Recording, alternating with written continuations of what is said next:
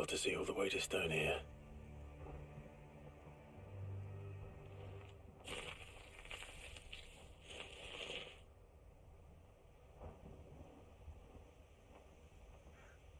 As fine a resting place as any man could hope for. Reunited with those he loves at last.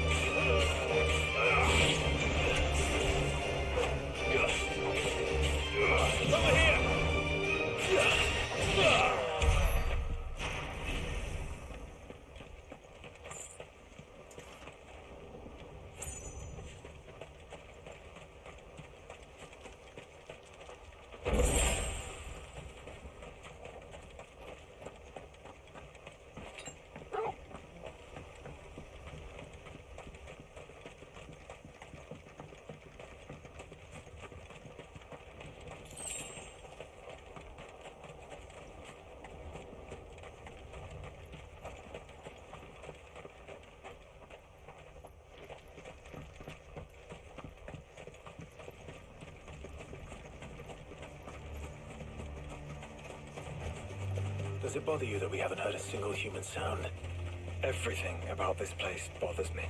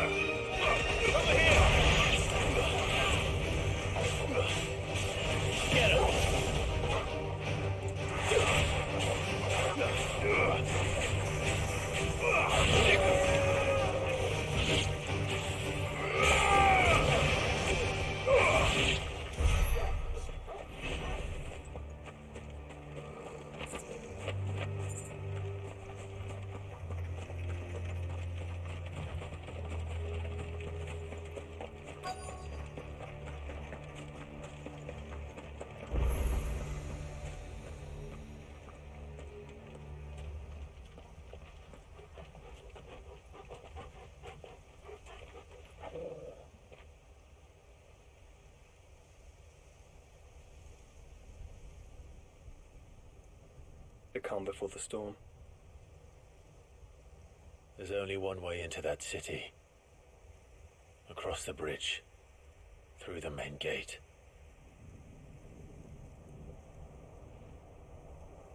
Right into the midst of whatever is left of the late King's army. Are you ready for this?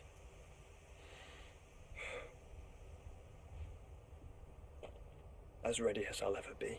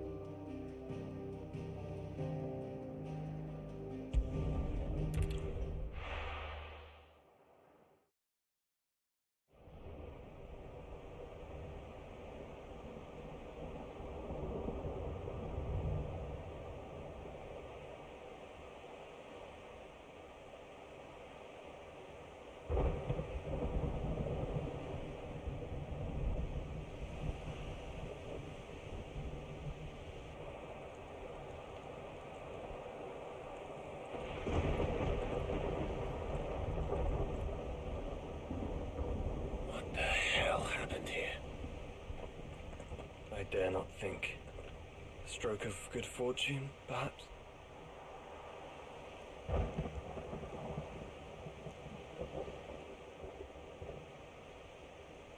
I hope you're right. So do I.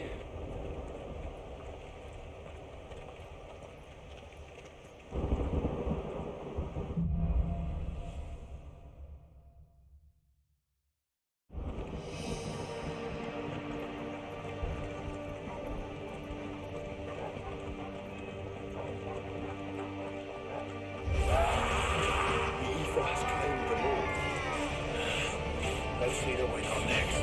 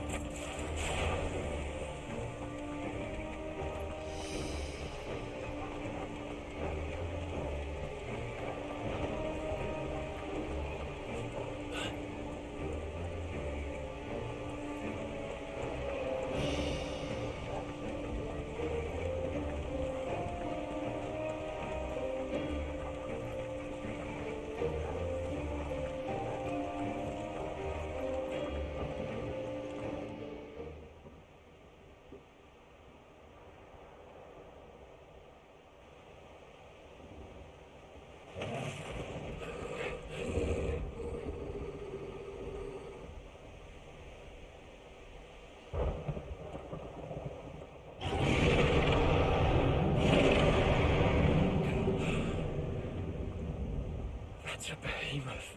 Who'd be mad enough to tame such a beast?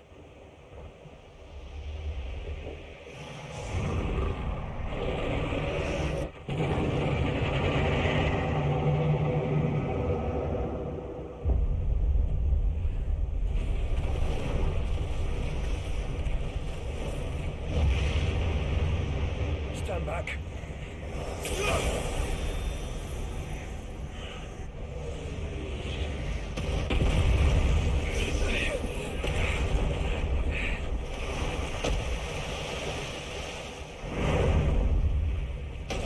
Get up. Here it comes.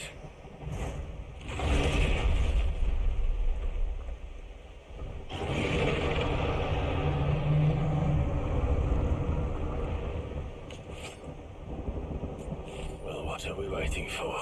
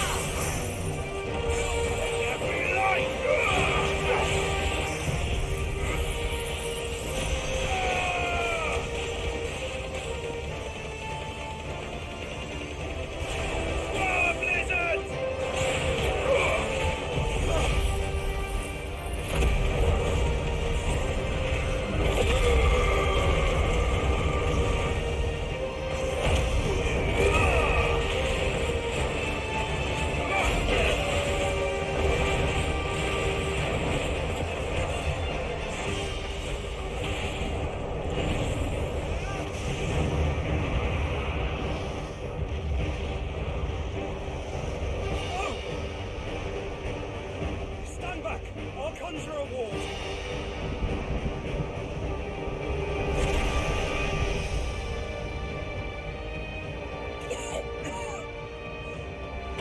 Joshua!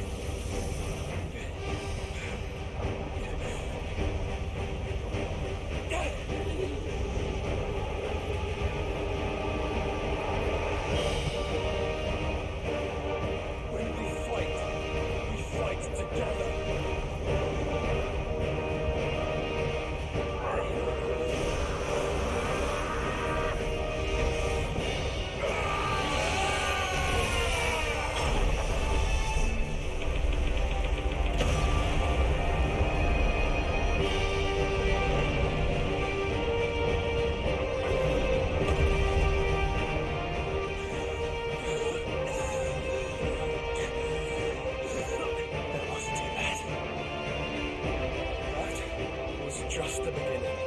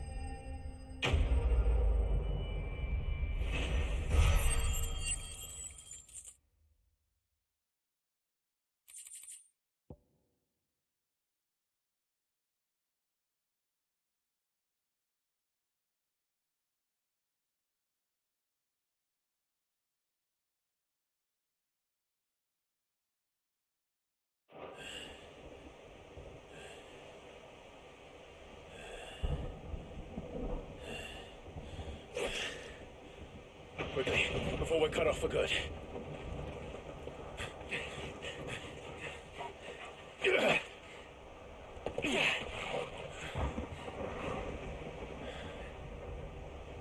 If it is like the others, the entrance to the inner sanctum will be at the foot of the crystal. We're almost there.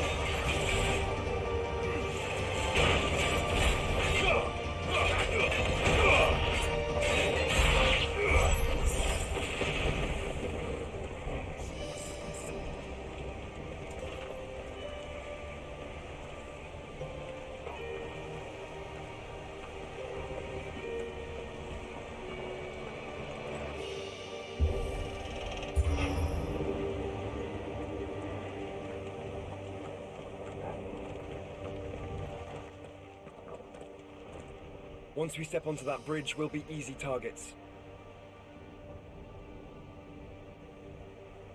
Then we better move quickly.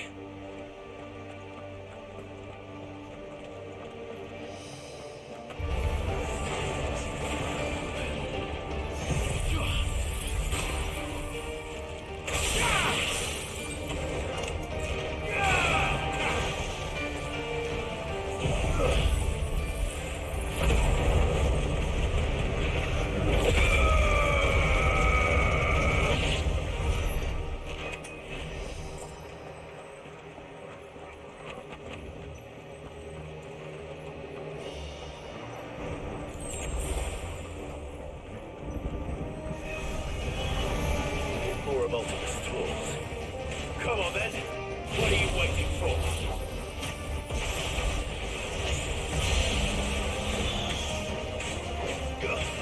Over here!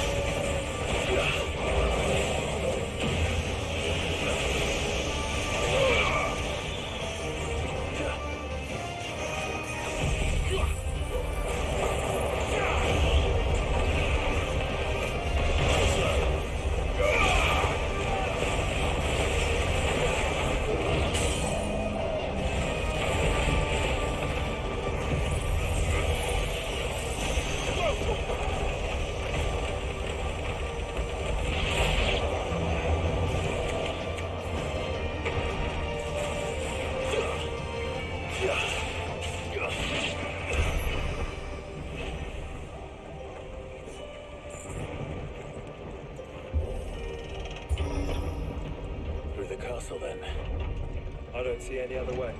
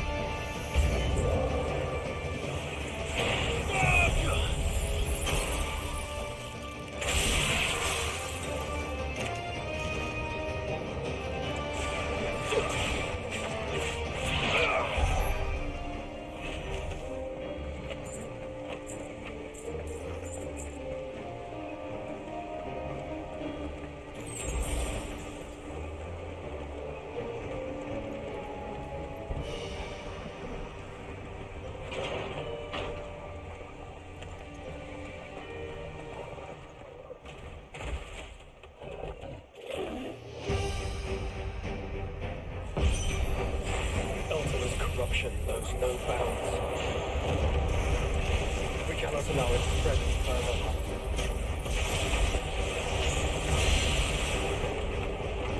We won't.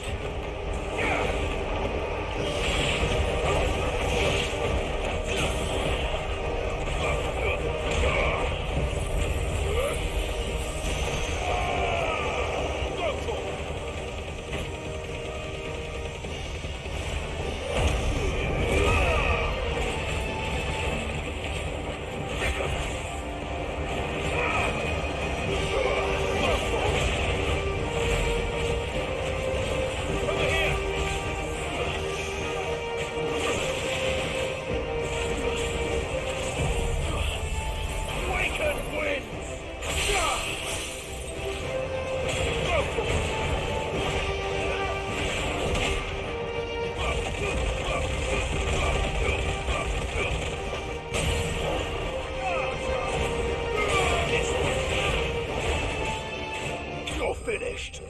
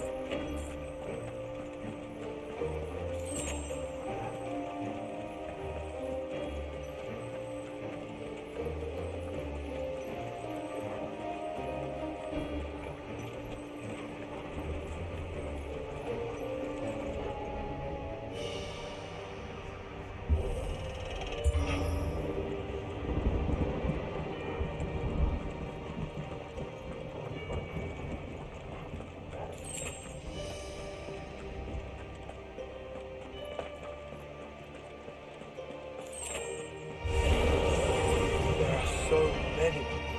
Focus, Joshua. We're not done yet.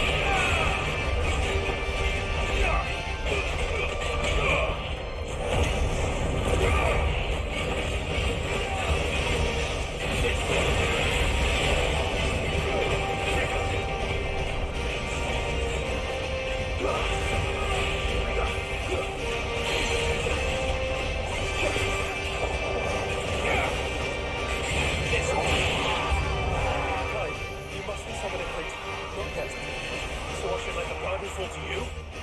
Yes, you should. Save your strength for the Mother Crystal.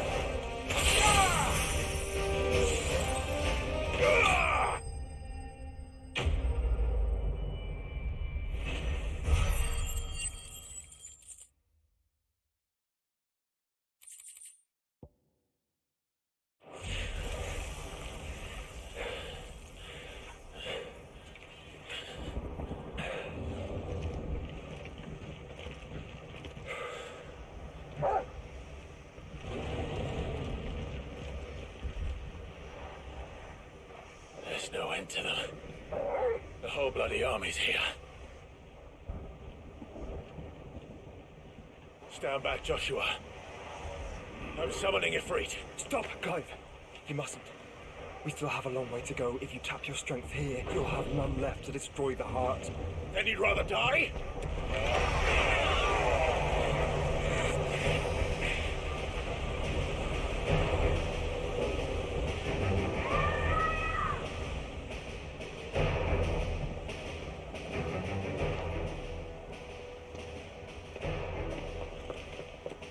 Jill!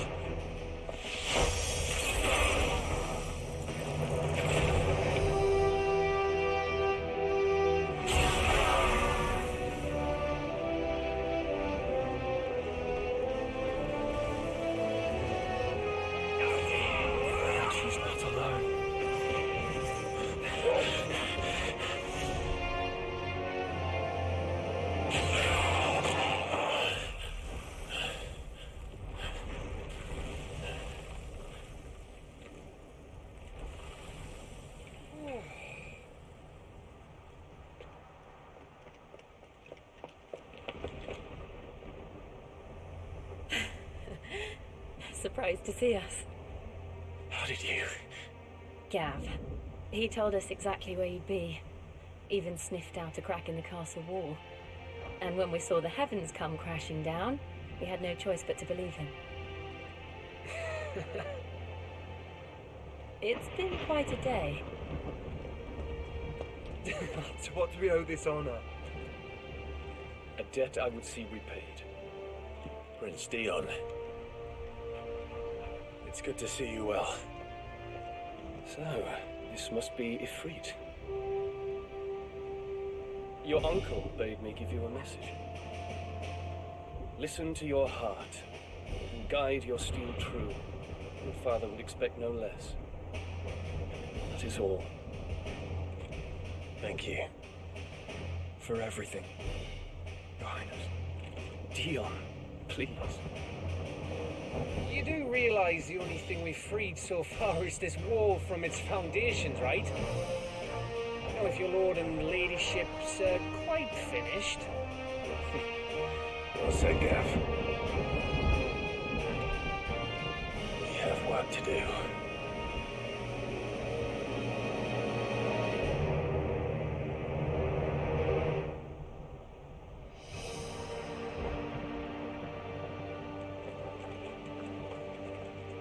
But don't suppose there's out I can say to make you change your mind. So I'll just tell you to stay safe. None won't take kindly to losing a best customer, especially after letting us carry all this stuff all the way to Ash. And we wouldn't want to anger old Nan. You mean, you'll buy some off us?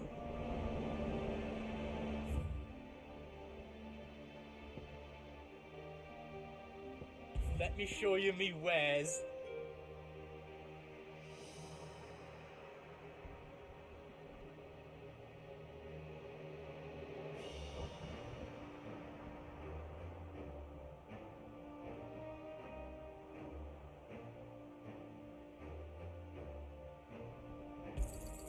Is there out else you need?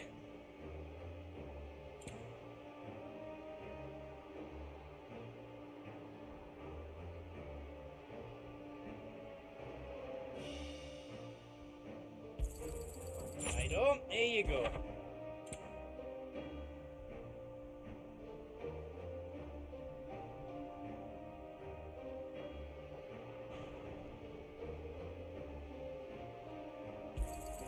Is there out else you need?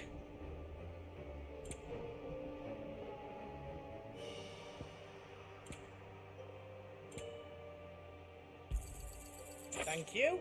All done then.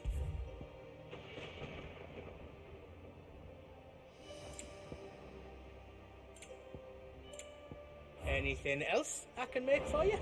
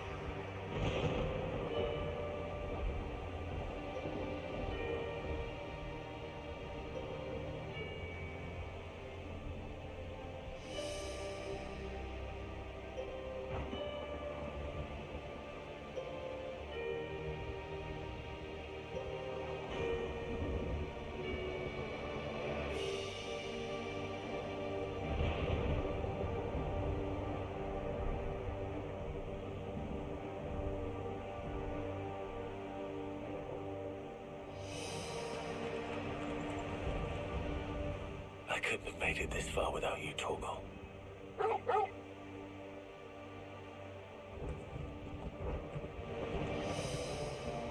Each parting brings the hope of reunion. I missed you, Clive. I missed you too.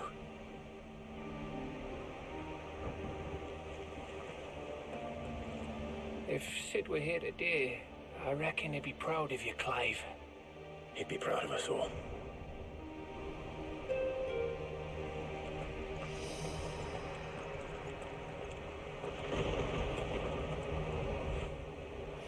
There is still much I would learn of your tale, once this day is done. Until then, all who might come between me and such knowledge shall answer to my spear. I do not envy them.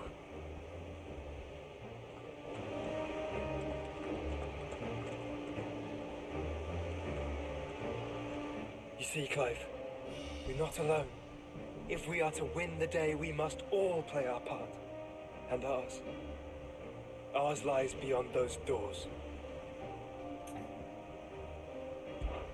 We've fought long and hard for this moment. Sid's dream, our dream, is within our grasp. We need only endure this final trial, and we shall. Together.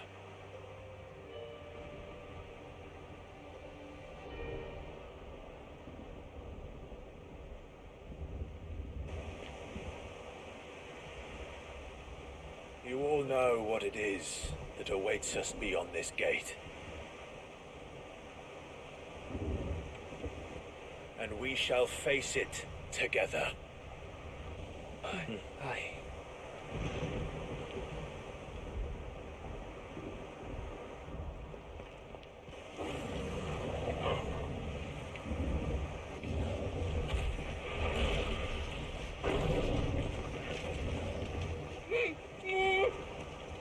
It seems our hosts would rather we remain.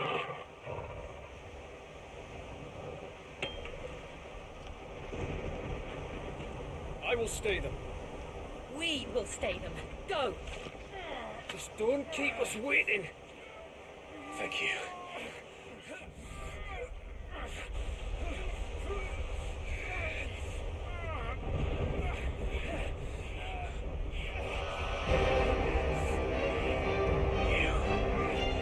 Welcome, sons of fire.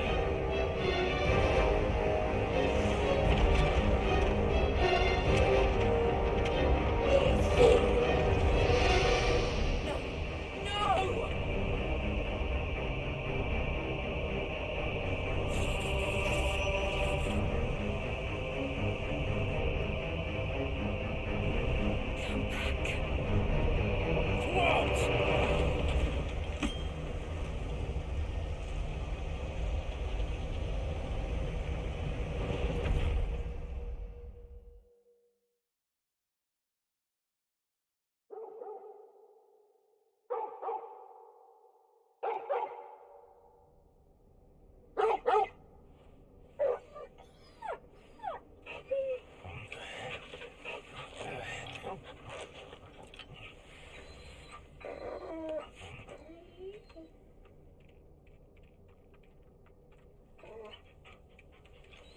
Joshua! Joshua! Wake up! Clive, is that you?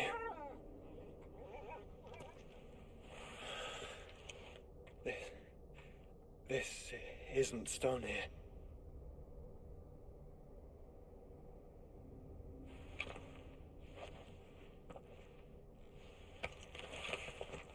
Welcome to our darkness. A rift between worlds wherein your kind might reflect. Show yourself! Grave and many are the sins of man. And we would have you know them, all of them. As fate has seen fit to deliver you home, consider this our welcoming gift.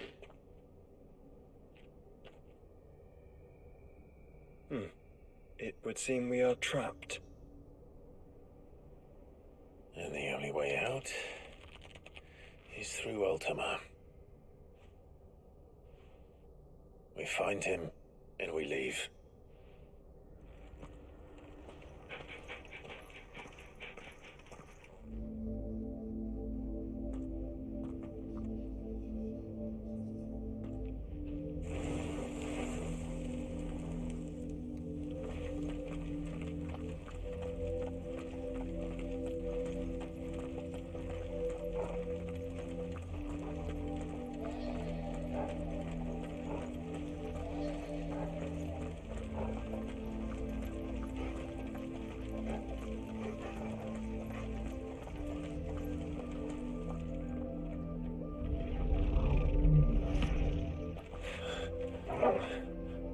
If you are to comprehend the full extent of your transgressions, we must go back to the beginning.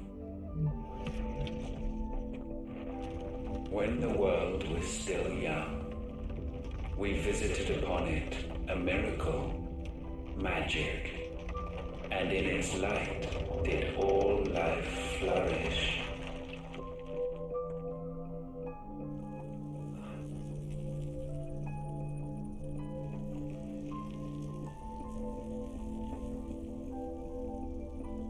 Yet the price for this boon would prove heavy. A pall descended upon the land, painting the horizon black as night. Though we labored to forestall its spread, in this one endeavor we stood powerless. And so we fled, that we might endure,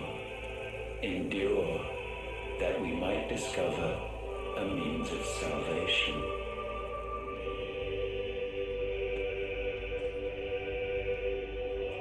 But if it was magic that caused the blight, what of the mother crystals?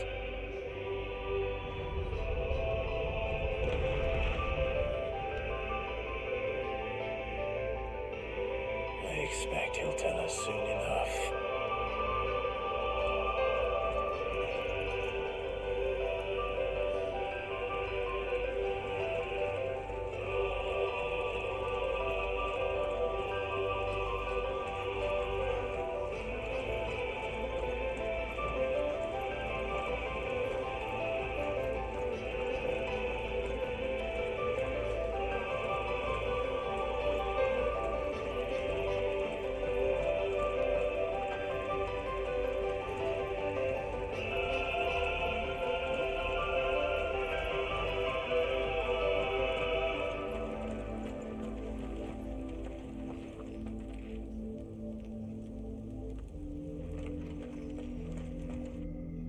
Salvation, alas, was not readily to be had. First, we would require a land unvisited by the stain of corruption. An unprecedented journey lay before us, one beyond the limits of our fleshly bodies. And so we cast them off. Thus, stripped to our very spirit, did we find our new paradise. A land as pure as driven snow, Valisthea. There would the true work begin, for the black crept yet behind us. And soon did we arrive at a solution, the illness having spread to every organ. There was but one escape from this fate, to start afresh. With a new world. The one for which Barnabas labored. A paradise free from the blight where his God awaits. And where, if we only forfeit our wills and abandon everything we hold dear, humanity can join him. So, Ultima would have us follow in the footsteps of the king. And follow follow we shall. For now.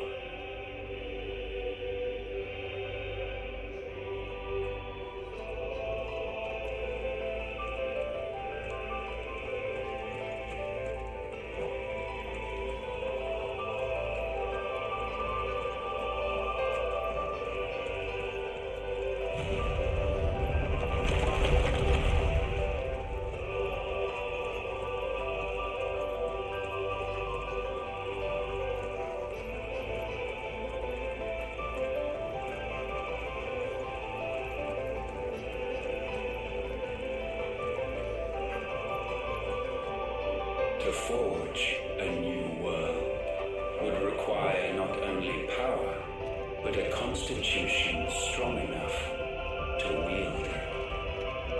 Acquiring the first would be simple. Untouched by the blight, Valisthea was replete with ether, and we had only to place jewels in her crown to claim it. Acquiring the second, however, demanded creativity. And so I cast forth the seeds of humanity.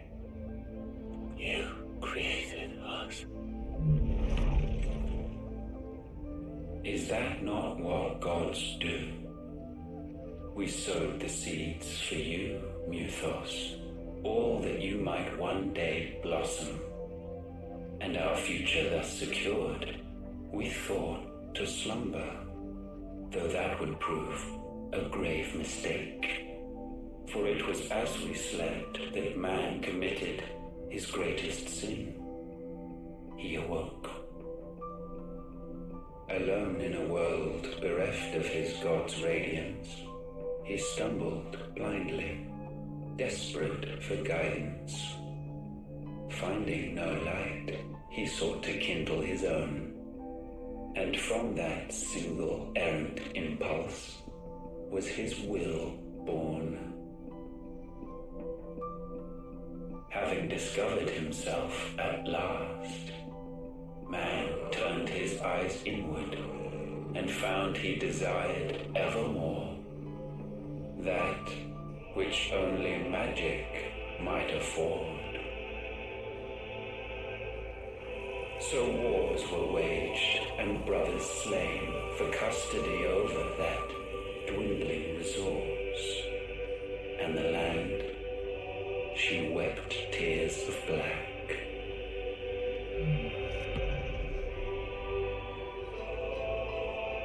He would condemn us for this. Surely he cannot be so blind to his own hypocrisy. Not blind. Just unwilling to admit the truth. But we're one and the same.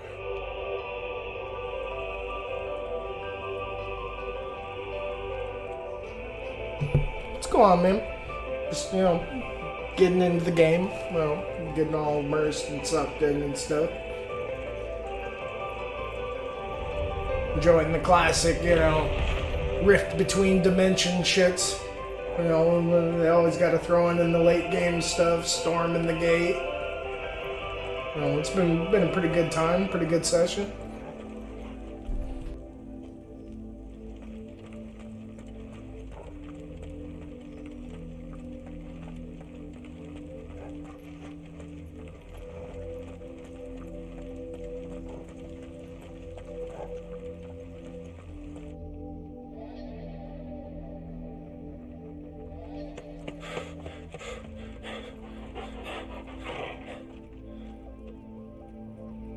Is that Ifrit, or what's left of him. Long have our ashes lain cold for want of a spark. Cast your eyes upon them and see what you must become.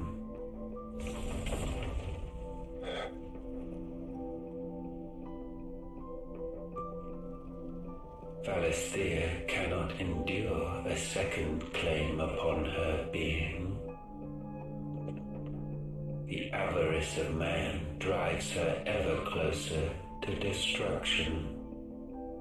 but she may yet be saved by you.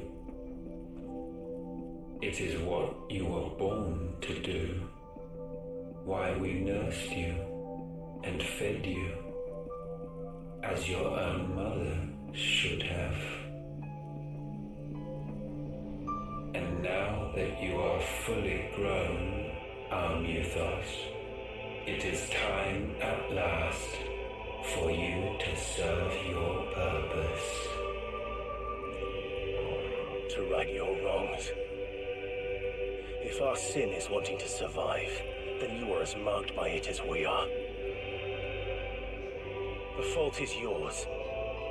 Our wills were born because you abandoned us.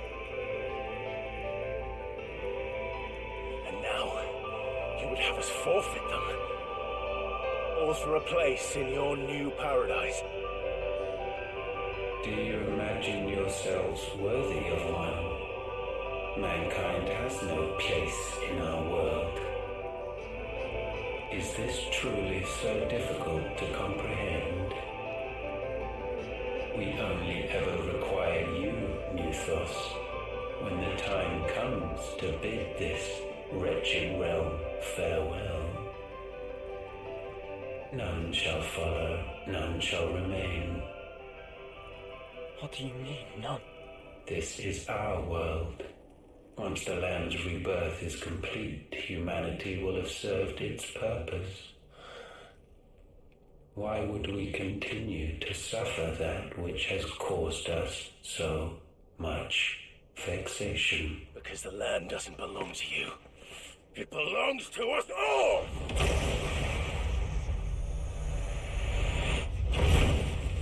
What? That is where you are mistaken.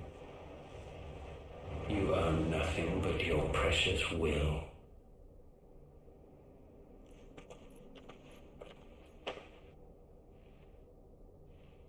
Brother.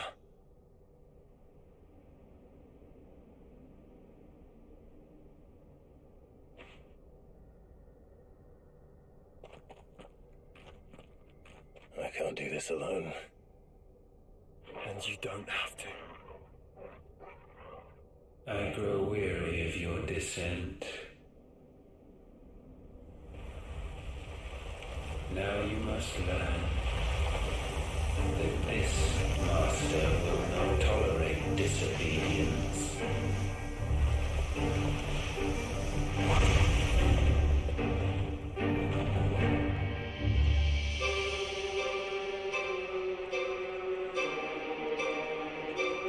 My friends, my family,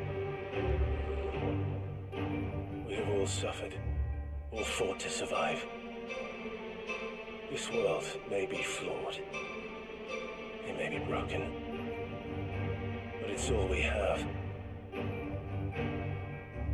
And if we can't share it, I see only one other choice. You have to go. You may have created us, Ultima. But it's time we lived on our own terms. This isn't your world anymore.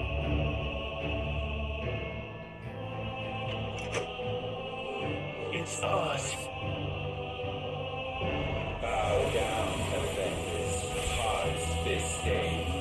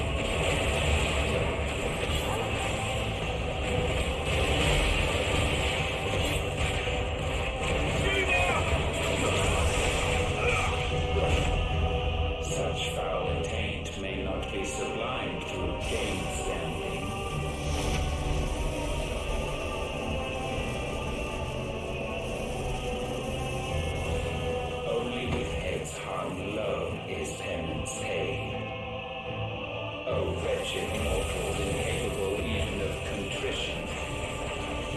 In fitting season shall we reap our harvest.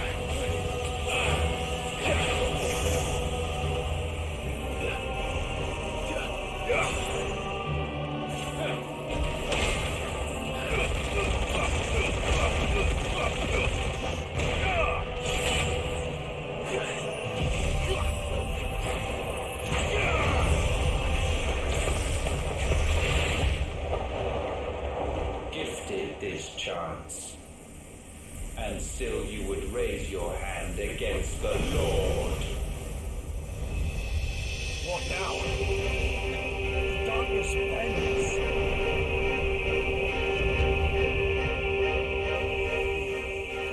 He means to end us. It wouldn't be the first time. But let's make it his last. Your fate is inexorable. Surrender the vessel unto the darkness. Surrender it unto us. Kneel before us, strike.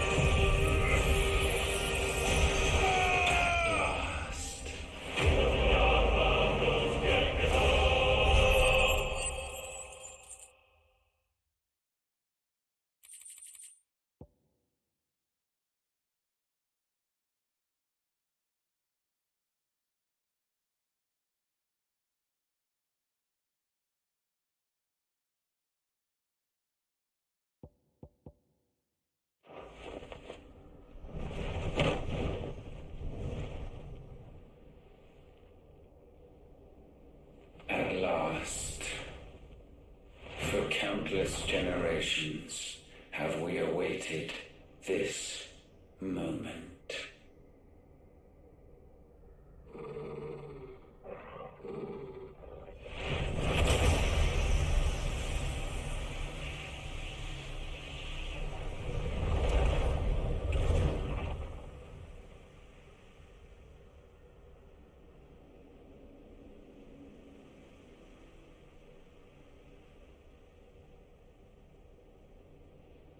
Your struggles have made you strong, yet your soul remains heavy with sin.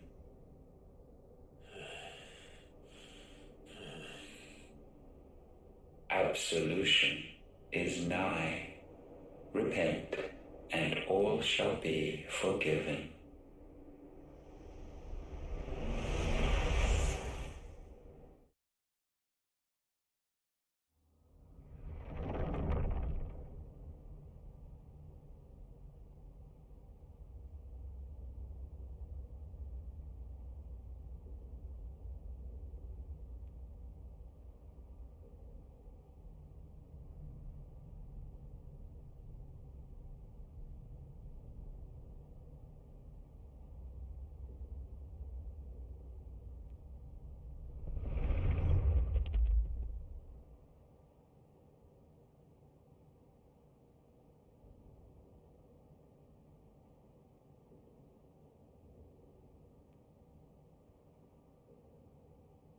Tell me, Clive, how many lives have you saved since taking my name?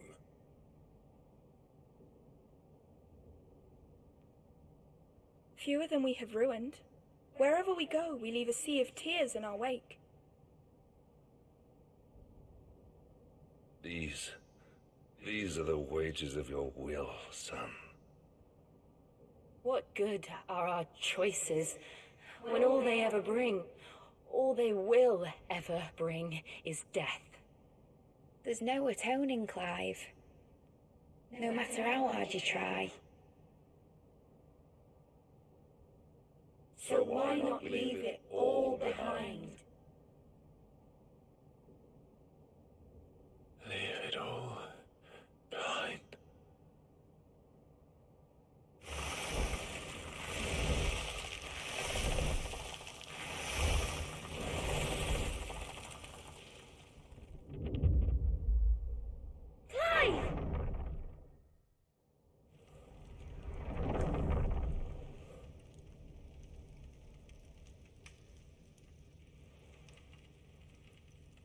Please, won't somebody save me?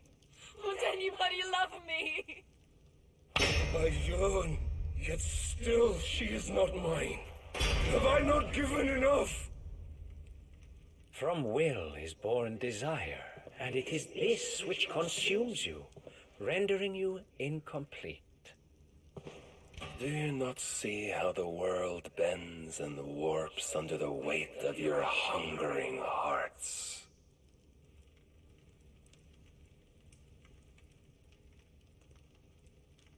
What if it could all just go away?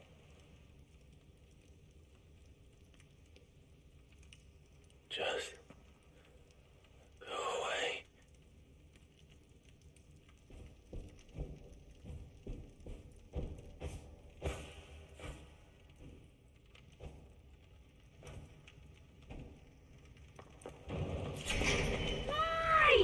Clive!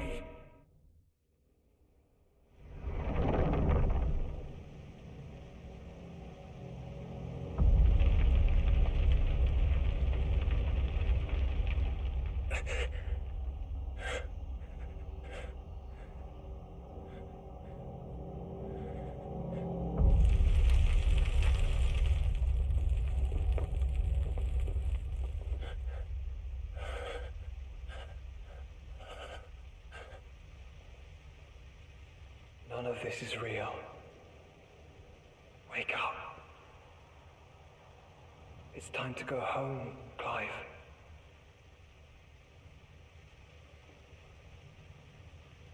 Clive. That's right. You're my brother. Brother.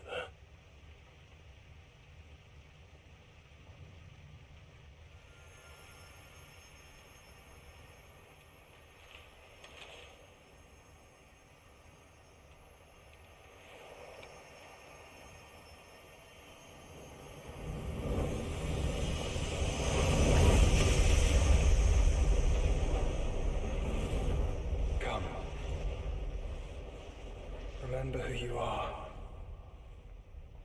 Clive.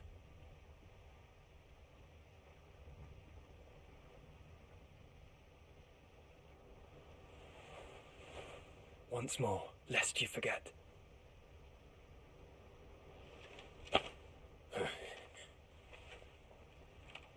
My name is Clive.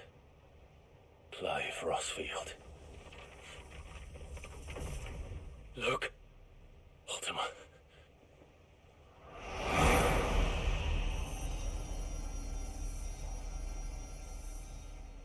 Even here, the light of the vessel's will cannot be quenched.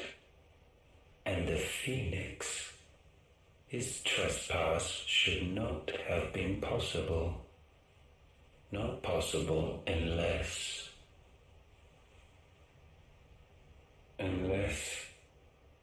he has been with Muthos all along. The mark of the Phoenix, emblazoned upon his heart, made manifest by the power of will alone. The power of creation. Can it be? Are their wills truly so potent? Are you still talking?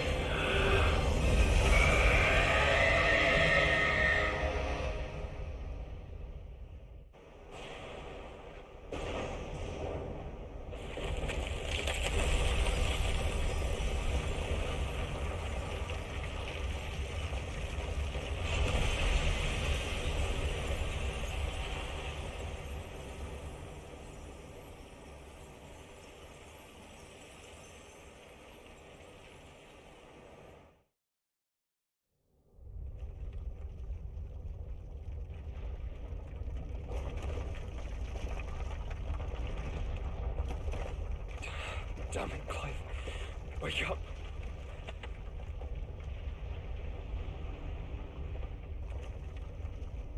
That hurt. Sorry to wake you, but I think it may be time to leave. This place.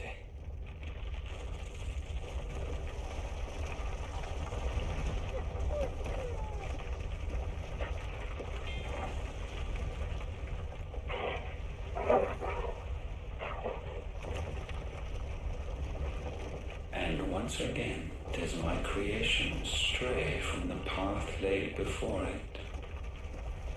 Steeped in conceit, you fancy yourself a god. You embrace Logos. But we will put an end to this hubris. What are you talking about?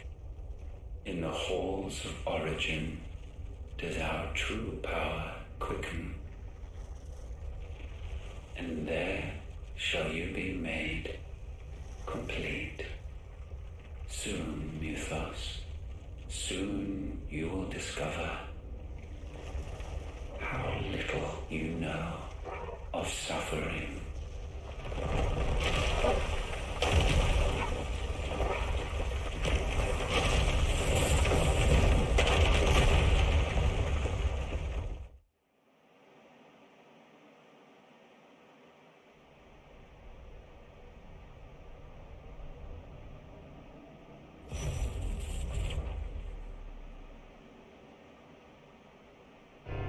And so the crystals are no more. Yet in their silence, a new song rings. Its chorus building, a crescendo as it enters its final movement, stirring those long aslumber to waking. And back to their origin.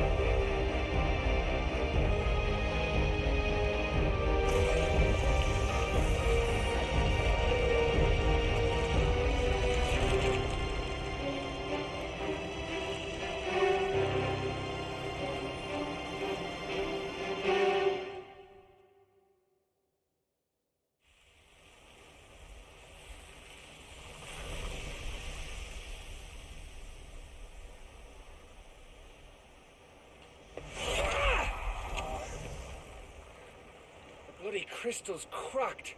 So where the hell are they?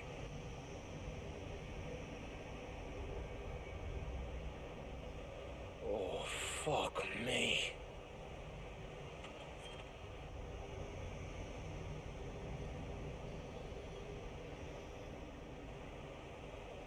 Is that ether?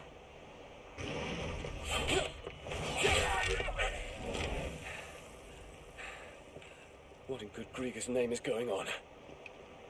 This is wrong.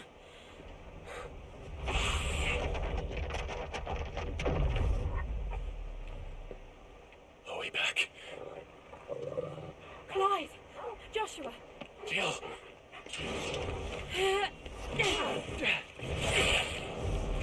Is everyone all right? We're fine. What happened? Too much to explain here. Mate! We're leaving! Now! Everyone, fall back to the ship.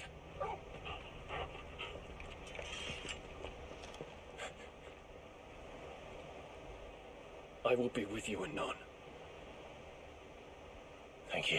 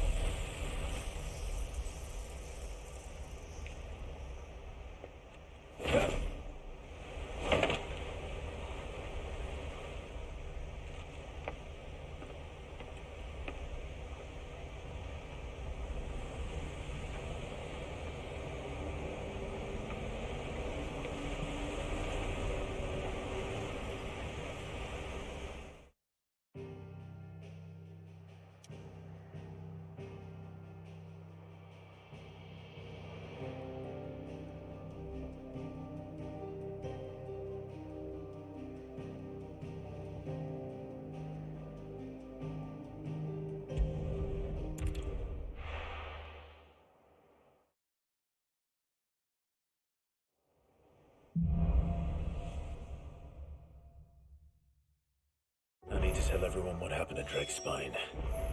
And I'm going to need Otto's help.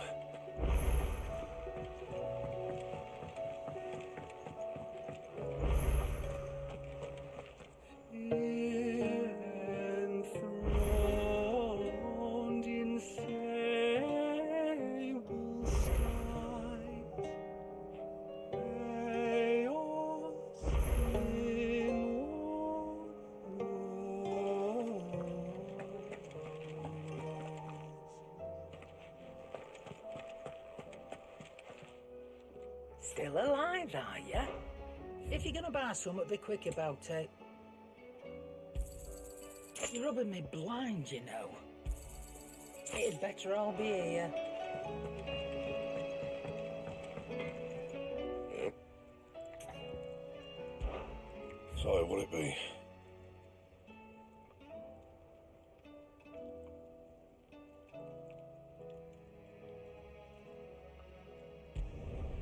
Not bad, if I do say so myself.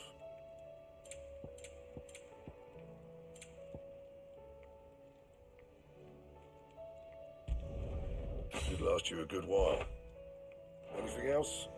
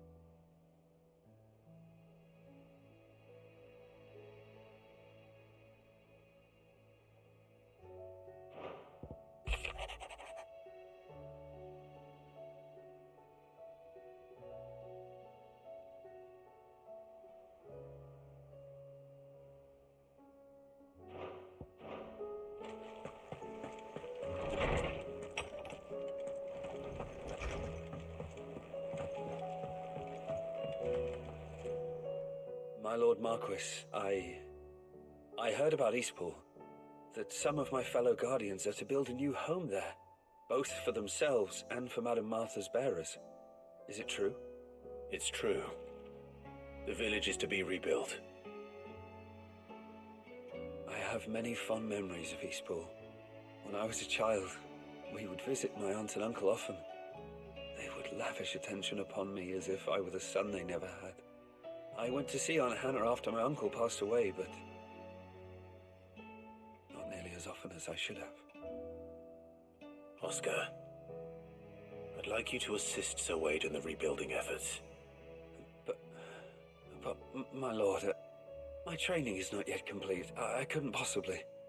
I warned you I might not be the easiest of masters, but I'm not as hard-hearted as that. Go. Be with your aunt. Rebuild her home. Is what she would have wanted. Yes, my lord. Thank you, my lord.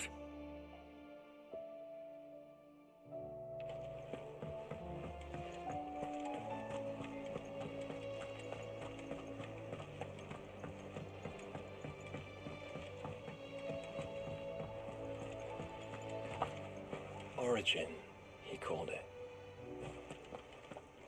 But the origin of what?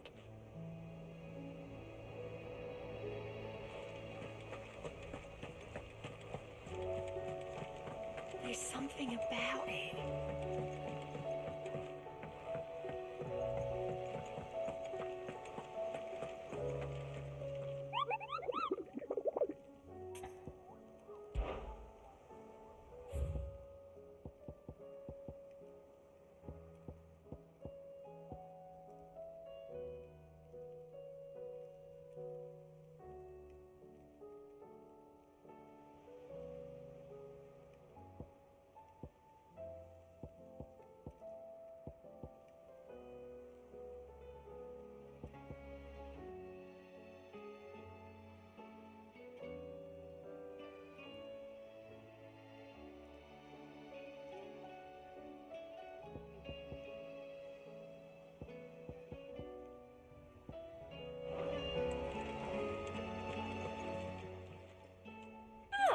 I wasn't expecting you back so soon.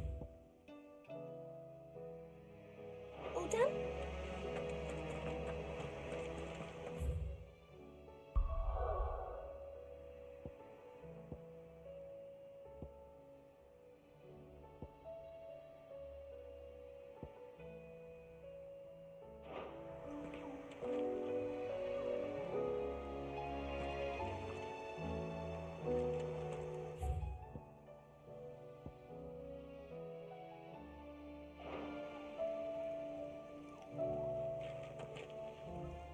Still alive, I see. Something tells me that I saw on the horizon is your doing. How'd you manage that? It's a long story. One that I'd rather only tell once. Right. All hands on deck, then.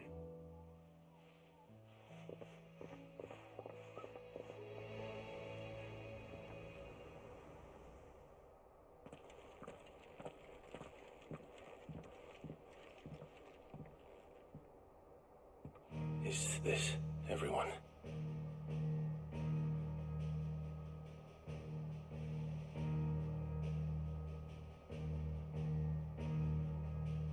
As I'm sure you've all guessed, the crystal which now commands the eastern skies was summoned by Ultima.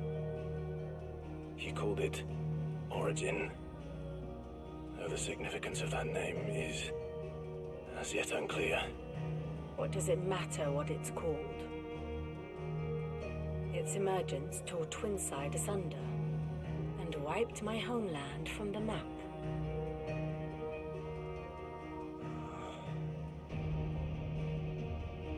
Mention of the Dominion spires can be found in the oldest of Variscian records.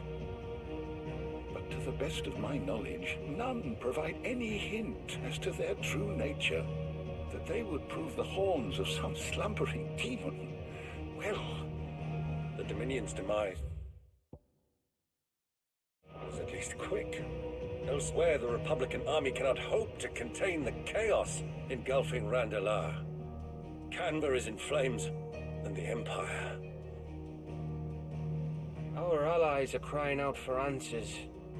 I've sent the Cursebreakers to give them what assurances we can, but right now that amounts to fuck all. They wouldn't be able to stop what the skies have started in any case. People here and across the realm grow sicker with every passing day.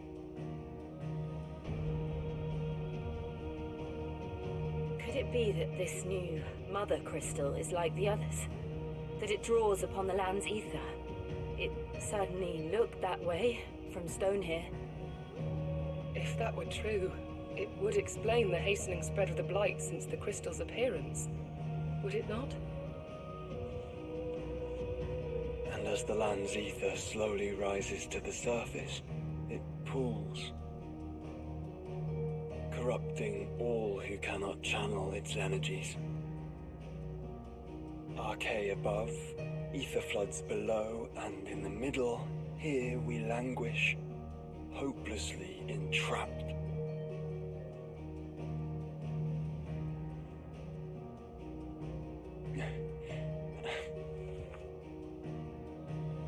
It's all right. We're When we faced him at Stone here, Ultima told us his true power quickens in the Halls of Origin. Needless to say, we cannot allow that to continue. If we are to stop him, we will have to find a way into the crystal. How are we going to manage that then? It's up in the sky. And fast as she is, the Enterprise can't fly.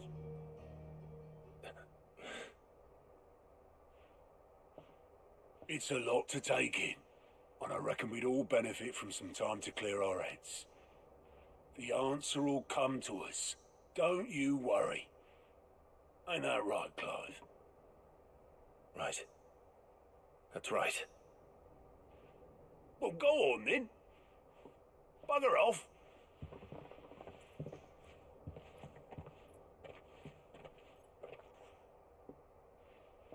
Same goes for you, Clive. You won't solve anything like this. Trust me. Go and get some fresh air, eh?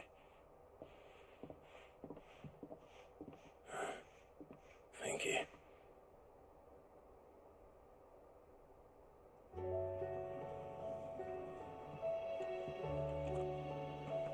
Joshua seemed upset.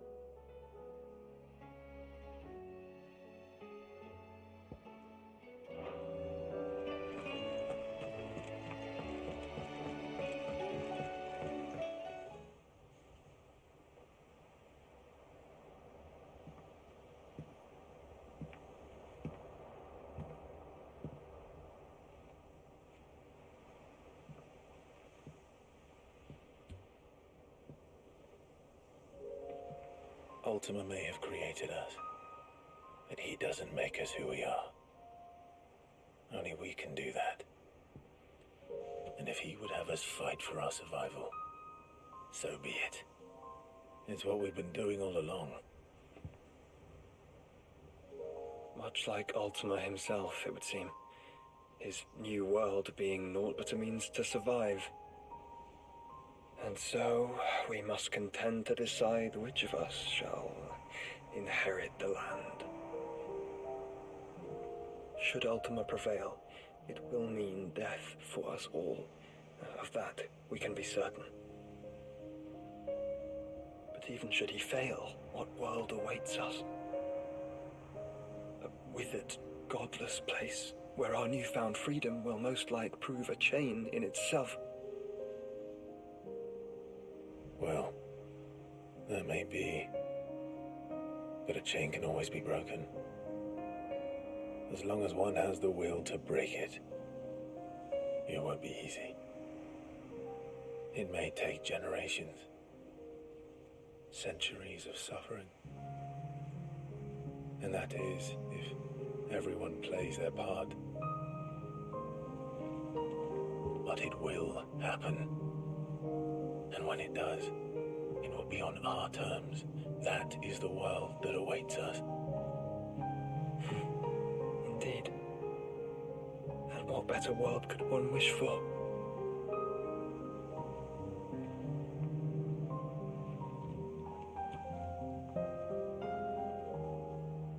But first, we have to reach that crystal.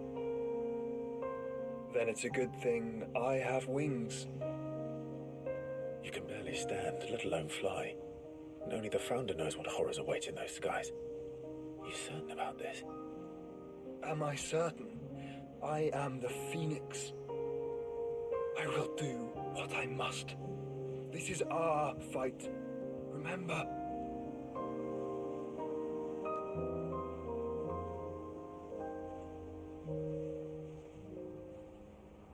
All right. I yield. But only what you must, yes? I'm still your sworn shield. That you are. And what of my wings? Lest you forget, you go to stand against a god. I would not have you succumb to fatigue before the fight begins. Ifrit, your brother mentioned that some few of the dominants who had lost their power to you were still able to prime. Is that true? It is. But their icons no longer submitted to their will.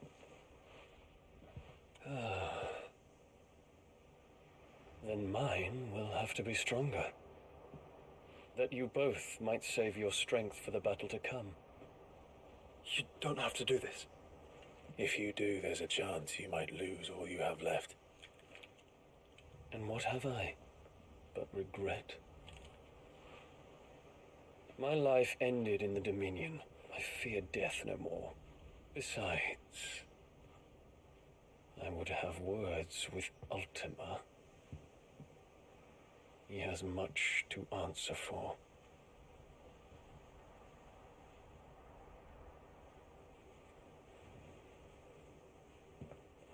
We are in your debt, Dion.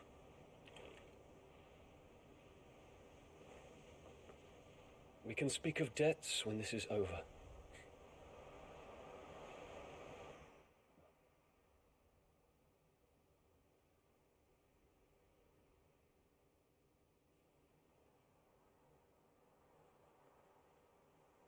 He speaks like a man who knows he's not coming back. And has come to terms with that. That doesn't mean that we have to, does it, Clive? Time to talk to Jill. I only hope she understands.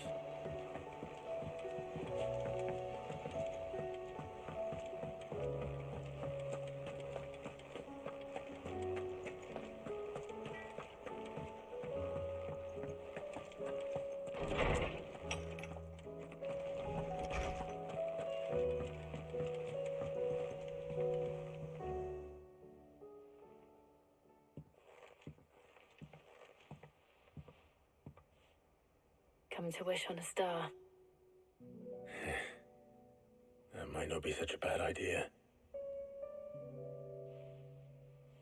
This is it, Jill. You know what I have to do.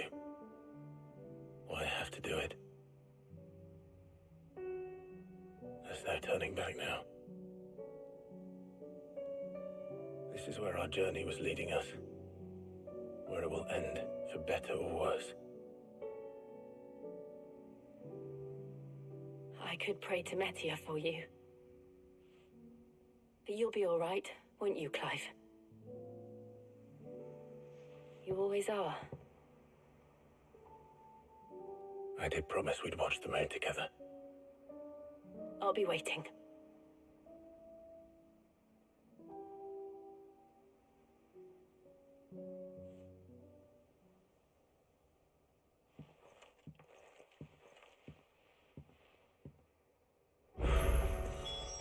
It's almost time. Better make sure I haven't forgotten anything.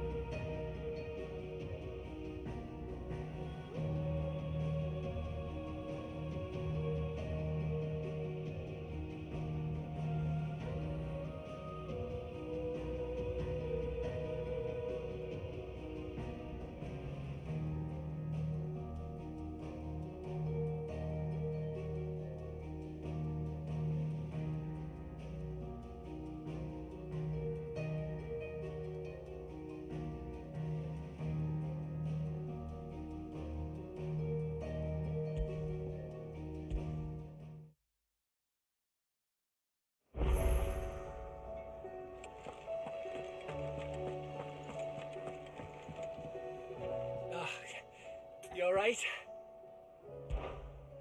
About that.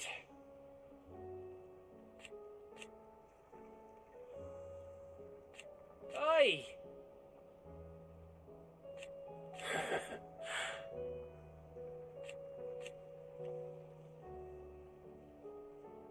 Let's see.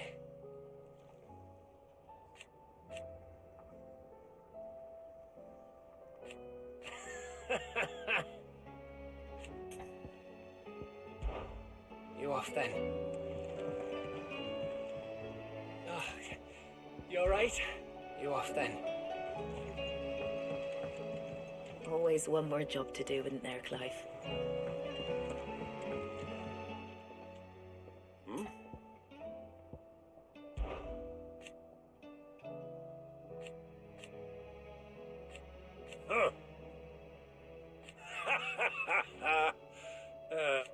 Thank you, Uncle. As for down here,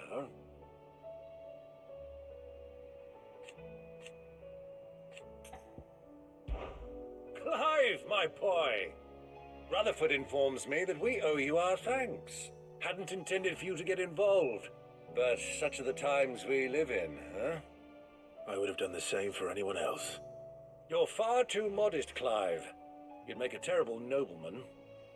But tell me, is the realm truly in as dire a state as Rutherford suggests? From what little I saw, you were right to be worried. I suppose I should have expected the worst. But I was rather hoping the great and good of the realm might have things a little more under control. Alas, it seems that firm leadership is in short supply these days, and without it, the people are bound to lose their way. We must move quickly. But where do we start? True, the challenges that face us are many. But in my estimation, there are two key areas to be addressed before any other. The realm's armies and her larders. As you've seen firsthand, it's every man and woman for themselves out there. Certain cities have banded together to try and maintain some semblance of order, yes, but such cases are few and far between. And yet, the only remedy for the chaos that faces us is unity. A unity that transcends even the borders laid down by our ancestors. In short, if Storm does not stand together, she will fall apart. But how would one even begin to unite the realm? The armies, my boy. As I told you already, we begin by restoring order among the ranks of those sworn to maintain it. Sadly, I doubt I could convince even the lowliest gaggle of privates to dig a latrine together. But I do know someone the High Commanders have been known to listen to on occasion. Field Marshal Eugen Havel. I thought he was retired. He was, until an Akashic army tore through Randalar and killed most of the rank and file. There is no man alive more capable. Literally. And as luck would have it, I've already spoken with him on the matter. Of course you have. And he's agreed to help. On one condition. That he first speaks with you personally. Havel has always been a man of frustratingly rigid principle, and he has certain qualms about clasping arms with, well, with an outlaw. I extolled your many virtues as best I could, of course, but the old goat was adamant that he be allowed to appraise you in person. You don't mind, do you, my boy? Of course not. As long as chaos reigns, we will never build a better world. I'll do whatever it takes. And if the Field Marshal wishes to speak with me in person, then so be it. That's the spirit. I'll leave for Randalar at once. Would you send a Stolas? Of course. Rutherford is already in the Dalmekian capital. I'll have him tell Havel to expect you forthwith. Excellent. Thank you, Uncle. No, thank you, Clive.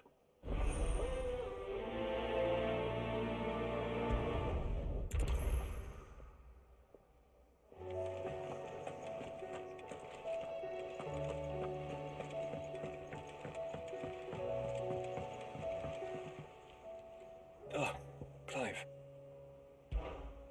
is it then, brother?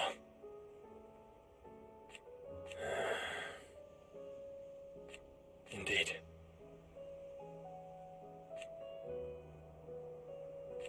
You're wrong.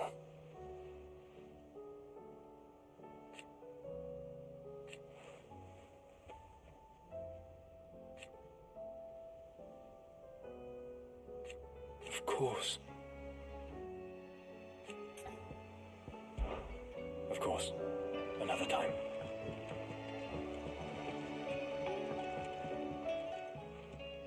Courage, Ifrit. My decision is made.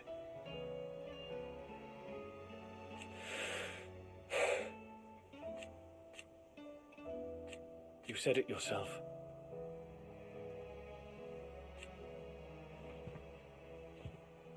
He must be stopped. He must.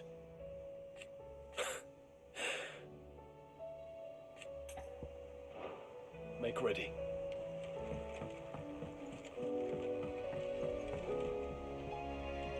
Sid, do you have a moment? By all means. It's my old master. Seems there's no escaping her. She found some way to send me a letter. And something else. Records from a Waluda prison. Seems they were keeping a lot of bearers there. How did she come by such a thing? Finding bearers always was her strong point. And it seems the cells of Balmung Dark are full of them. Foreign captives, the masterless. Bearers no one would miss. And even better for her, bearers with no one to look after them. When ether started lapping at the walls, the jailers fled. Leaving the bearers to be liberated by whoever happened to come along next. Sid, I'd like to believe that I've earned your trust by now. And while I'm well aware that you've forbidden Cursebreakers from traveling to Waloed, I can't let those bearers die in their cells. I'd rather risk shipwreck on the Shadow Coast than leave them to starve. We'll be needing the Enterprise if we're going to navigate the Narrow. Does that mean... I'm making an exception, but we travel together. And we stay no longer than we have to. Ash is an inhospitable place at the best of times. We save as many as we can, and we leave. Thank you, Sid. There was a name in the prison register. A name from my past. Chadwick. Another of my former master's protégés. A gifted soldier, and the closest thing I had to family. The thought of him held captive in that place.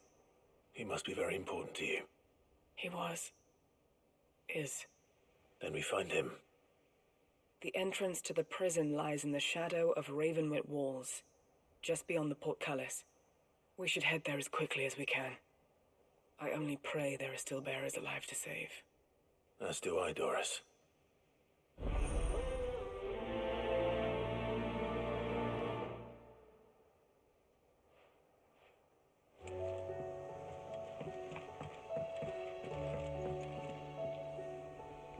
Sid, I was wondering if you could help me. It depends what with.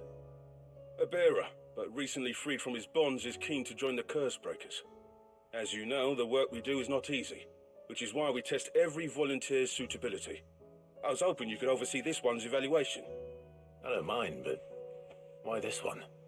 Because he wants to be a scout. Our ranks are filled with men and women capable of breaking chains and putting slavers to the sword. But scouting, we're few with the nose for that, which is why we still rely so heavily on Gav. And since he accompanies you on so many of your missions, I thought you might be better placed to recognize the traits in him that we should look for in those who'd fill his boots. Sounds reasonable. So you happy to oversee the boys' test, then? One can never have too many scouts. Truer words, Sid. I'll let the initiate know that you'll be attending his trial, and that he is to proceed directly to Northreach in readiness. No time like the present, eh? No time like the present. I'll await you there.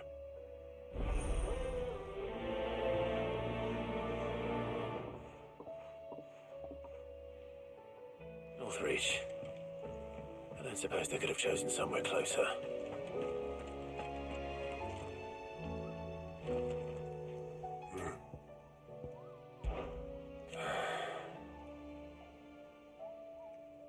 Might be time to take a step back.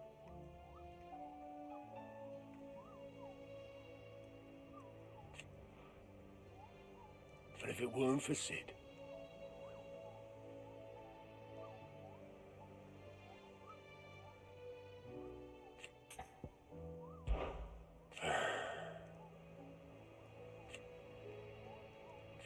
no.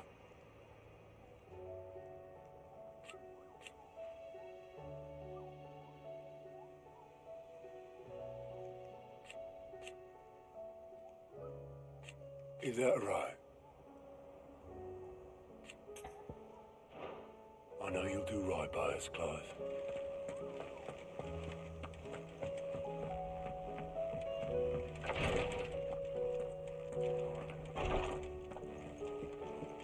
Please.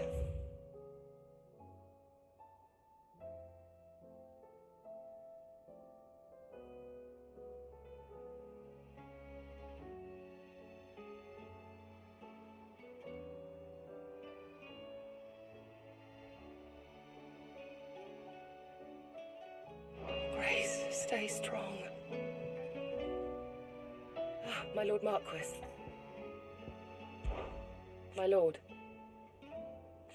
I am. I do not doubt it.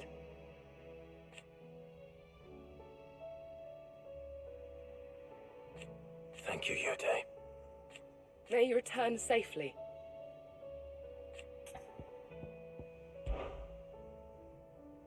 Yode, is anything the matter? You seem troubled. Perhaps I might be able to help. My lord. Yes. Perhaps you might. It's your brother. His condition continues to worsen, though he does his best to hide it. The lesion on his chest pains him more with each passing day. I had feared as much. There are certain elixirs which can ease the suffering of those afflicted by the curse, but his grace's case is severe. The drafts I have been able to prepare for him thus far have ceased to have any real effect.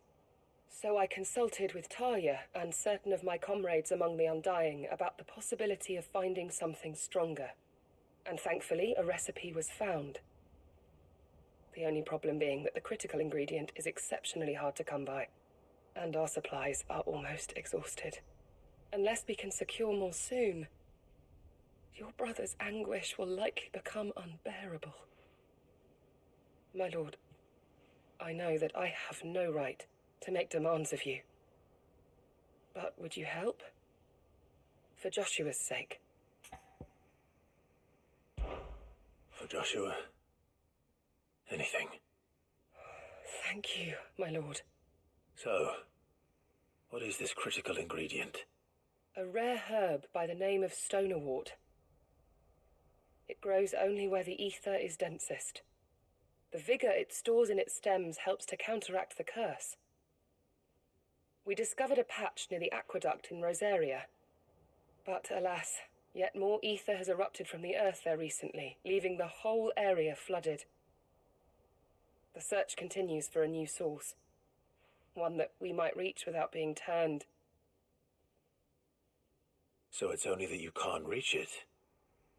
The stonerwort itself is unharmed by the flood.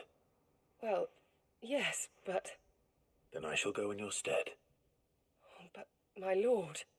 You've yet to find another source, correct? So for now, the aqueduct is our best hope. Besides, I'm a dominant. The ether can't hurt me. Well, if you're sure, my lord. Stonerwort is easily identified by its blood-red blooms. Search around the aqueduct, and you're sure to find some soon enough. I shall remain here and prepare the other ingredients.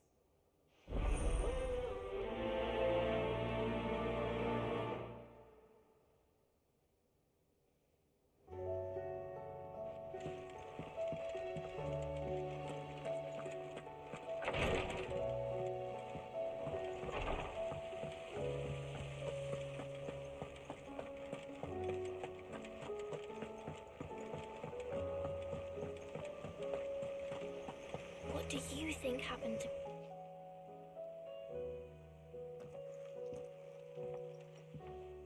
Sid, you have to help us.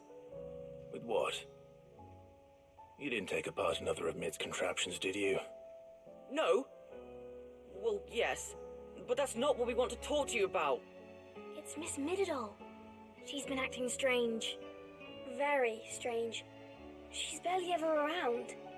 When she is, she acts like we aren't even there. Her head's in a crowd. In the clouds. That's what I said. In the clouds. Well, she does have a lot on her mind. When did you last see her? Not long ago.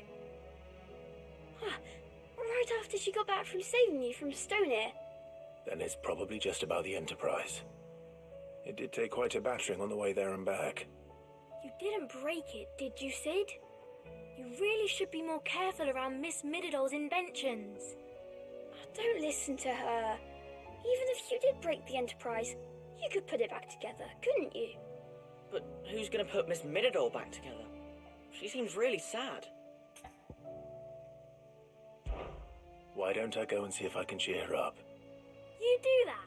For us? She's in her dungeon. Don't scare him. It's not a real dungeon. Thanks for the warning.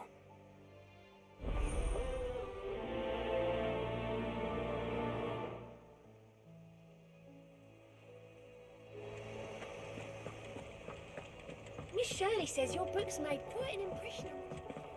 You've inspired them all to become writers themselves.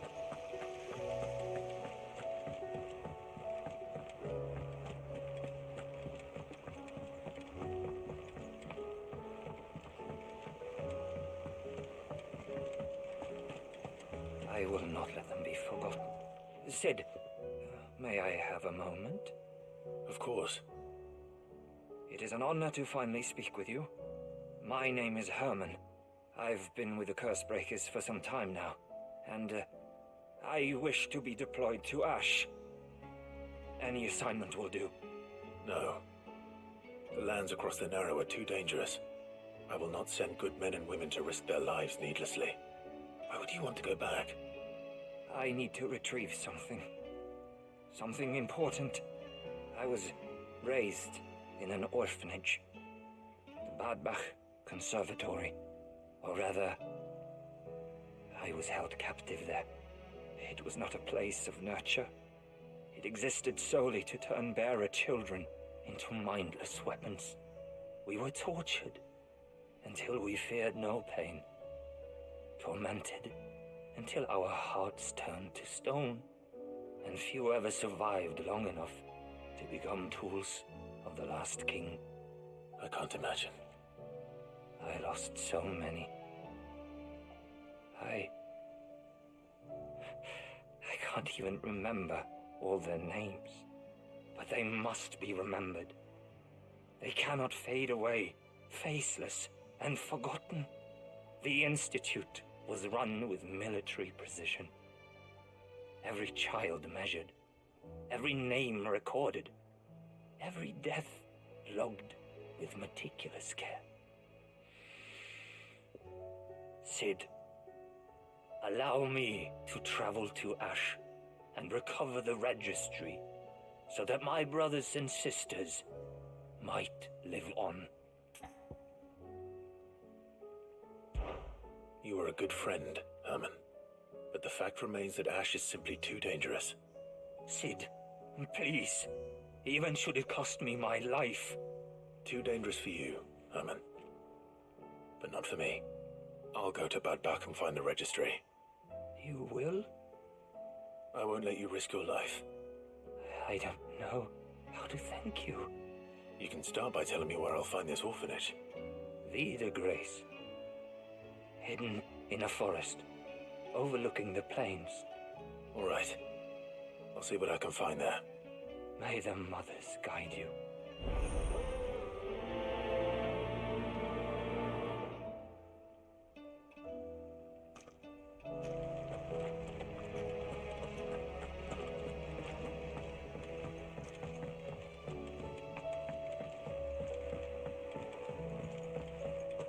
Has Mididol mentioned anything?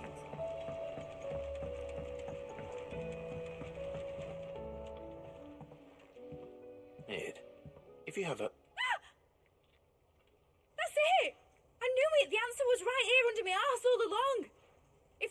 it to the skies. Nothing will. To the skies?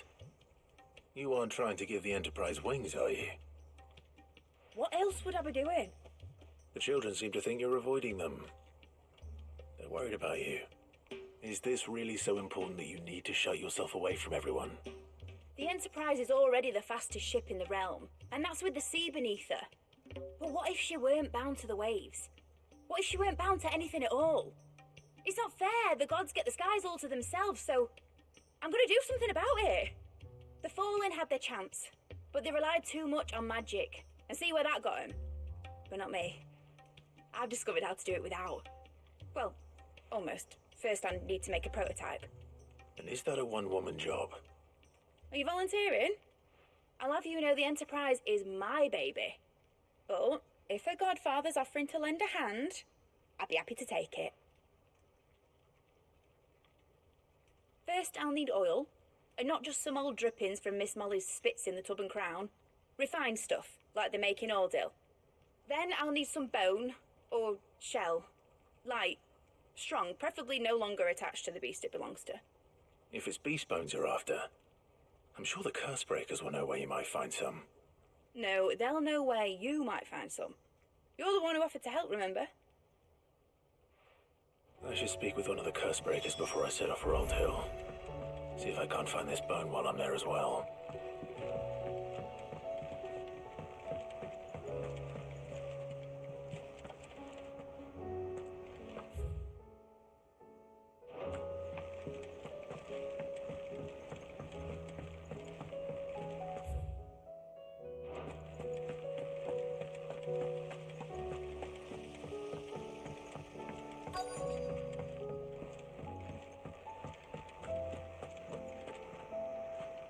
All right, Sid. Come to buy us around, have you? Only if you earn it. Mid needs a piece of light but durable bone for her next project. You've encountered your share of beasts on your travels across the realm. Any ideas? Most bones are the same. Whack 'em hard enough and they'll break. If it's durability you're looking for, shell will serve you better. You know what an adamantus is? I do. And I know to give them a wide berth. Will any old adamantus do? Well, with shells, the older the harder.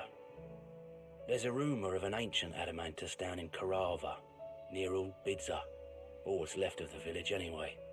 But don't expect to make quick work of the bastard. There's a reason it's lived as long as it has. I'll keep that in mind. Thank you.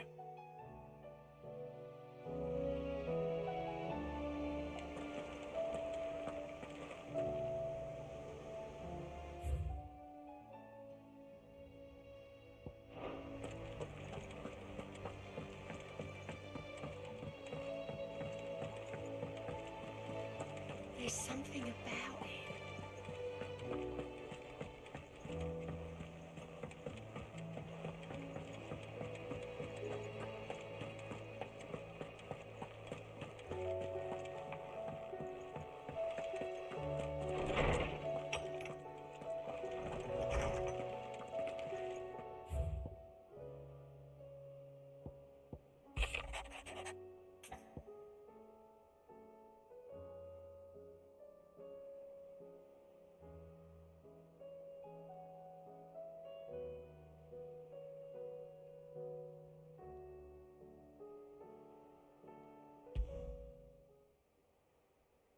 Something tells me this is no mere adventure story.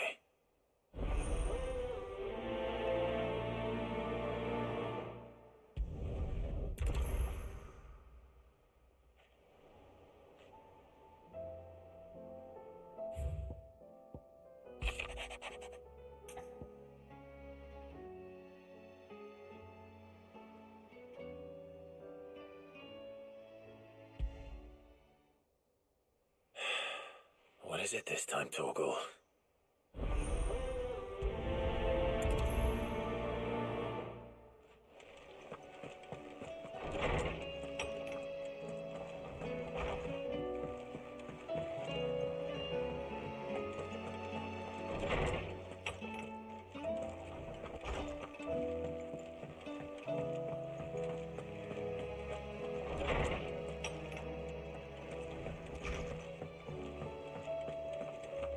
just the skies. And the crystal. So what do I owe the honour? Not saying Thornian, do you? That it? Trouble with your gear? Or crack the crystal? Not a very good one. But then...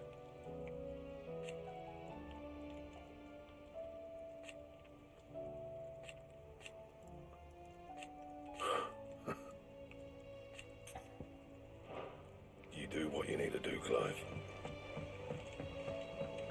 Say what you will, Lady Karen has seen us.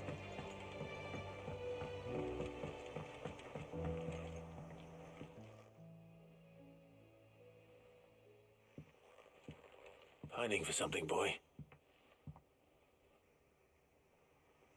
What is it? What do you see out there?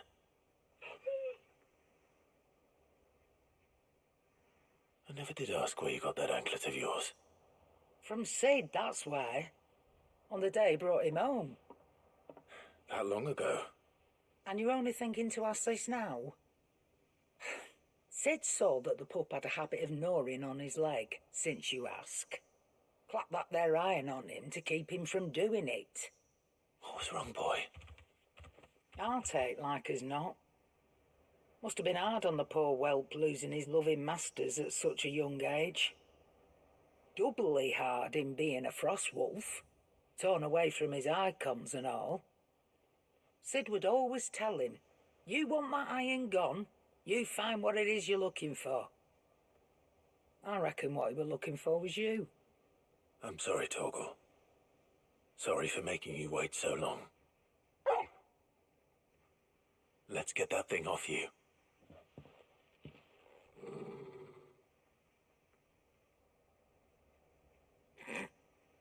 Doesn't sound like he wants it off. Indeed.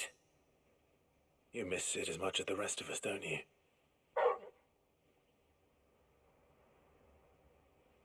You want me to go with you somewhere?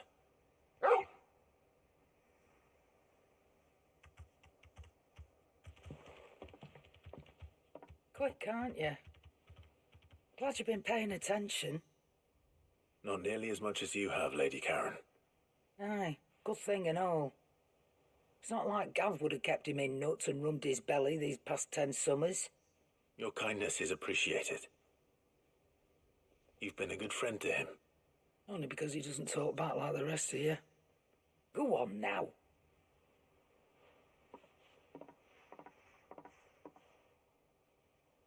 Where to then, Torgal?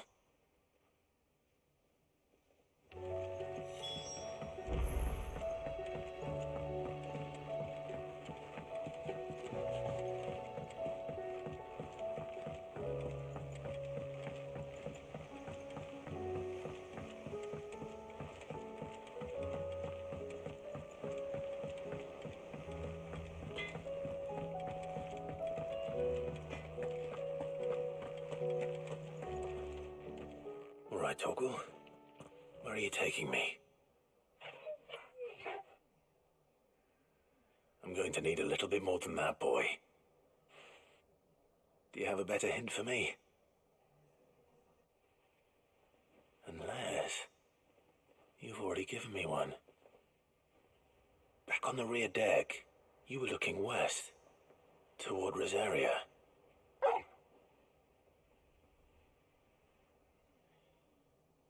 Why don't we try the rookery?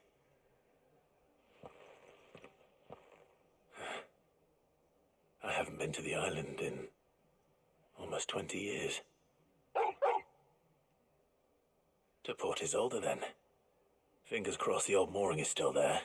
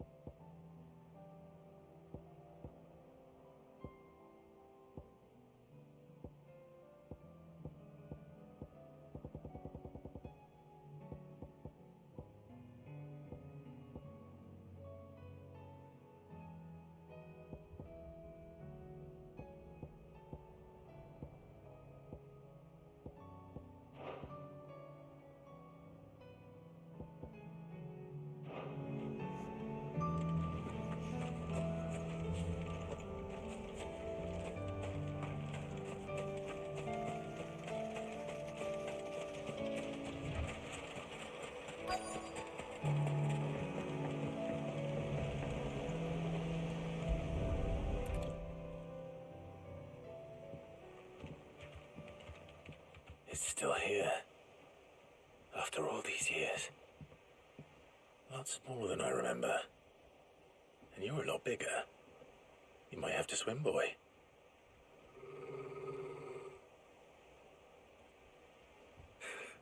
I wasn't being serious.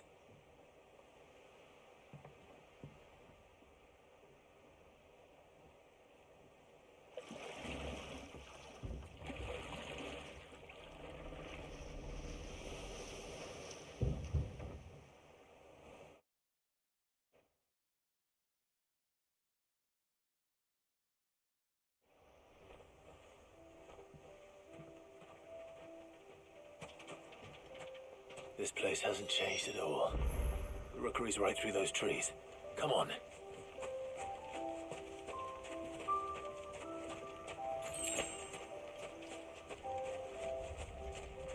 Race, you there?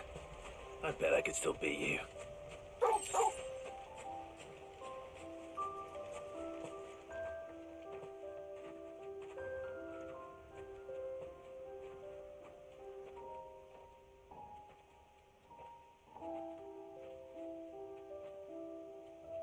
Here we are. This was our hideaway. Wasn't it, Torgal?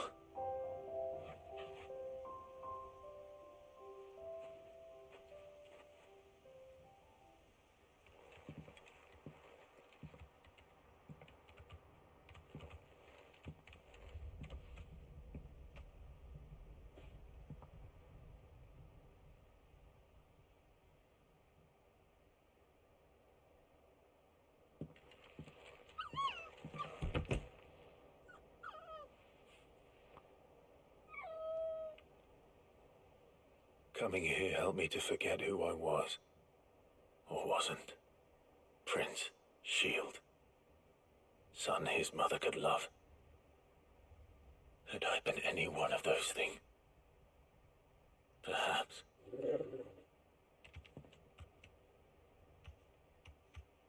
What is it, boy?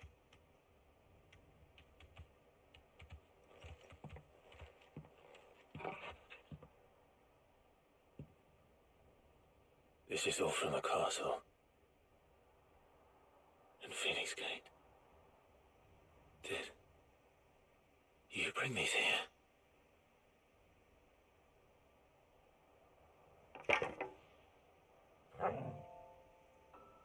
My sparring sword.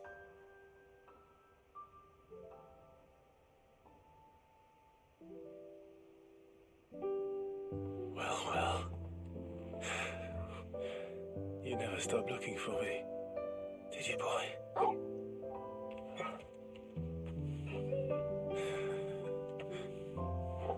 Thank you, Torgal, for never giving up, for never forgetting.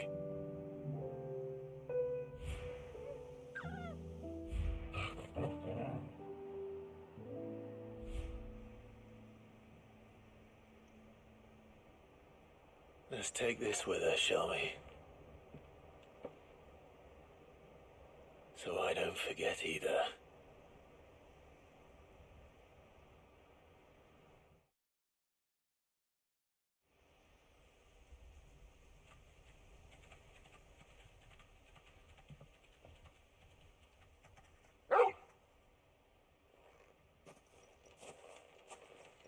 That's not the way back to the boat, Torgal.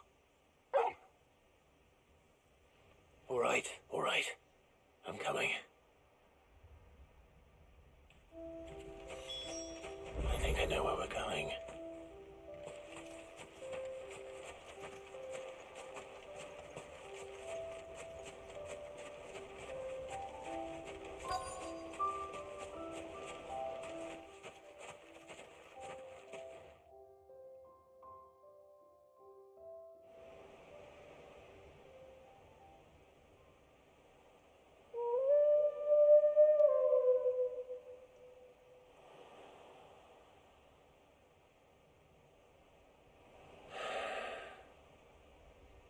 People always talk about the importance of putting the past behind you. But without it, we wouldn't be who we are today. And we certainly can steer our way to a better tomorrow. Come on, Torgal. Let's go home.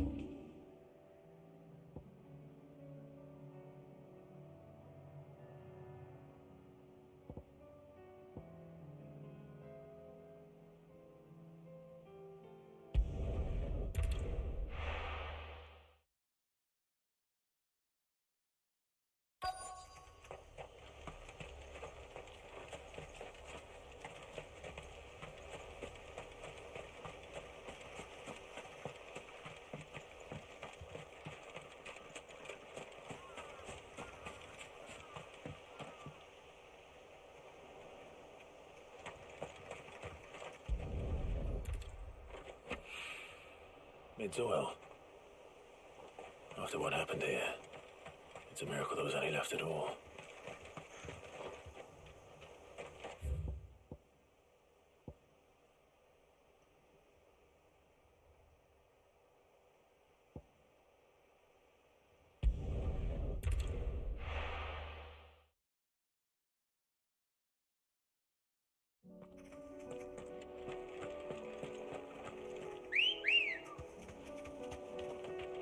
Come on.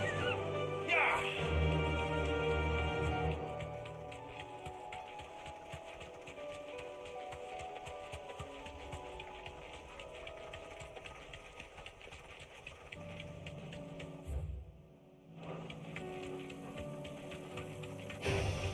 Time to fight.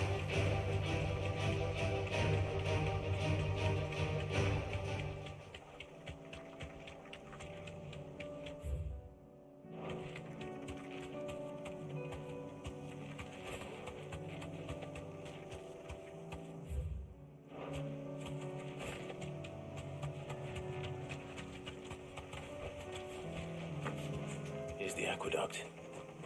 Now to find our stonewort. Yote mentioned blood-red petals.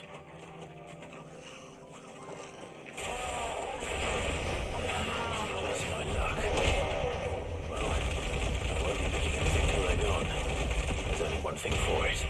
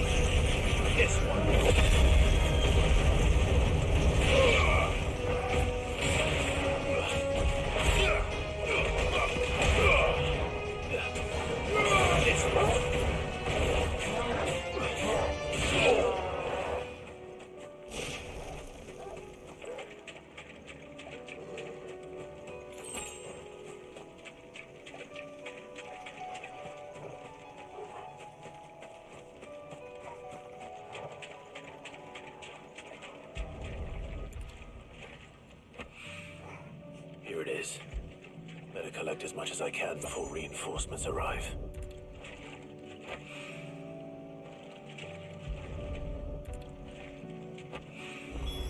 All right, that should do it. Let's get these back to Yote.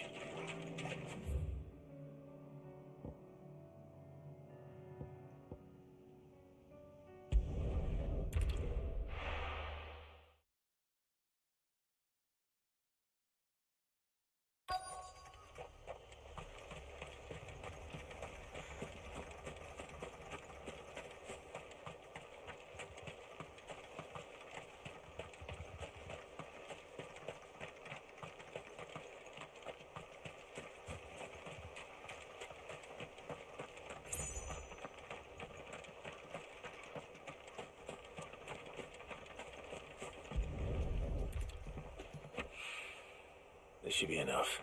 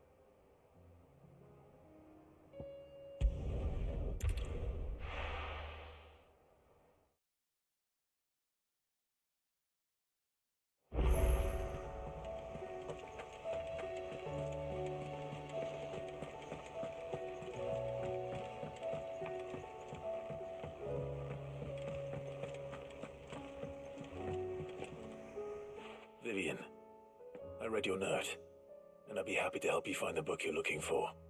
Thank you, Clive. But tracking it down will not be easy. Are you sure? Please. You have always granted me your wisdom and insight whenever I asked. It's only right that I return the favor.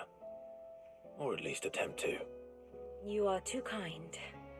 Alas, what I ask of you is rather more trying than delivering the odd lecture.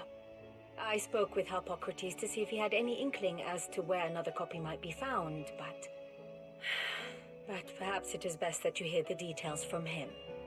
If you say so. Forgive me, Clive, for asking this of you. But this book, it set me on the path to becoming who I am today. Its importance cannot be overstated.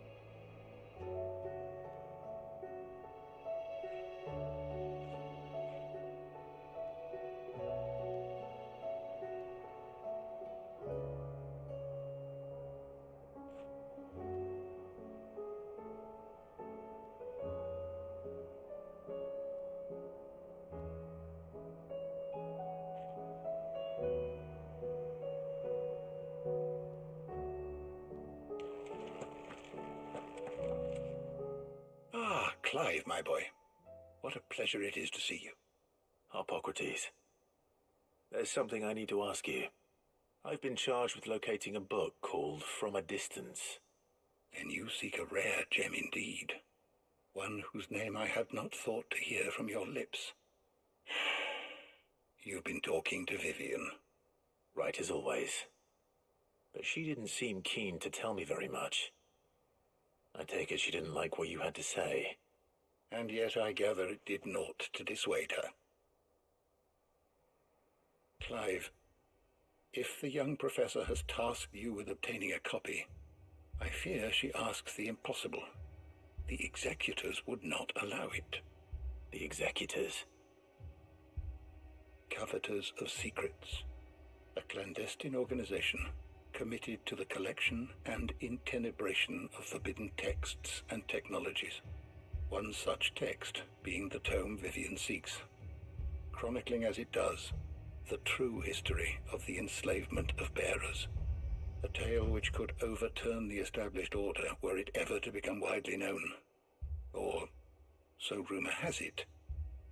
I've never actually read the thing, or even set eyes on it for that matter. How is it that I haven't heard of this organization? Why, secrecy is the executor's watchword. They lurk in the shadows, emerging only to seize that which must be seized, be it books, inventions, or people, before disappearing again, leaving nary a trace. Which would explain why Vivian's copy was snatched from her grasp not long after she found it. By the hand of the executors, yes. But what drives them? Self-interest or ideology? Fine question. Sadly, all that is known of the executors can be recounted in a single breath. You may just as soon ask me of their origins, numbers, or the identities of their leaders.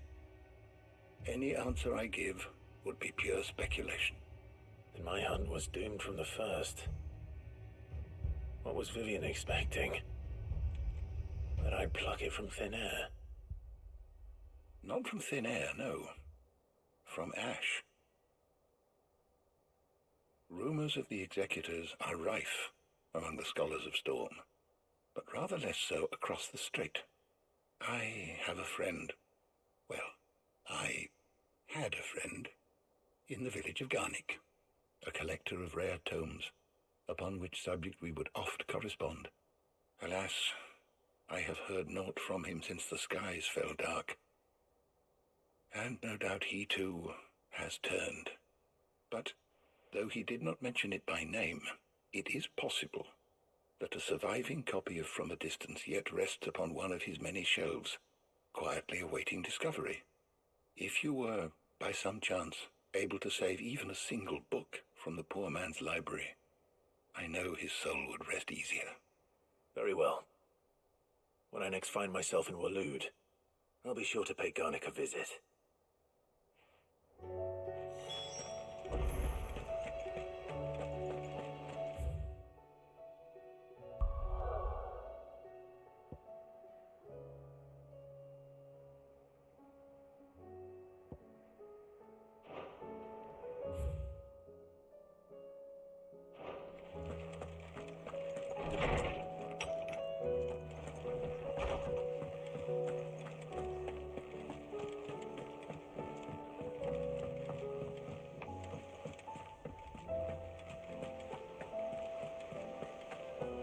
There's something about it.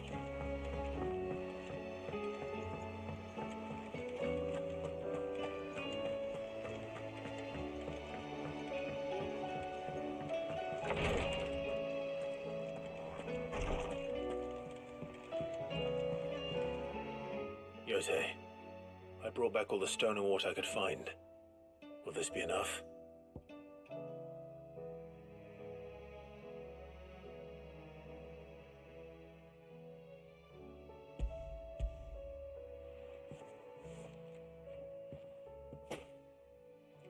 Yes, my lord. Thank you. I'm sure it will serve us until we can find another source. I'm very glad to hear it. You and His Grace are very much alike, you know. You think only of how you might help others, and never of the danger to yourselves. No more than you have minding my brother. You've risked a lot for him, and I thank you for it. I am honored that you should say so. But I beg you, my lord, do not give too much of yourself for the sake of others. We could not afford to lose you. I'll keep that in mind.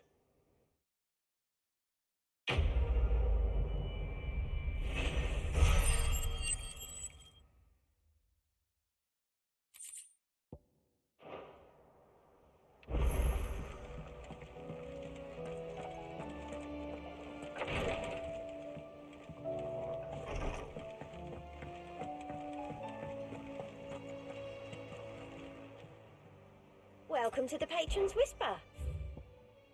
Best of luck out there, Sid.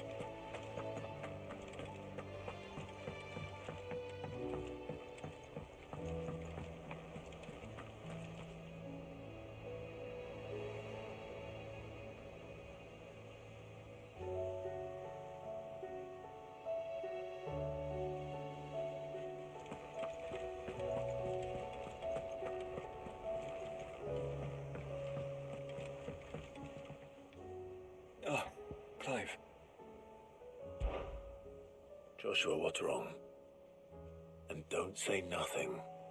It's not nothing.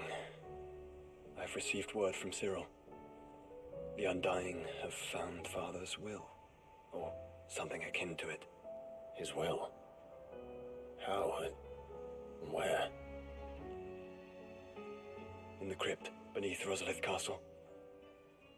After Kupka was kind enough to drive out the Imperials, the Undying took the opportunity to recover what relics of the Duchy yet remained.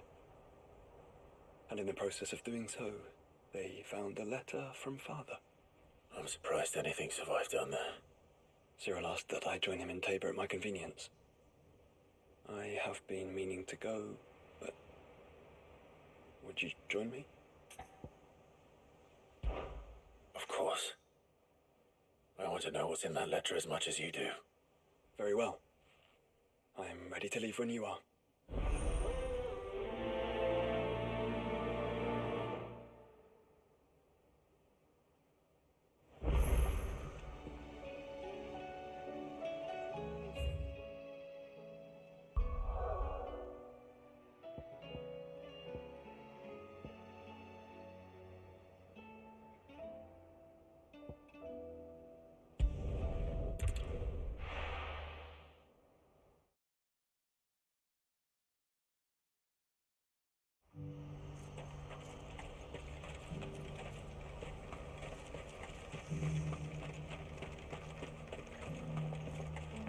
What is that thing?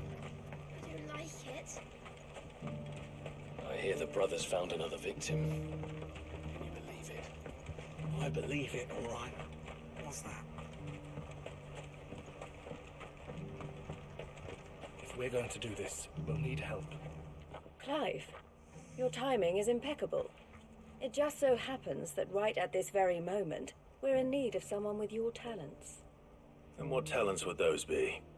Why, your fearlessness and your skill with a blade. I'm listening. Well, as I'm sure you're aware, when these dark skies swept over the Republic, so too did a wave of chaos and confusion. Randalar has been particularly badly affected. Many of the capital's bearers have lost their masters, or taken the opportunity to flee them. None remain free for long, of course. Most find themselves under the protection of the Fist before they get far. But the army too is in disarray, and finds itself unable to provide for its new charges, which means it has been looking to sell. And you've been looking to buy, to make sure these masterless bearers remain that way. Precisely.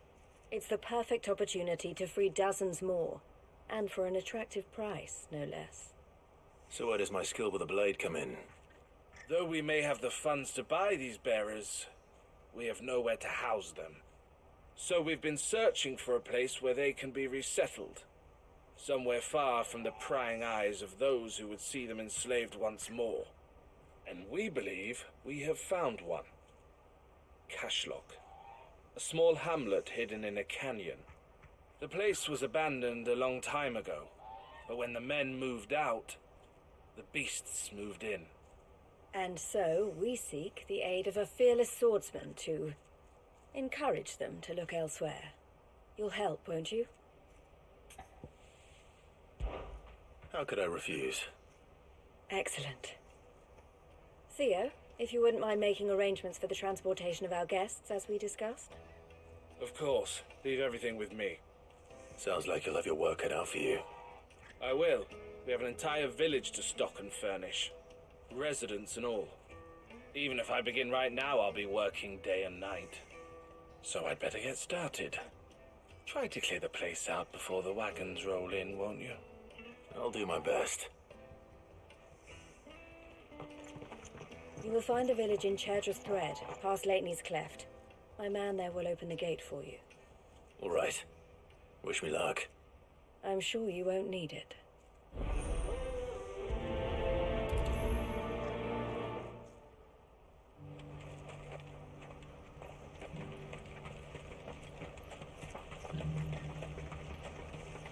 Do you see that too?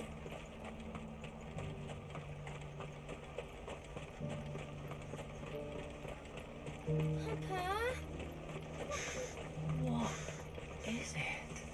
Please, just make it stop. I'm scared. Nothing good's gonna come from this, I'm telling you. Just looking at it's enough to send a shiver down the spine.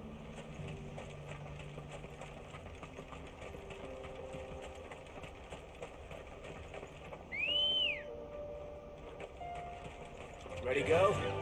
Faster!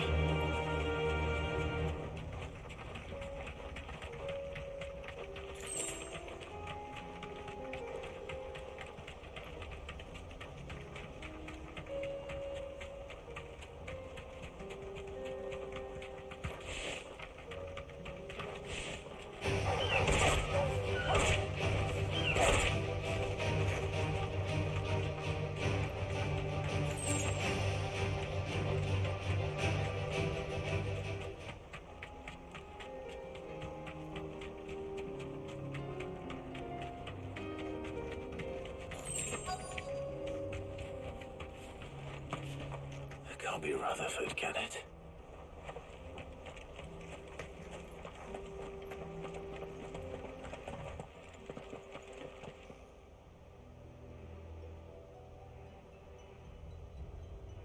Turncoats and cowards, the lot of you! If it's a fight you want, it's a fight you shall have! Allow me. I don't need your... Please, Field Marshal, oblige him. This won't take long.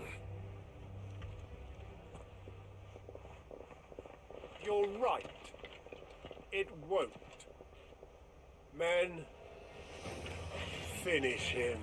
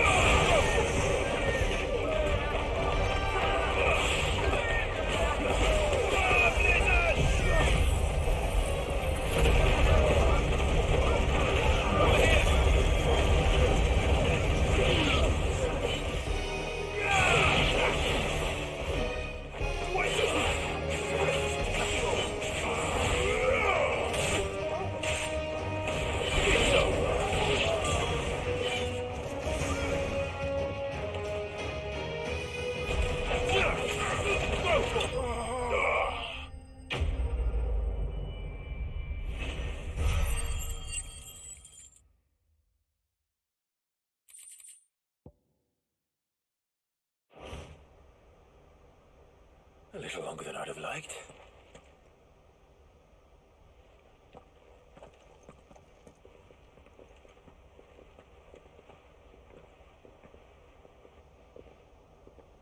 Field Marshal Havel, I presume. Are either of you injured? No, my lord. You arrived just as our escort turned on us. Fucking traitors. I'd heard reports of soldiers in the outlying regions abandoning the oaths they swore. But I hadn't thought the corruption had reached so close to the heart of the Republic. It's a fucking disgrace. Your interfering old bastard of an uncle tried to warn me, of course. My lord Marquis, or is Sid the Outlaw more to your liking? Call me what you want. It doesn't change who I am, or the urgency of the message I bring. My uncle has a plan to right the realm, And he needs your help to see it through. Before I agree to anything, I'd have you answer one question. What do you stand to gain from all this? I won't deny that I might benefit from further chaos. But I seek a new beginning for all of us. And while the choices I've made may not always have been the right ones, I know I made them for the right reasons. For so long, so many of us have been told how we could live, how we could die, when it should have been our decision all along. Now we have a chance to put things right. But in order to take it, we must stand together, even if it be beside those with whom we don't see eye to eye.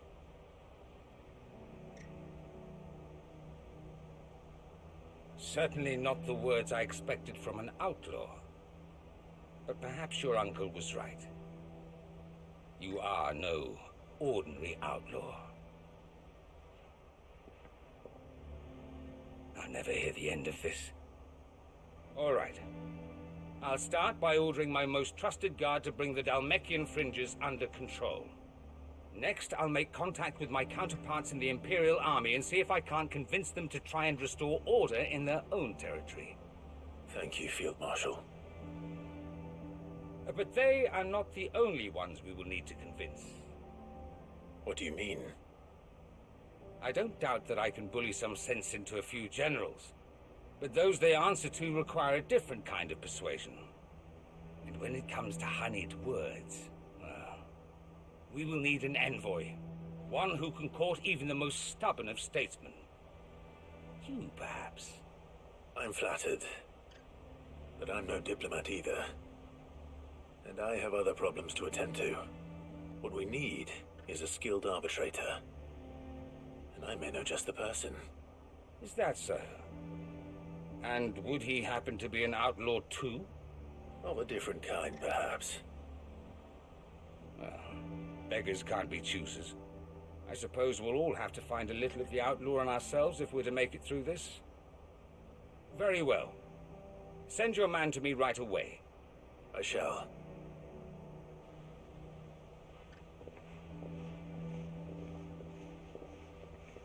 My Lord Marquis, your Lord Uncle bade me escort the Field Marshal to his manor in Port Isolde. And I will see that my associate joins you there. Very good, my lord.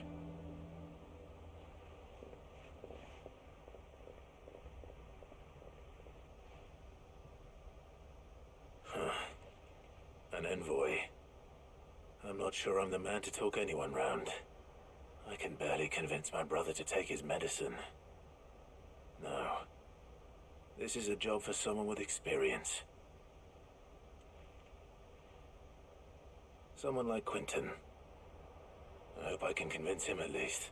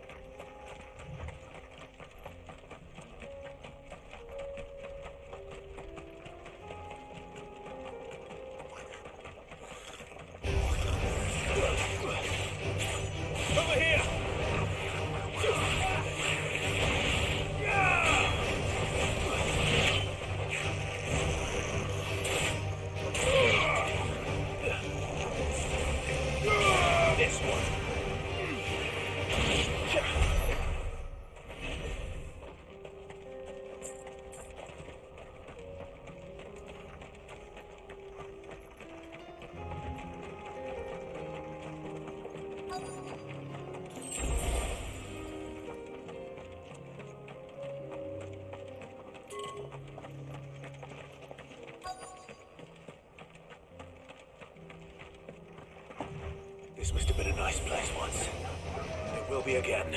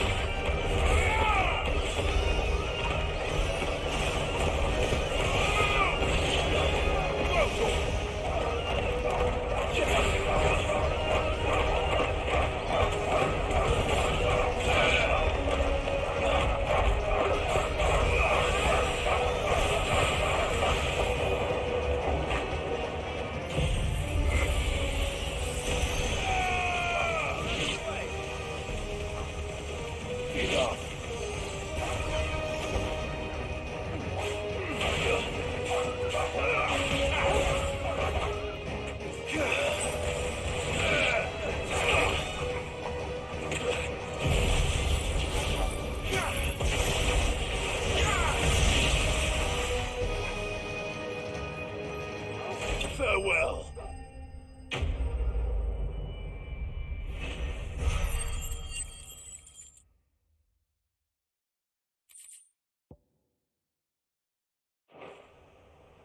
That's all of them. Come on, Toggle.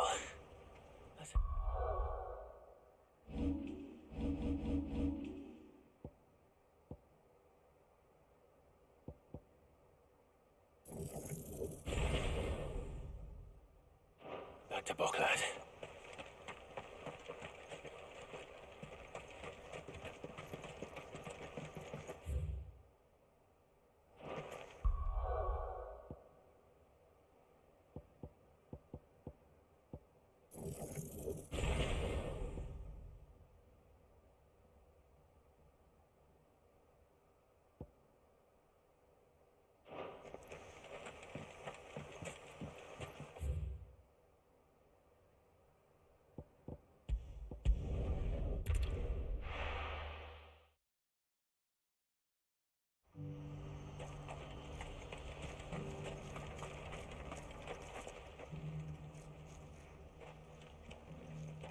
Something the matter, Theodore?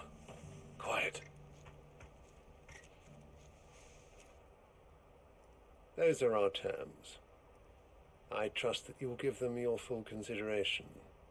I shall. Thank you.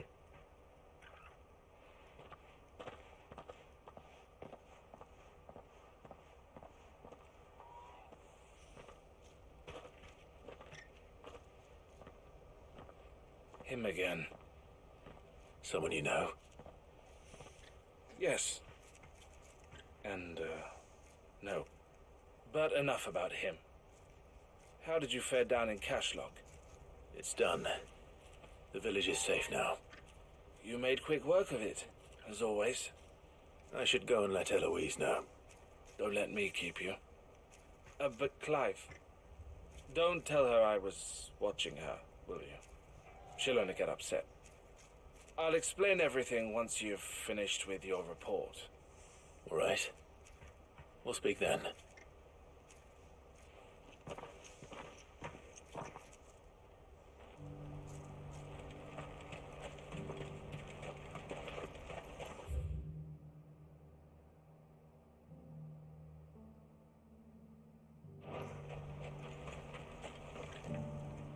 Eloise, I just got back from Cashlock.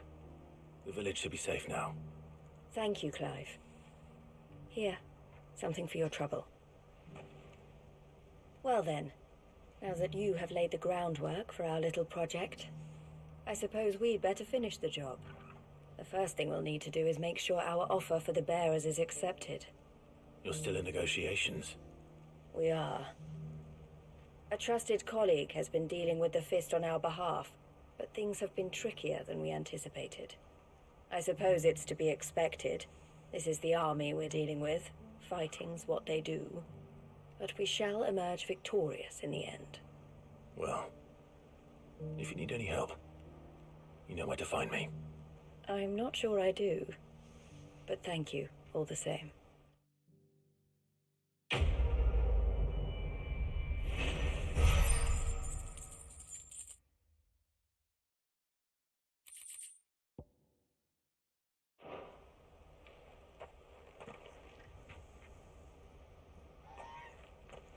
Ah, Clive. You wanted to talk? The man I was watching earlier, the one speaking to my sister. He represents the Silver Peak Consortium. It's one of the bigger trading houses. I don't think I've heard of them. Well, every trader in Dharmekia has. They operate across the length and breadth of the Republic, and they're still expanding. They've been trying to get Eloise to join their ranks for some time now, and judging by her reaction earlier, I'd say she had half a mind to accept their latest offer. And you'd rather she didn't? I would rather she did what makes her happy. and I would never deny her such an opportunity. Eloise saved me from slavery, and we have striven to save others like me ever since. But this was not the life my sister wanted, nor the one she deserves. I won't let her give up on her dreams again for my sake. She freed me from my bonds, and she must be freed from hers in turn. You're a good man, Theo. I have always been grateful for what my sister did for me, and I want to repay the favor by letting her live her own life. But each time an opportunity to do just that arises, she turns it down. For my sake. She loves you. And I love her. Which is why I want this time to be different. To show her that I don't need to be watched over anymore. Though I'm sure I'll still need some help from time to time. I trust that I can count on you. Always.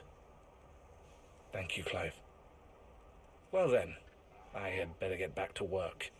These bearers aren't going to move themselves. That's a job for the Crimson Caravans.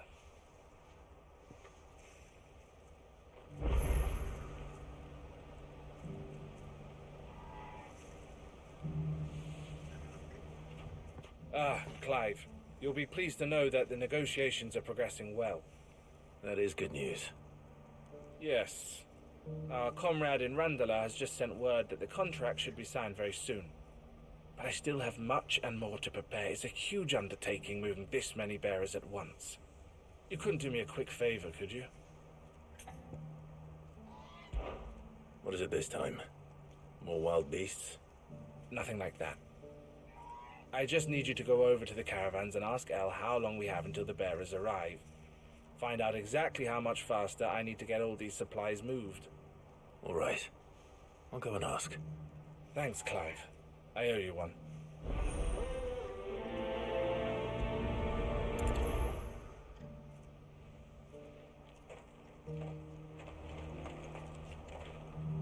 Do you see that too?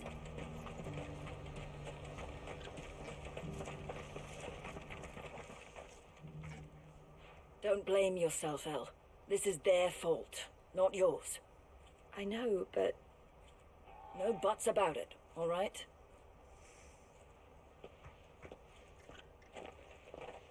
Is something wrong? Vonnie came to give me a message from our intermediary. The talks with the Republican Army have fallen through. They've reached an agreement with the Silver Peak Consortium instead. Though prices have fallen of late, we deliberately offered above the going rate to try and deter other bidders. But the Consortium offered double what we did, and the Army jumped at the chance. You had no opportunity to make a counteroffer? None at all. And we were so close. El? What's happened? I saw Vonnie leaving. She didn't look happy. And with good reason.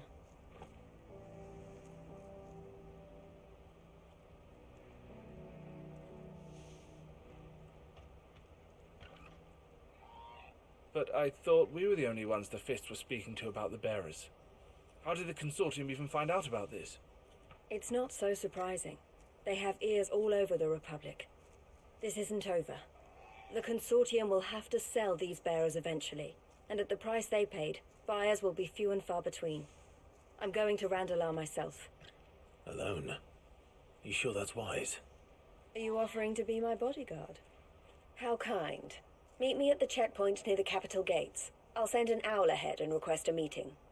You go to Cashlock, Theo, and get everything ready. We've waited far too long as it is. Even if I fail to free these bearers, there will be others. Someone needs to prepare the place and keep any prowling beasts at bay. Oh, and that's me, is it? Well, it looks like I'm following orders till she gets back from meeting the Silver Peak Consortium, who've been doing their best to undermine our scheme. She'll never join them after this, surely. No, she said it herself. She still has plans for Cashlock, even if this one falls through. She means to stay with us, then. I can't say I'm not happy to hear it, but is this what she really wants? You have to trust her. You're right. It's what she wants now. And if El's off fighting for the cause, I should do my part too. So I bid you farewell and safe travels, my friend. I'll gather my men and leave for Cashlock. We'll make sure the place is well stocked and defended. You go to Randala and see if you can stop my sister biting the Consortium's heads off. If she won't consider her prospects, someone has to. I'll do my best.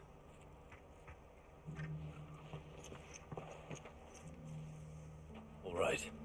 To Randala, then. And better not keep Eloise waiting.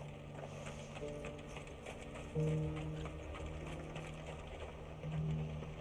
you use...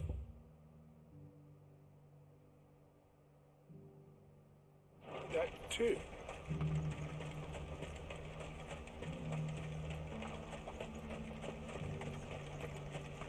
Papa? What is it? Please, just make it stop. I'm scared.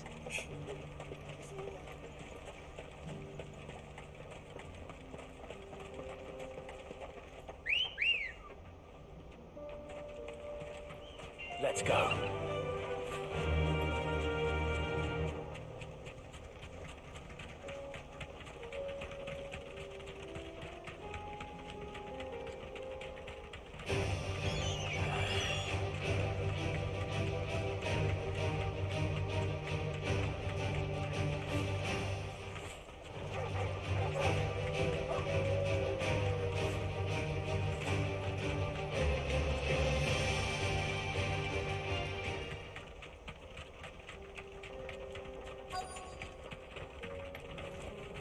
Straight home now. I hope I didn't keep you waiting. Did you arrange to speak with the Consortium? Here they are now. You wish to consult with me? I did. It's about the bearers you recently purchased from the Fist.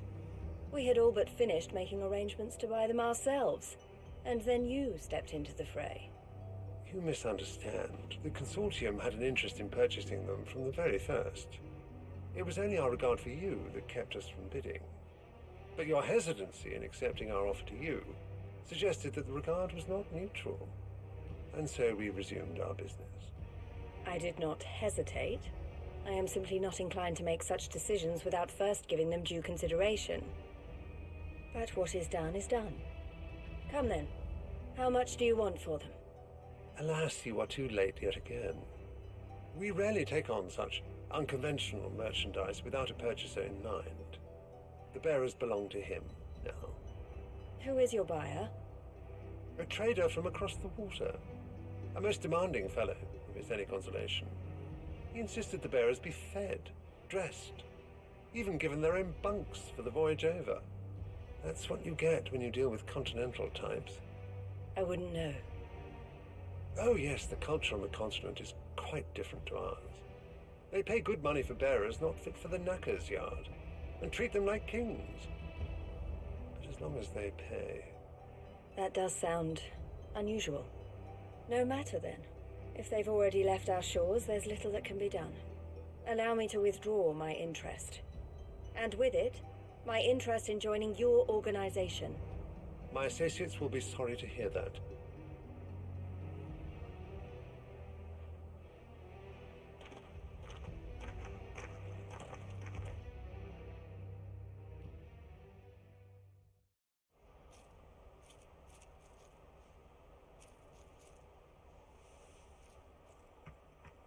I'm sorry you weren't able to save them. As am I. But I only have myself to blame. He was right, you see. The Silver Peak Consortium did intend to buy those bearers before I did. Their representative hinted at a possible purchase when he came to recruit me. I feigned interest in joining them in the hope he might be encouraged to tell me more, and he did just that. As soon as he left, I sent my own offer to Randala. So you never... No. I entertained the Consortium's proposal solely so I could learn more about those bearers. But I was a fool to think they wouldn't find out. I knew exactly who I was dealing with. You tried. I did. And if what he said was true, the bearers are to be well treated. Which is something, at least. But they deserved more. I wanted so badly to see them freed. Eloise! Eloise! Word from Cashlock. The village is under attack. A pack of beasts have come down from the mountains, and there's a dragon at its head. Theo and the others are trying to hold them off as best they can, but the odds are against them. They need help, and fast. Theo. I'll go on ahead. Thank you, Clive. I'll gather some men and join you there. Just make sure he's safe.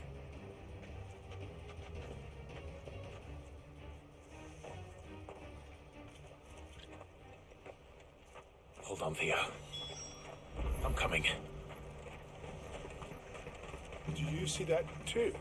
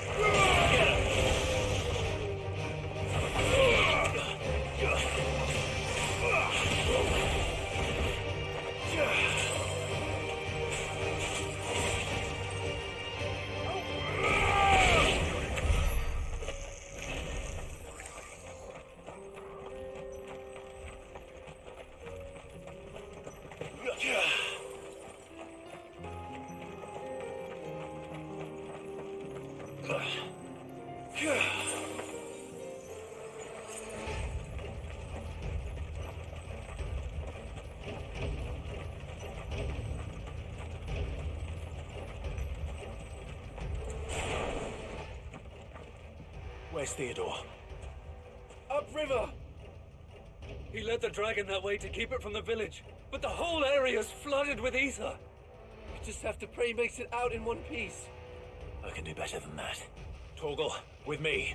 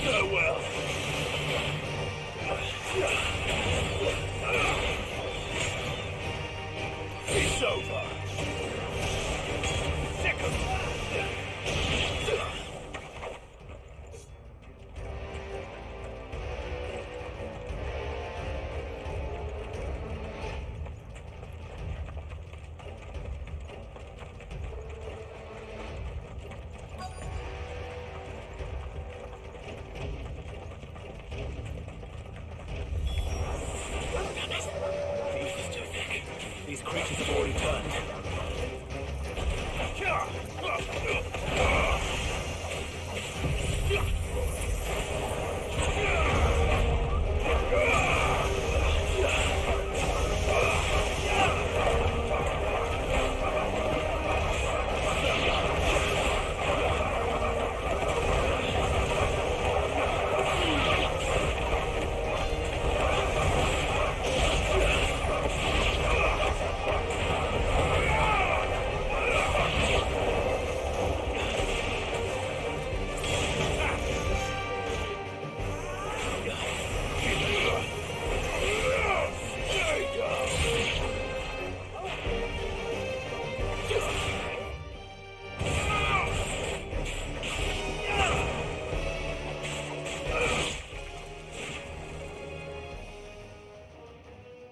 can't waste any more time.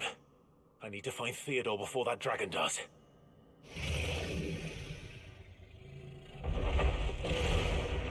Looks like it's found me.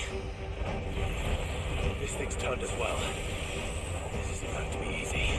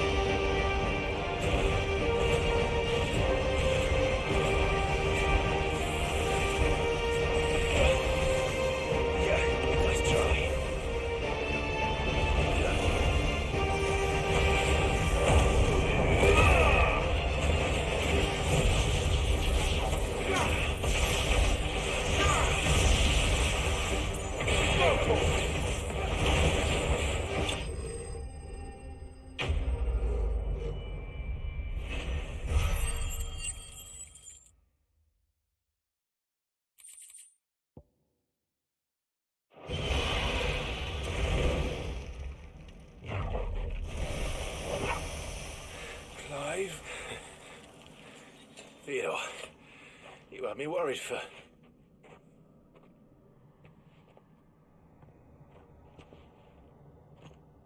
We have to get you out of here.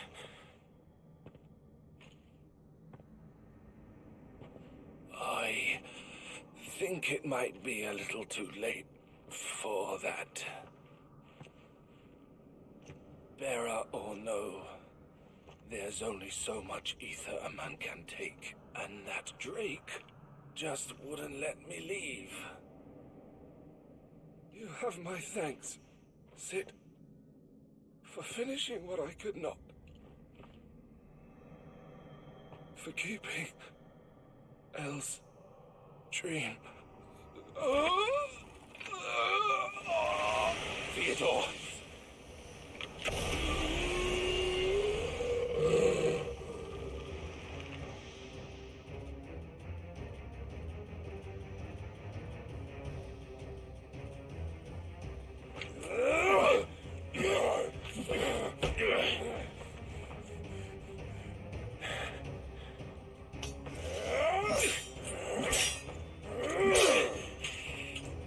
Don't make me do this.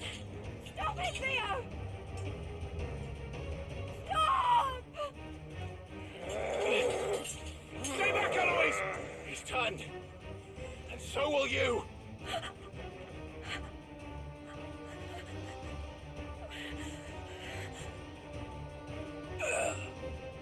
Elle.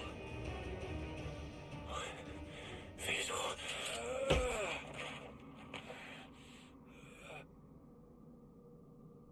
Take care of my sister. Theodore, wait. Goodbye, Elle.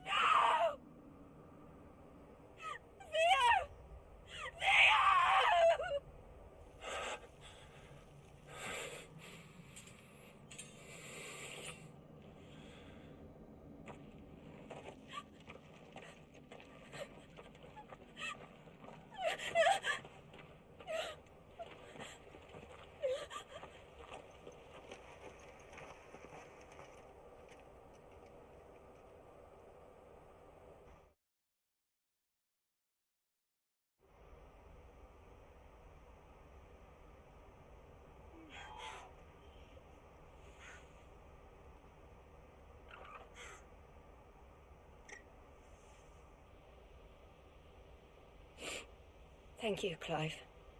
I think I'll be all right now. That was true bravery he showed. Leading the dragon away from the village like that. His first instinct was always to protect people. To put others' well-being before his own. And now he's gone.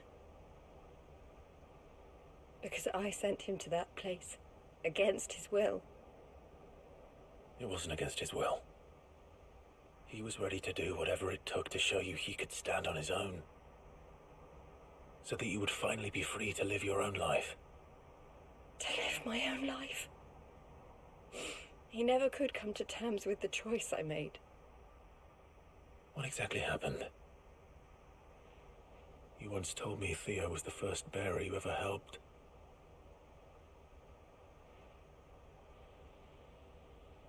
We grew up in Canva. We were born to one of the great trading houses. And I was chosen to inherit the family business. I had my father's head for figures, you see. Theo did not.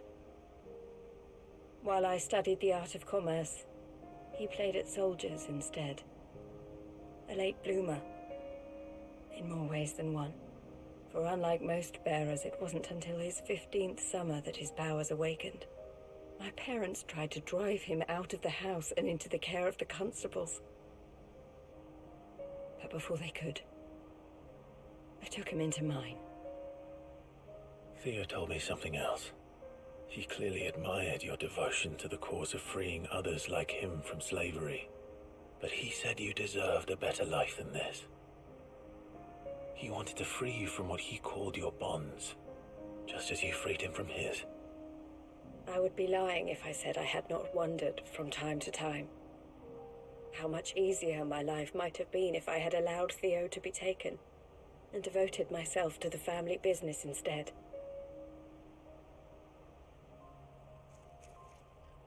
But I have never regretted the decision I made. Being with my brother meant more to me than tradition or reputation. I only had to look at him to remind myself of that night, and the choice I made, and the fact that I would make the same choice again in a heartbeat.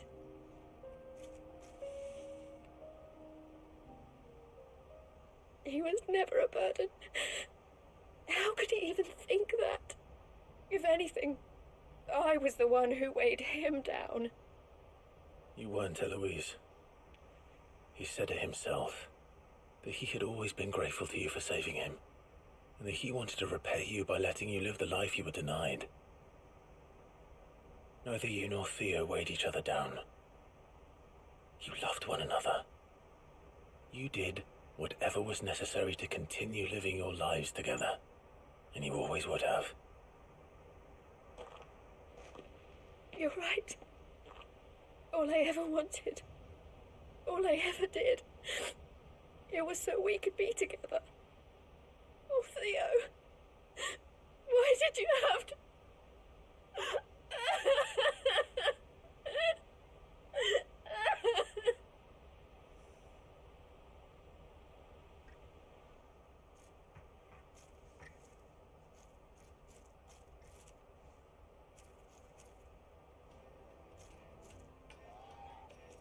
I know Theo wanted me to move on, but I'm staying here at the Crimson Caravans to continue our work. We can make a difference here. We can help people, save them. I need nothing more from life than that. So I'll carry on doing what we do, ensuring that goods, people, bearers get where they need to be, bringing smiles to people's faces just like we always have, and to Theo's. Wherever he is. This is the life I have chosen. The life I will always choose. I've made a choice of my own, to continue helping you however I can, whenever you need it. Thank you, Clive. Let's go on together then. For Theodore.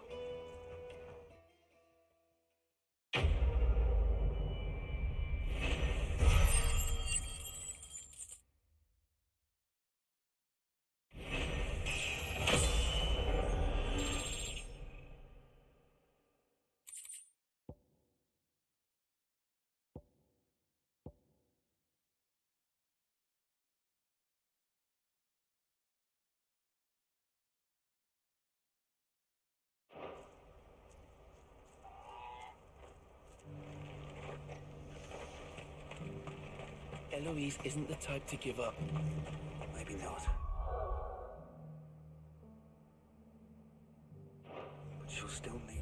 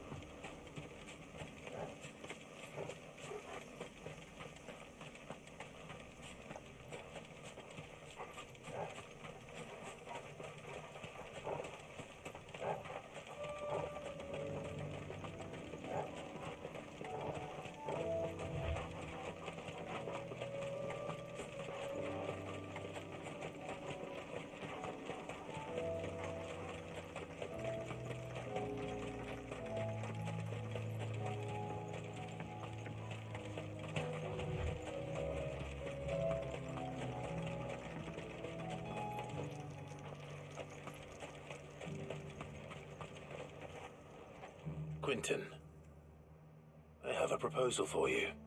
Do you now? Something tells me you'll be asking more of me than a cask of Gotand gold. Go on then. Propose.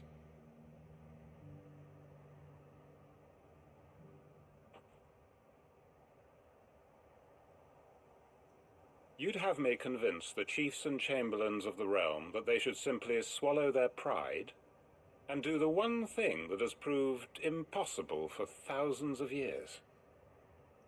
Was there anything else? Perhaps I can fetch you a meat pie as well.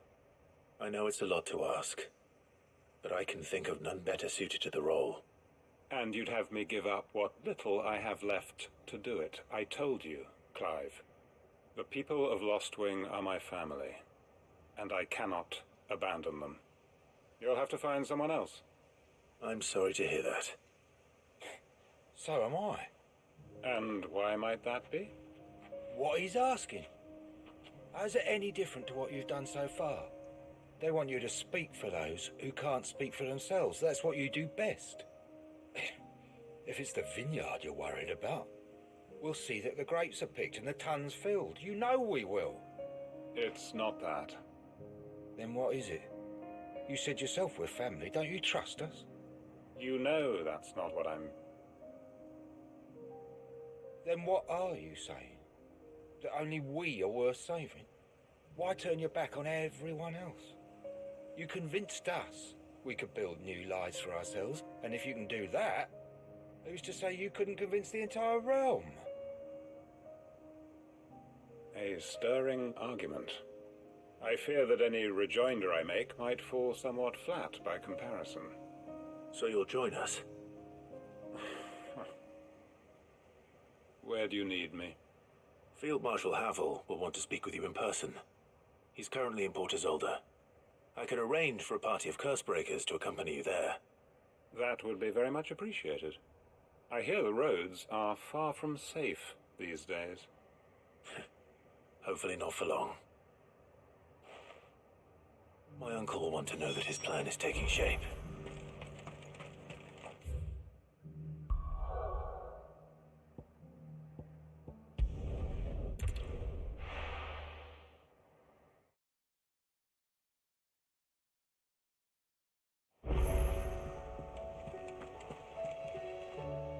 Uncle, I bring good news. The Field Marshal has agreed to your plan. Ha! Of course he has.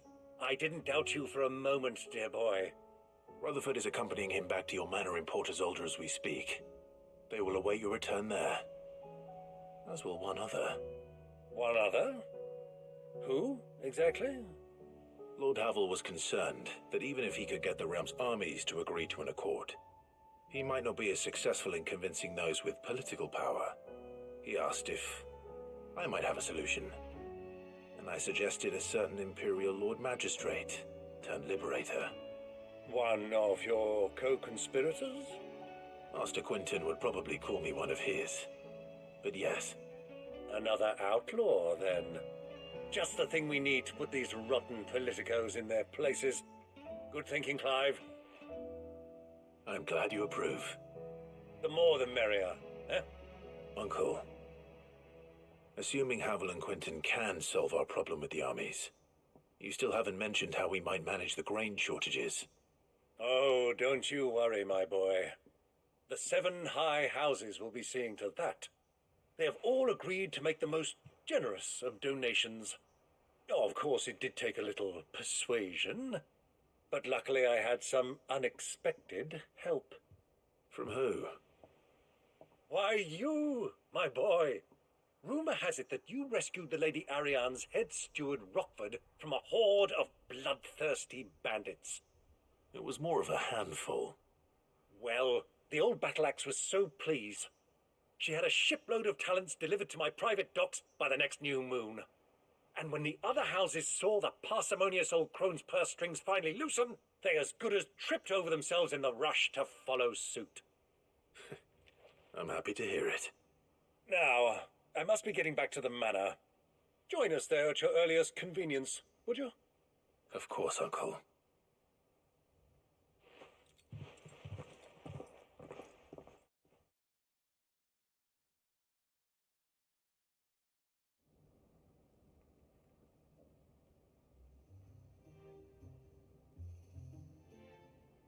And how, pray tell, will we get that grain to the capital if the roads are still overrun with Akashic?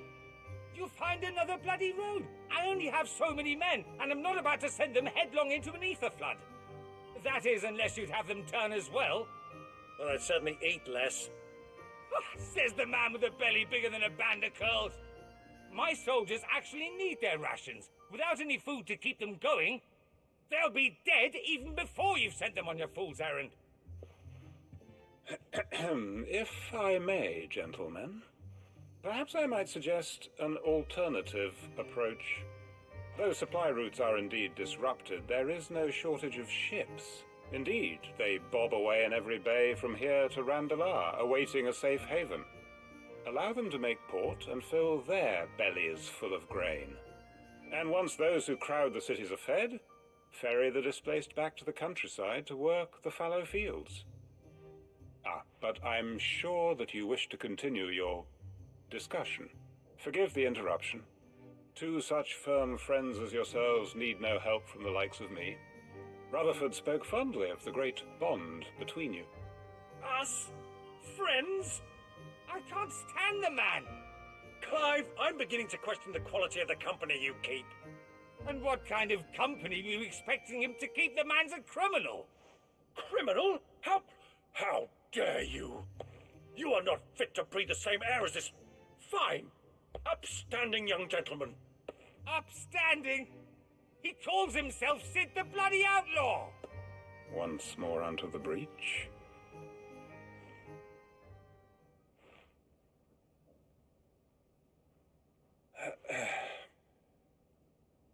Shall we begin again?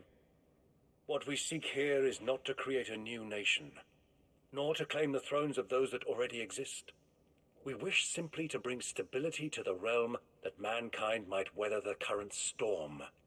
And to do that, we must convince those in power, the generals, the statesmen, the nobles, that our cause is just. There will be disagreements, yes, and I imagine some resistance, much resistance. But we cannot let that deter us. If we show them the path, show them that we walk it ourselves, then I am confident they will follow. The fate of the world lies in my nephew's hands, but the well-being of her people lies in ours. And we must not squander the chance that Clive has given us. Uncle Byron, aye. Now, with that settled, let's move on to the signing of the Accord. For what great moment in history hasn't been accompanied by a little ceremony?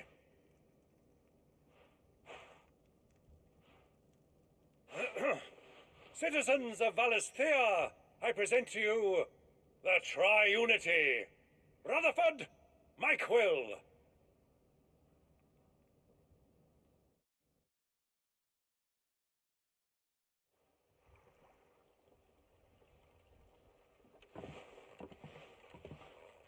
Well, my boy, the stage is set. That it is. This is the role you were born for.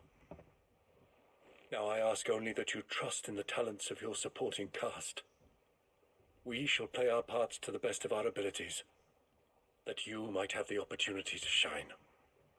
The realm needs its Sir Crandall, and there is no better Crandall than you, Clive. I want you to keep this signed accord as proof of our faith in you. I will. Thank you, Uncle.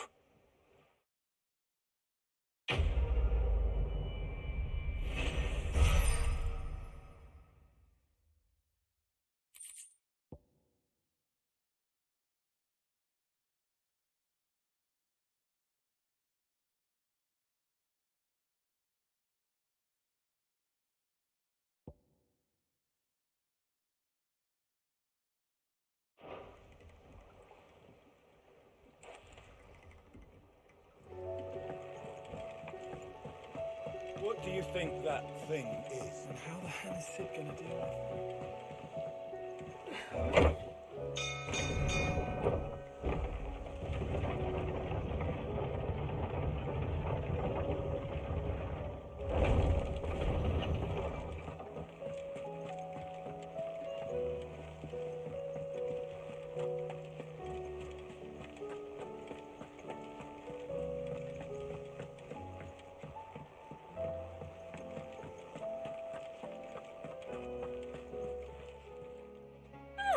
I wasn't expecting you back, son.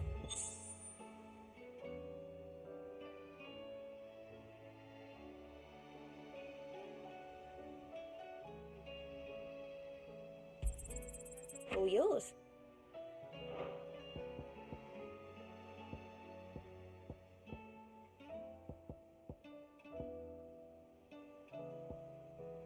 Best of luck out there, Sid.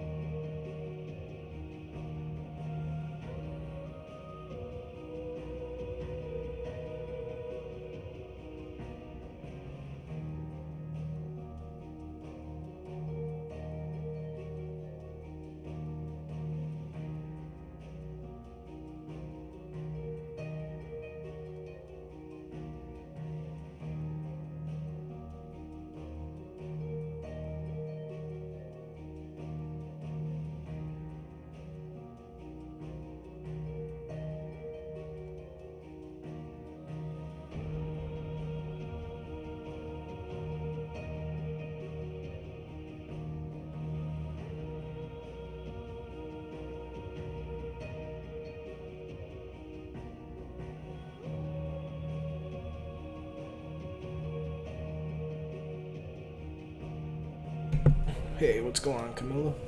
Sorry. I was just taking a fat little break-a-rooney.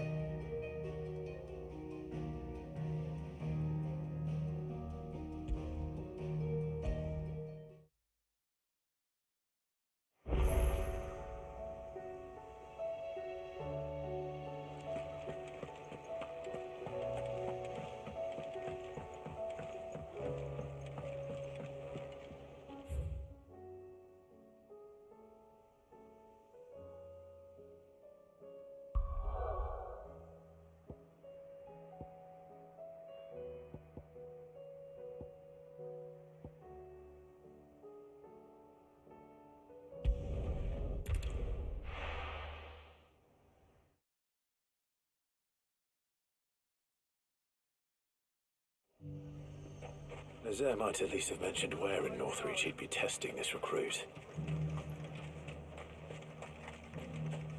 Was that shouting I heard from the barracks?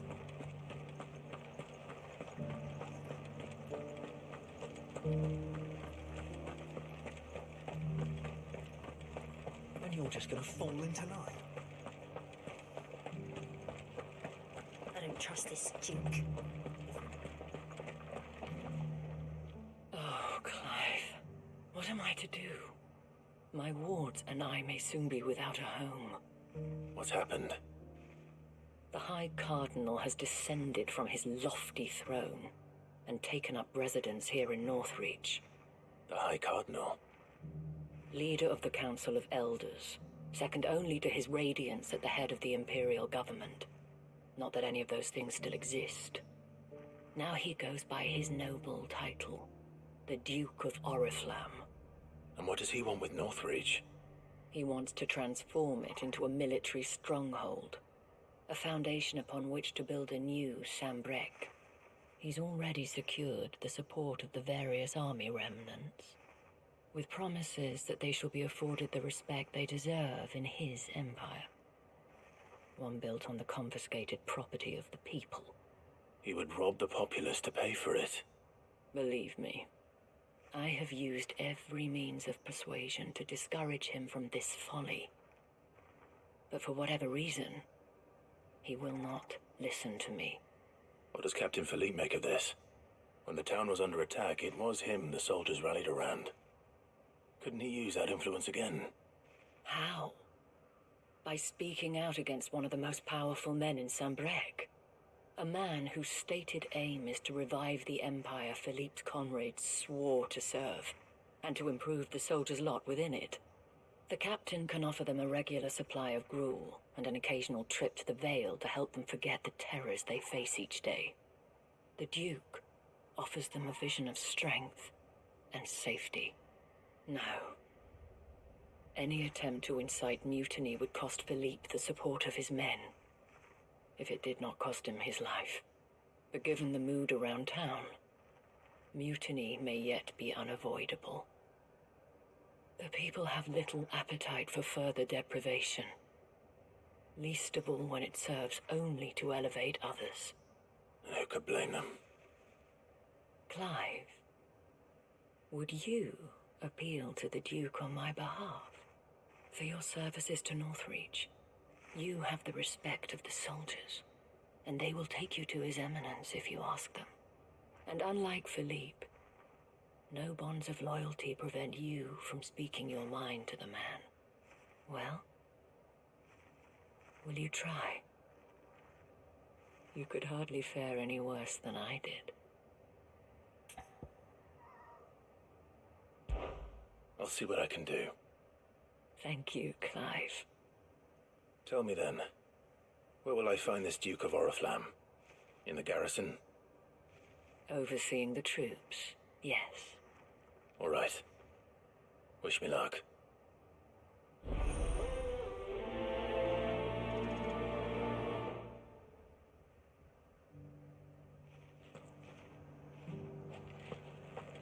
Might this Duke have been at the remembrance ceremony? Let's hope we didn't make a strong impression. you're just gonna fall into line.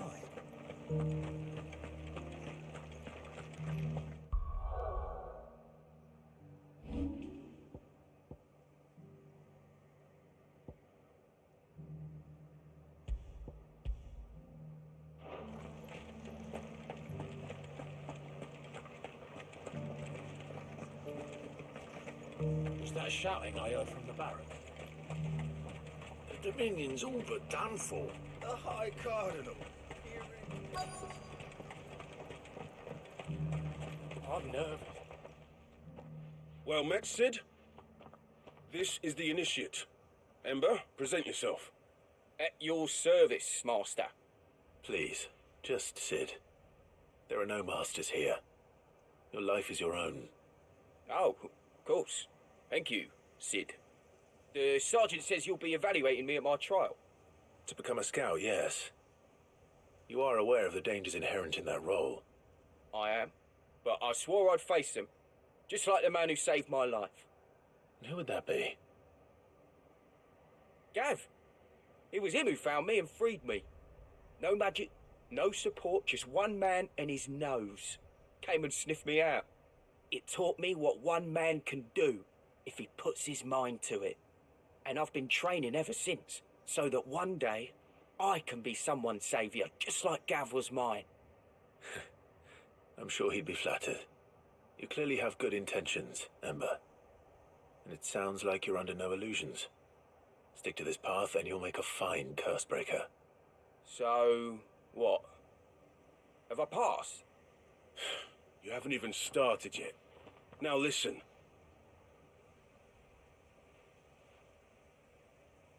Not far from here is an Imperial lookout, Eastwatch. The guards there record all their sightings in a logbook. You are to find it and bring it here. And bring it here, right. Anything else? No. Sneaking into a heavily guarded Imperial outpost and stealing the logbook would be quite sufficient. You'll need to assess the situation, determine a point of entry, create a distraction and effect an escape, all without being discovered and thrown into an Imperial oubliette. Ember, Gav isn't our best scout because he can do everything. It's essential that you know your limits. Know my limits, right. I won't let you down.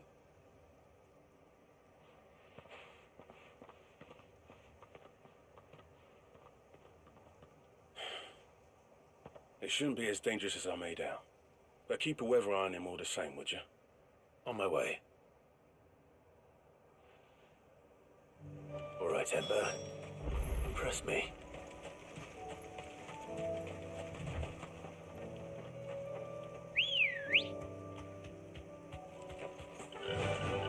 Faster!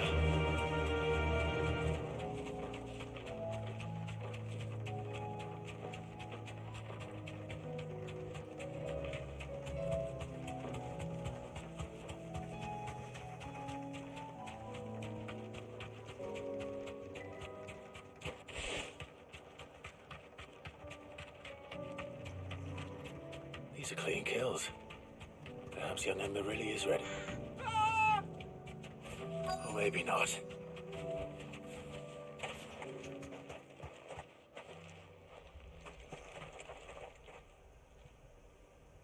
Damn it. Ember, draw your sword! Oh, God! Then run! If you want him, you'll have to go through me.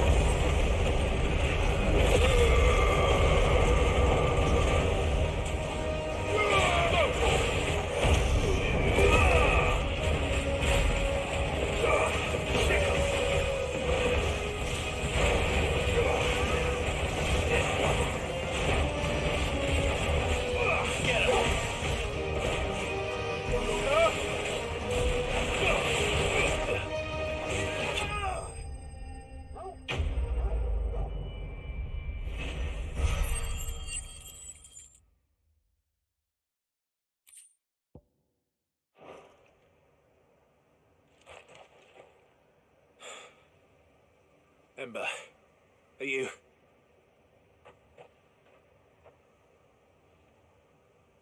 Gone. Of course. Scouts really are a rare breed. Back to Northreach it is then.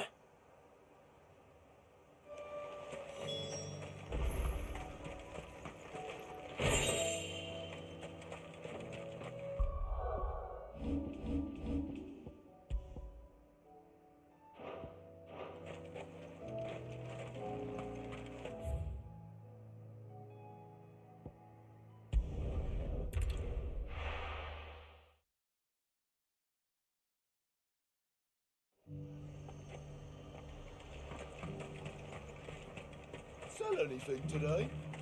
As much as you.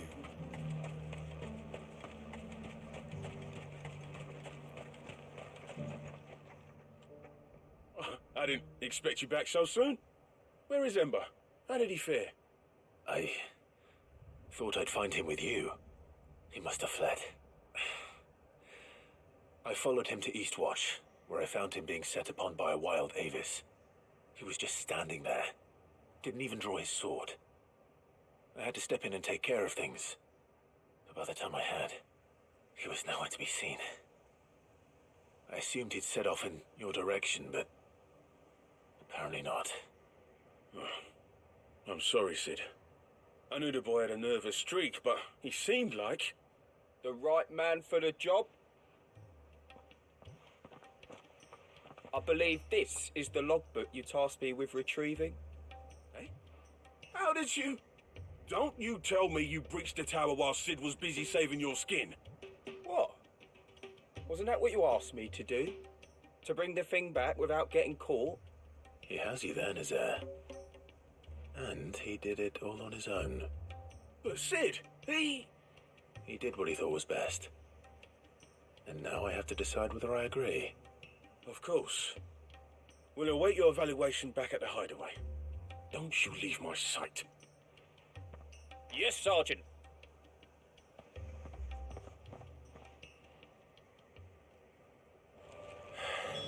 This won't be an easy decision.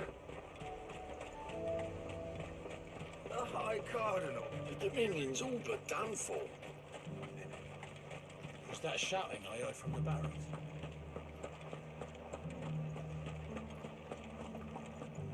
Do you think he was the only one who survived?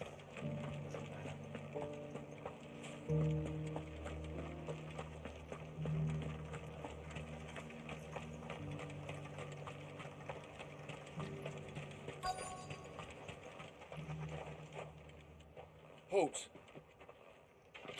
Oh, sorry about that. You're the dame's man, aren't you? You got some business with the captain? No, actually. With the Duke. I was hoping I might be able to speak with him. We're under orders not to let any civilians pass. But you should be all right. His Eminence has heard all about you and your heroics. Wait here. I'll go and ask.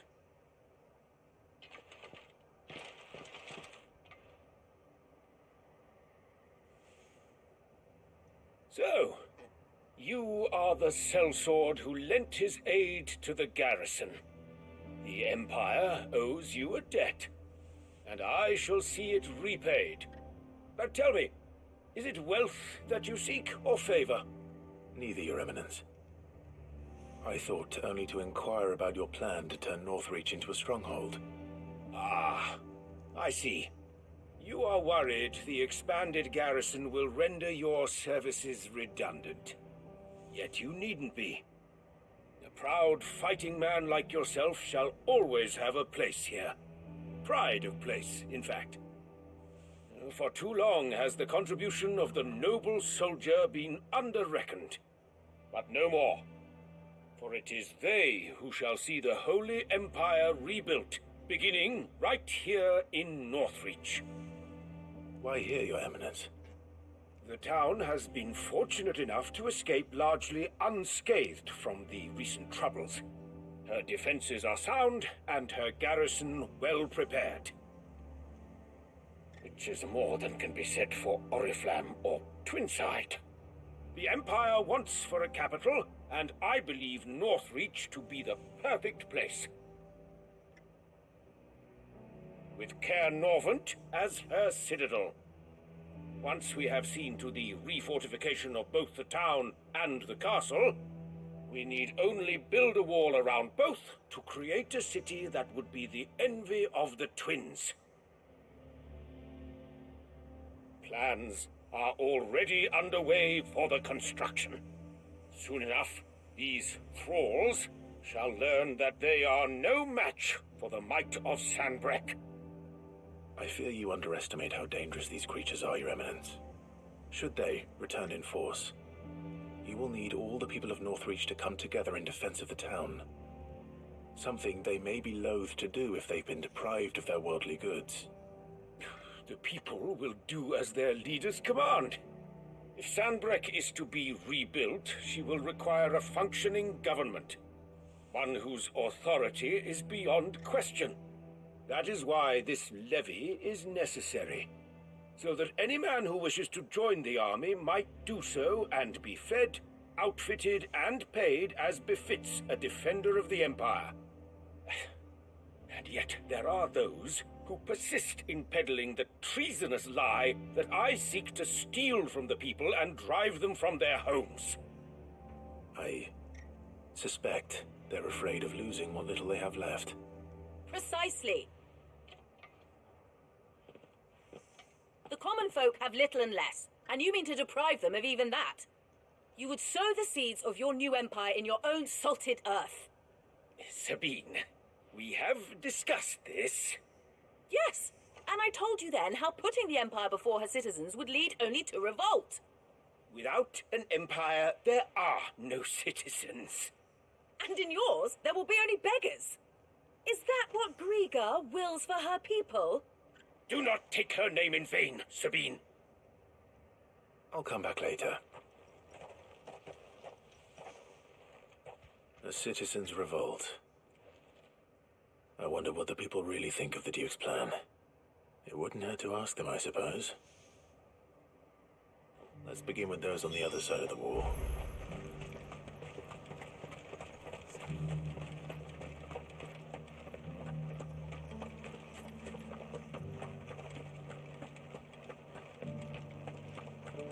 Do you think he was the only one who survived?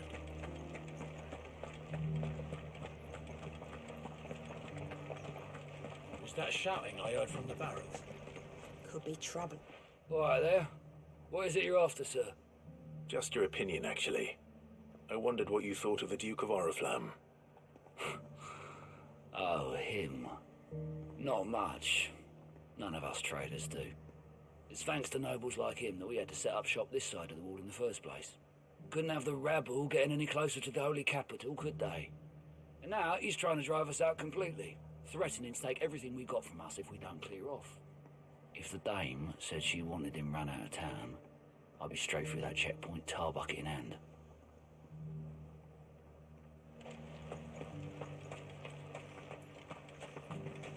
The Dominion's all but done for. Lucky we stayed in. I've been hearing a lot of talk about a certain Duke. Nothing good, I'll wager. Going around acting like he owns the place. And with hardly a word to the dame. This is her town, not his. I take it you'd rather she was in charge. As far as I'm concerned, she still is. Just need his eminence to sod off back to Oriflamme.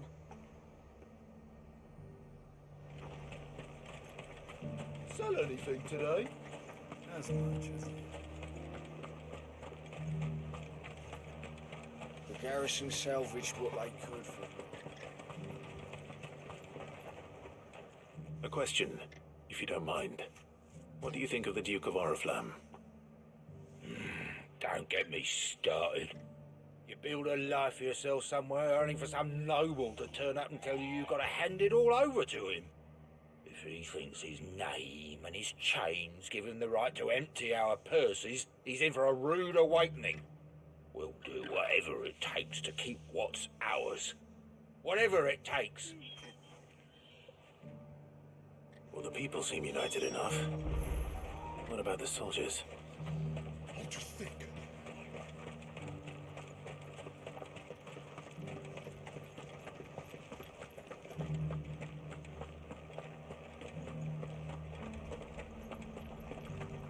think he was the only one who survived? And you're just gonna fall into line? Excuse me, do you have a moment? I wondered if you'd mind sharing your thoughts on the Duke of Oriflamme. Well, he's made a lot of enemies coming in the way he did. But I mean, look around us. You can see the state the realm's in. The traders might not like having the screws put on them, but if they volunteered a few more of their hard-earned gil before things got bad, maybe they wouldn't have to. I think the Duke's got a point when he says rebuilding the Empire's the best way of making sure we're all protected. And if that means people who don't know one end of a sword from another have to make way for those who do, well, that's just how it goes.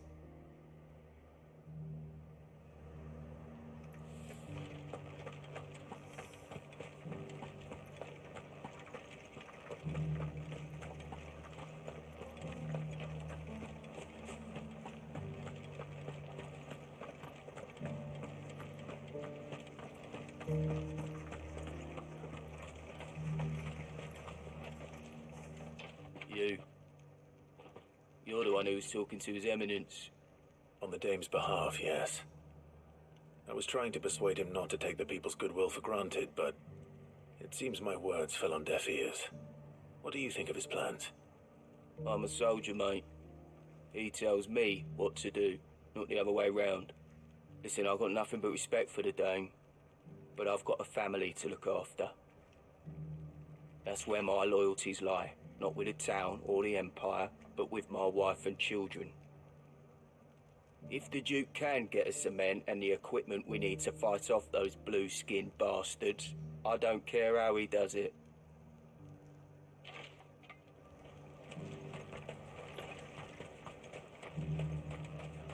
Sabine, you are embarrassing me. You're embarrassed. I hear the Duke of Oriflamme plans to turn this town into some sort of fortress. Do you think that's a good idea? It's not for me to say. All I know is that unless the Emperor orders me otherwise, His Eminence's word is law. Look, no one likes all these taxes and tariffs, but empires don't come for free. Once Sanbreque is back on her feet, we'll all reap the benefits. Let's see what Philippe makes of all this.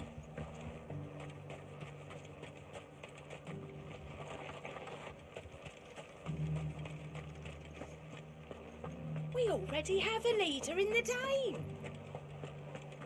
Well, what do you think?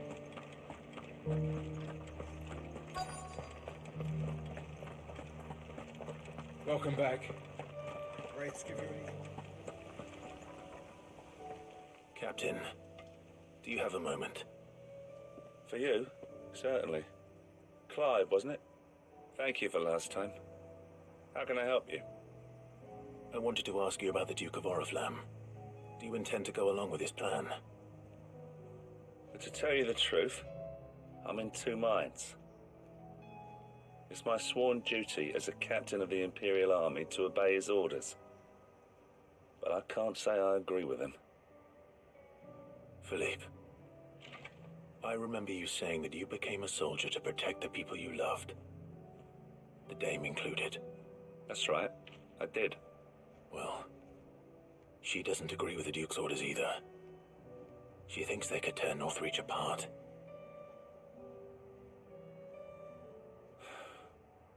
And she's probably right. Thank you, Clive. I know what I need to do now. Protecting the people I love is what matters. Doesn't matter how. Well, duty calls, so I better go. Thanks again.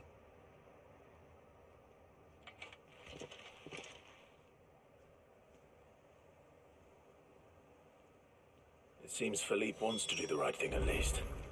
I expect Isabel will be pleased to hear that, if nothing else.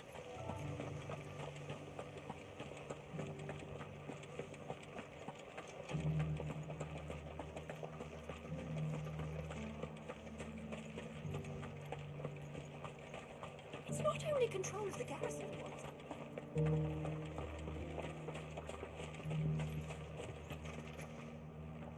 Ah, Clive. How did you fare? Were you able to speak with the Duke? I was, but...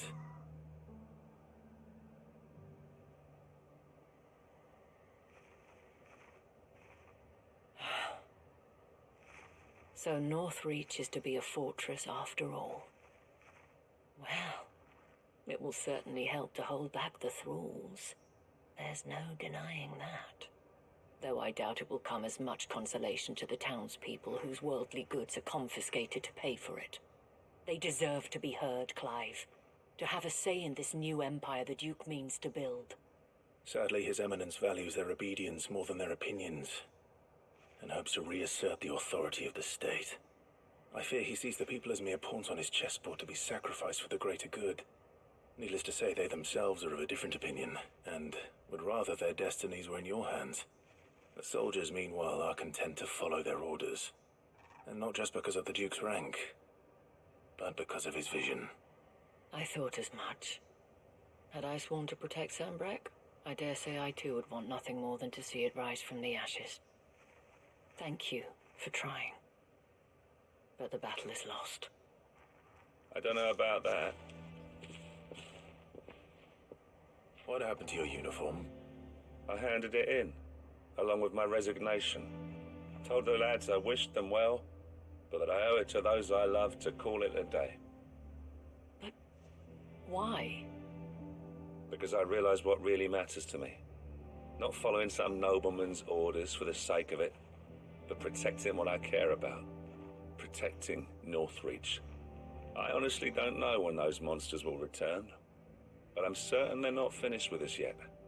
And when they do come back, we need to be ready for them. We need to stand together, all of us. And with you to lead us, milady, I reckon we can do it. It was you who finally convinced me, Clive. There's no point following orders if they go against everything you believe. Indeed. All of us, standing together. That has always been Northreach's best hope, and one which still lies within our grasp. We have only to turn our attentions to the true enemy. Thank you, Philippe, for showing me what I must do. Anything for you, milady. Speaking of standing together, would you mind if I borrowed a few of the lads from the Vale to help keep watch around the town? I fear His Eminence has loftier tasks in mind for the guard. Not at all. Be my guest. Wouldn't be the first time.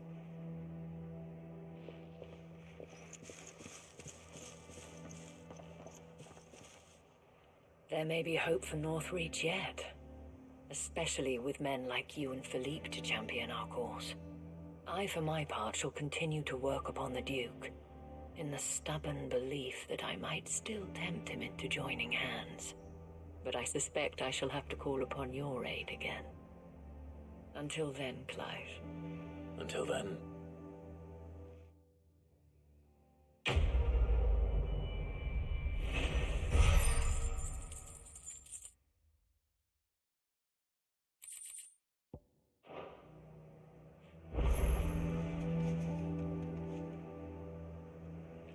Do you have a moment, Clive? What is it? It's the Duke, unsurprisingly.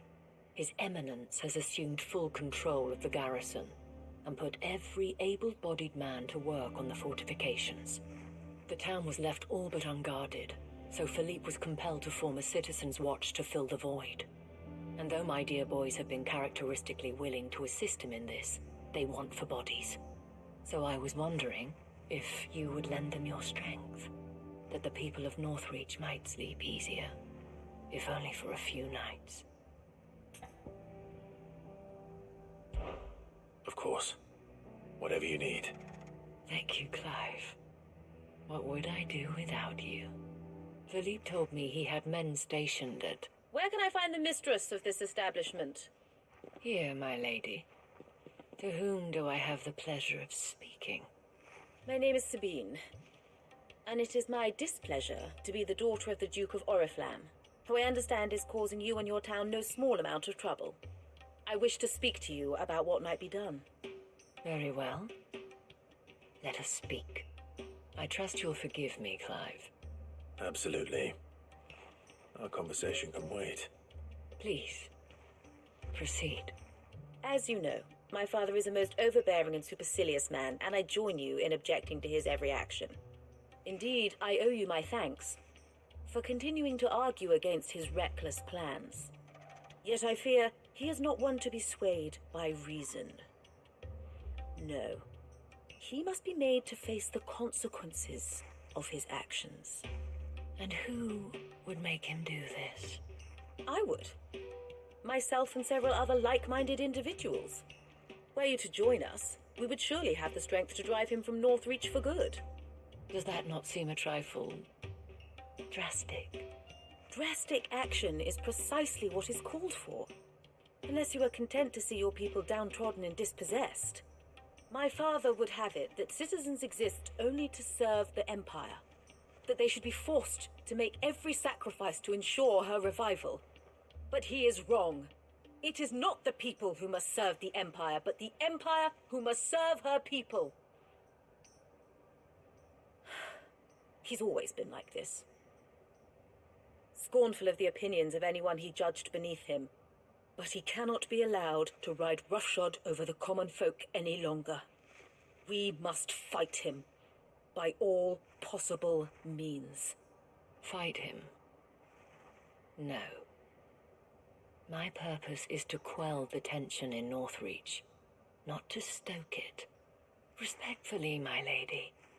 Our only chance of saving this town depends upon every one of us uniting against our common enemy. Your father and his followers included. While I understand your frustrations, I cling to the hope that he may yet be won round. False hope, I assure you. But I see that your mind is made up. I shall bother you no longer. If you will extend me the same courtesy, I bid you good day. She certainly has spirit. Indeed.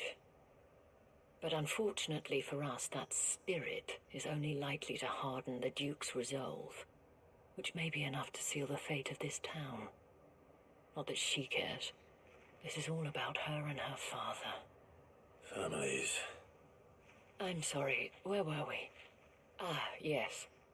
I was about to tell you of Philippe's plans for the town watch, but perhaps it's better that you heard them from him. I believe he's in the market, if you'd be so kind as to seek him out. Right away. It's just a pity I cannot join you. I'd like to see the two of you in action together.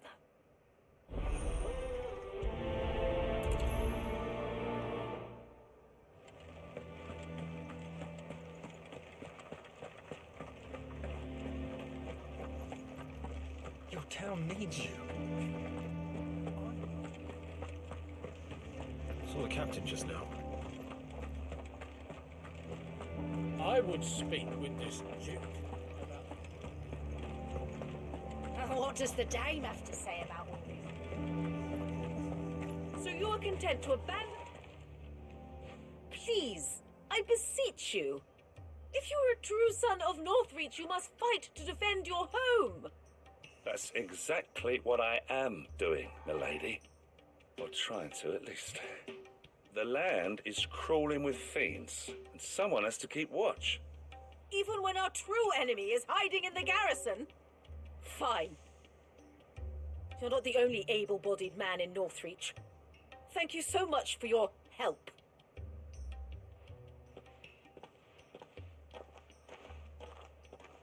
She cornered you too, then? Could hardly get a word in edgeways. Like father, like daughter, eh? She made an uninvited appearance at the Vale earlier, hoping to convince the Dame to join her in fomenting rebellion. I bet that went well. Her ladyship seems to have a way with people. Anyway, what brings you here? Our mutual friend thought you might welcome some help. Oh, she did she? Right as always. In fact, you're just the man. We've had some reports, you see. Sightings of, you know what. They're back. Seems that way. All over, too. We haven't been able to confirm anything yet, but if you're willing, you could go and see what's what. Right. Where should I look? You know Grieger's Weep? One of the sightings places them somewhere on its shores. I'm on my way. Thank you, Clive. I'll look into one of the other sightings. Let's rendezvous back here later.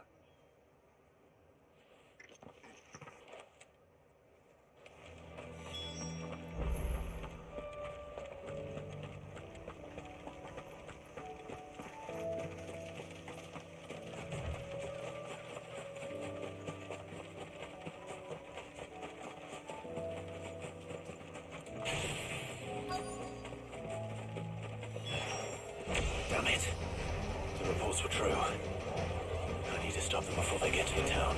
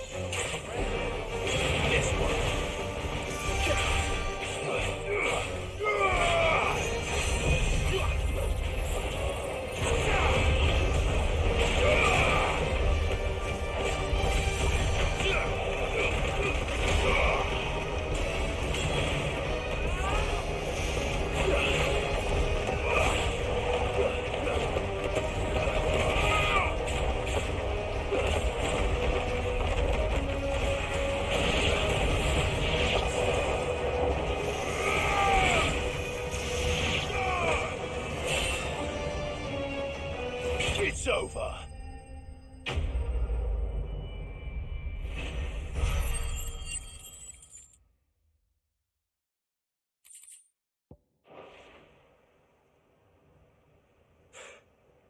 Call that a test, Ultima?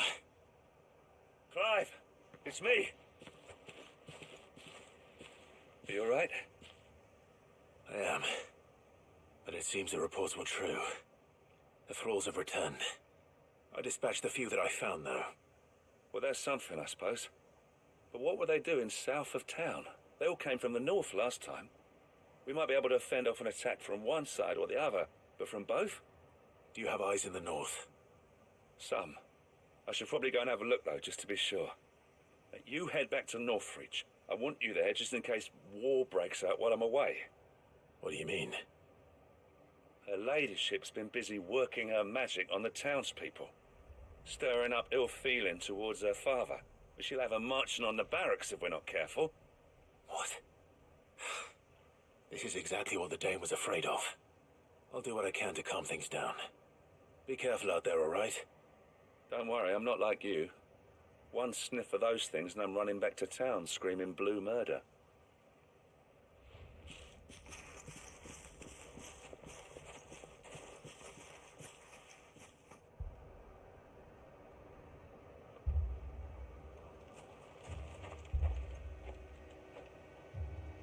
Do you not see, Father? The people of Northreach have given enough, and only a fool would ask for more. Listen to me, Sabine. Where would our people be without their country, hmm? The Empire is their sword and their shield. It is she that ensures they can live without fear. And now she teeters on the brink. Without their sword, how will the people fight? Without their shield, how will they protect their kin? Can the unarmed stand against the advancing hordes? No. But there is yet hope. A new shield, a new sword. A new empire. We can rebuild Sanbreque, just as Great Kriega wills it. Perhaps we could, Father. But we don't want to. Not if it is built on the broken backs of the people. Please, let us not quarrel in the street. You must see that no good will come of this. Our fight is not with each other, but with the threat that draws ever closer to our gates. A threat that your sword has yet to rid us of, Your Eminence. You will hold your tongue, whore. You may have filled my daughter's head with your heresy, but I will not be corrupted. Corrupted? Your daughter's opinions are her own, as you would know if you had ever deigned to listen to her. At least I hope they are your opinions, and not posturing born of a family feud. Northreach deserves better than that. Northreach deserves better than you, Carla. Yes, I know who you are. The slut of Twinside who bedded a Branded. Jealous, are you? That a woman might choose a bearer over a pious man of Griega. Clive! I met a swarm of thralls coming south from Oriflamme. Hundreds of them. Too many to count. Oh, fuck. No. Work on the fortifications has scarcely begun. We will retreat to Caer Norvent and there make our stand. Did you hear me? That was an order. While this is but a heartfelt plea, let us make our stand here and protect our homes. Protect those that we love. Together, for Northreach!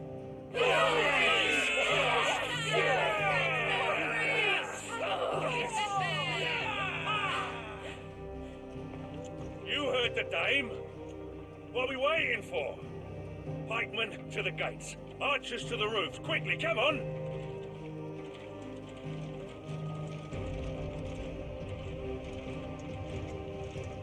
But she is but a common... Whore, yes. And we'd follow her to the gates of hell.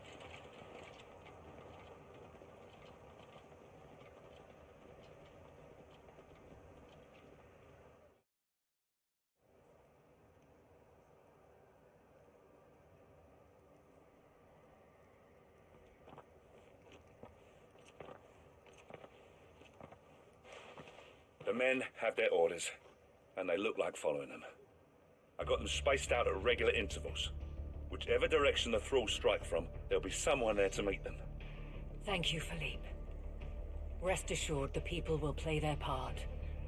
The herbalist has donated her stock of medicines to me. Should any of your men be injured, take them to the Vale. We'll see to them there. Thank you, milady. I will. I'll play my part too. You still want for numbers. Unlike the enemy. I only hope I can go some way to evening the odds. Philippe, can I leave the south in your hands? I doubt the thralls by the lake were the last of their number. Of course. I'll lead a party down that way so we don't get taken by surprise. What about you? I'll make my way up the road to Oriflamme. I fought a few of these things. And while I can't promise to hold them all back, I should be able to thin the herd. All right. But take care. Thank you. Both of you. You can thank us when it's over. Till then, madame.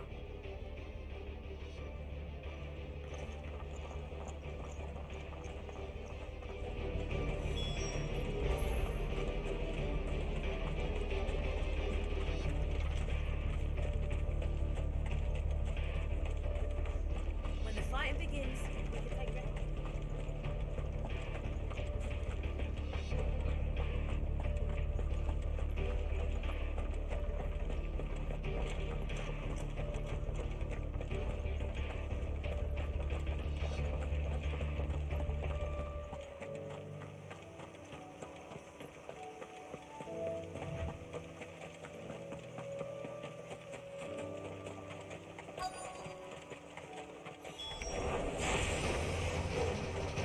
There are so many of them. Not for long.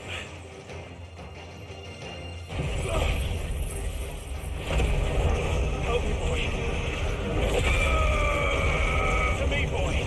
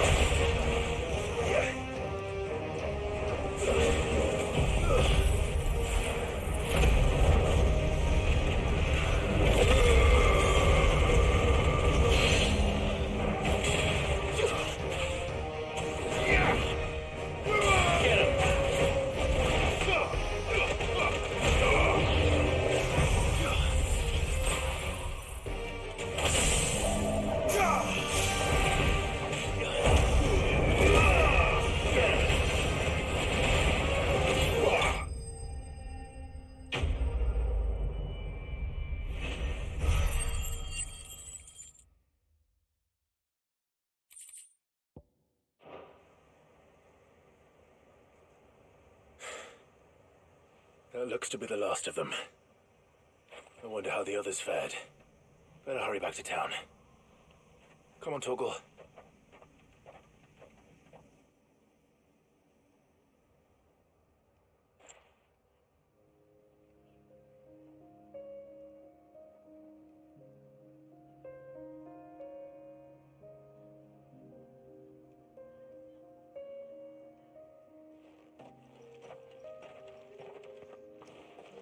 Clive, it's good to see you. And you. The road to Oriflamme is clear. How did you and your men fare? Well, we ended up fighting for our lives down by the lake. Took a few nicks, but nothing the girls of the Vale can't put right. Glad to hear it. Well, it seems we've survived. For the time being, at least. I thank you both for answering the call. You were right. And I was wrong. About everything. I had thought that the only way to unite the people was under the banner of Empire. That without a strong hand to guide them, they would drift apart. To be borne hither and yon by the eddying currents of fate. But you brought them together. Not by force, nor by the exercise of goddess-given authority, but by simply being one of them. By knowing what they feel, because you feel it yourself. Our purpose was ever the same, Your Eminence. You were merely distracted by a loftier vision of empire and glory, while our eyes beheld matters closer to home. You have the right of it again, as did you, Sabine. His radiance said it himself. Sanbreque is naught without her citizens. I forgot that, and I am sorry. I'm sorry too, Father. I should never have taken things so far. I only wanted you to understand how the people felt. How I felt. But my anger got the better of me. Do not blame yourself, my dear. This was my doing. I should have listened to you. To all of you. Your Eminence, your Ladyship, I do not doubt that you came here with the best of intentions. But I believe the same could be said of us all. We all want safety, security, prosperity. Not just for Northreach, but for the entire realm. And we may yet achieve it. If only we work together. Will you join us in this? Yes. We shall. Thank you, Your Eminence. Now that that is settled, I must go and see to the wounded. The Vale's doors are always open to any soldier in need of relief. And today there are more than ever before.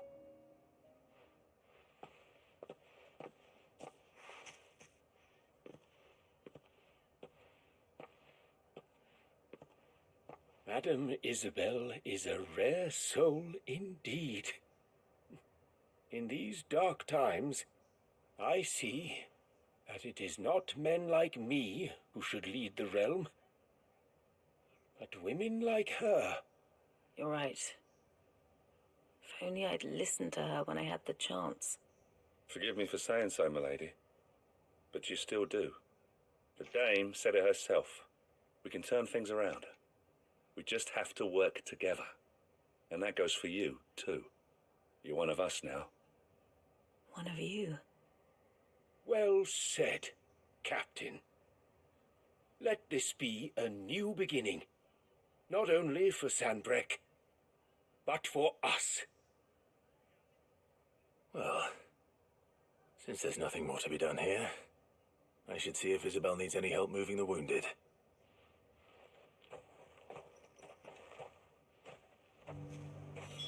Did we get you anything?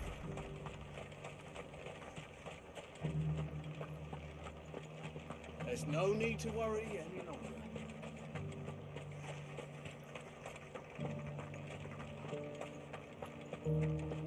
did it! This the last one?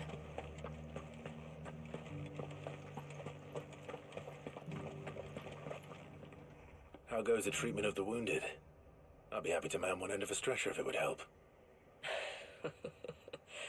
You've helped quite enough for one day, Clive. Thank you. Don't mention it. Oh, but I must. After all you've done for this town, it is the very least you deserve.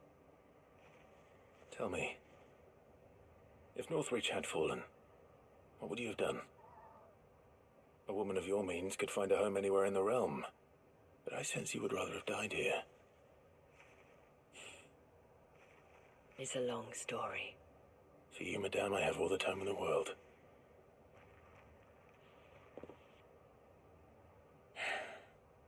Very well. Long ago, I had a life in the Crystalline Dominion. I was Carla then, courtesan to the nobility. So sought after was I that it was only they who could afford my time. Alas, those halcyon days were not to last. For naive as I was, I fell in love with a bearer. He was my master's guard, the gentlest man I have ever known. After they discovered us together, he was whipped bloody and forbidden from ever looking at me again. And so we fled. Not that we had anywhere to flee to. We wandered, aimless and starving, half dreading, half praying that the next day would be our last. Until we found ourselves here, in Northreach. It was the Vale that took us in, that fed us, clothed us, and healed our hurts. Those that could be healed, at least. My love was already too far gone. He passed away. He did. Not long after we arrived. But at least we were able to share a few moments of peace before the end. It was the greatest gift I have ever received. But the generosity of this town and her people did not end there. The men and women of the Vale supported me through my grief. Shared in it, though I was still a stranger to them. They treated me like a sister. And so I swore that I would always do the same. That I would return the kindness that Northreach showed me. That I would repay my debt to the Vale.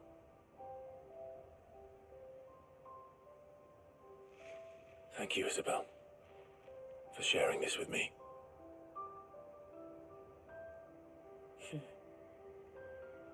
You're a lot like him, you know. Perhaps that is why I have such a soft spot for you. Never stop fighting, Clive. And I shan't either. I know that it will not be easy to keep Northreach together. But our efforts will be rewarded. Just look at us now. The people, the soldiers, even the Duke of Oriflamme and his daughter, all united in defense of this town that we have come to call our home. And what of you? Can we count on your support too? Always.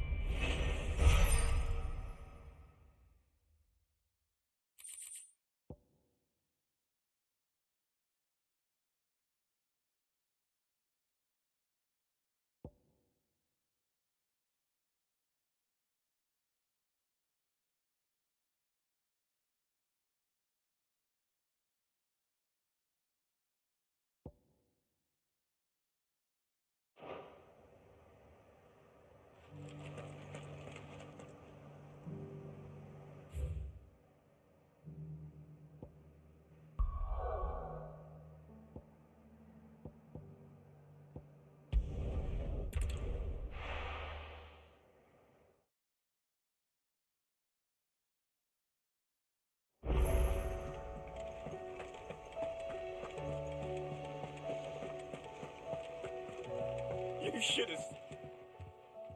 Welcome back, Sid. Welcome back, Sid. Yes. Welcome back. Trip wasn't too much of a pain in the arse, I hope. Truth be told, it was me who suggested roping you in to help with the trial.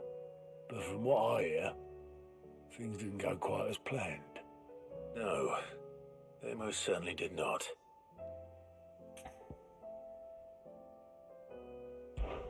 Ember lost his nerve in the face of a beast of prey, but he didn't lose heart. He pressed on, and he achieved his aim. And is that not what we ask of our scouts? Indeed it is. Thank you for your honest appraisal, Sid. The fact remains, however, that Ember will not always have a battle-hardened warrior on hand to pluck him from the jaws of peril. All I have gleaned from this trial is that without someone watching his back, Ember is little more than a liability. Wait, Sergeant. Ember still has much to learn, it's true. And this time he was found wanting. But I'd say he's due a second chance, nonetheless. After all, he did do as you asked. With a bit of hard work, any hand can be made to hold a blade, and any mind can conquer its fears. But a scout's nose is different. You've either got one, or you ain't. And by sniffing out that log, young Ember here has shown he has a conk and a half. Wouldn't do to waste it now, would it? Fine. One more chance. I'll do whatever you ask. I'll spend my days and nights in the pit if I have to. I'll show you. Just you wait. Daft as a brush, that one. But his heart's in the right place. Just like someone else we know. And if you ask me, we've been leaning on him for far too long. About time the curse breakers took some of the weight off his shoulders, I reckon. You couldn't hurt. Just don't tell Gav I said so, will you? I won't have him thinking he's been hard done by. Next thing you know, he'll be asking for a day off. Chance would be a fine thing. Back to work. Forgive me, Sid. This did not play out as I expected. Things really do these days. But that's why we need men like Ember more than ever.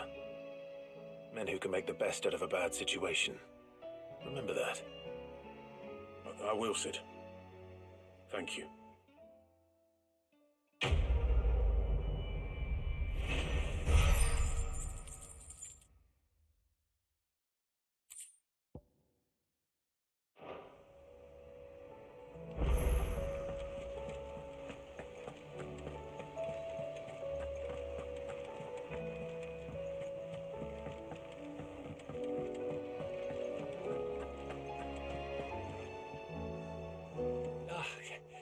You alright?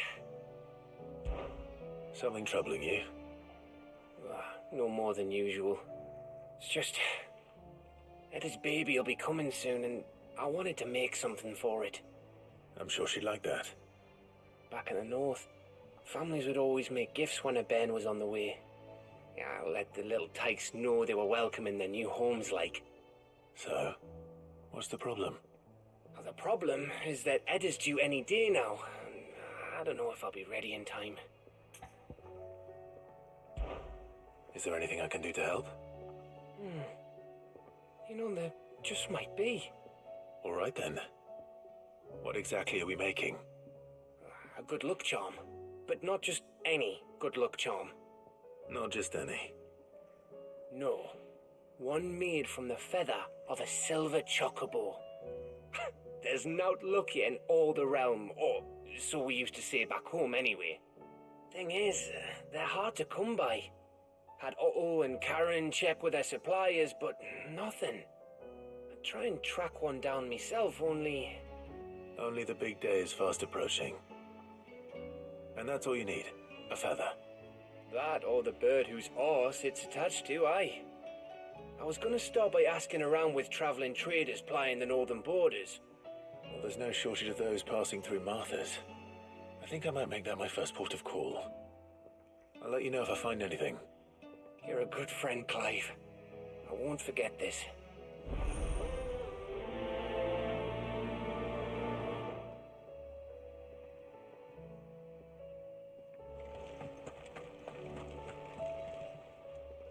Clive.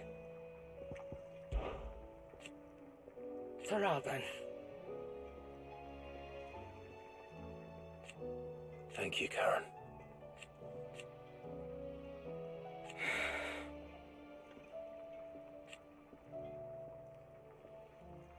You can do this too. If you're gonna buy some, be quick about it. It'd better all be here. You're rubbing me blind, you know.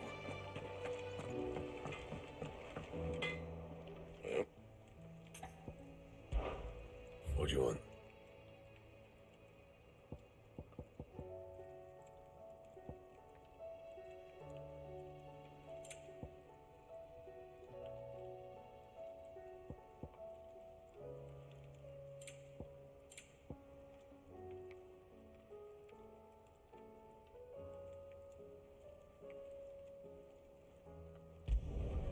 No scratches, all right?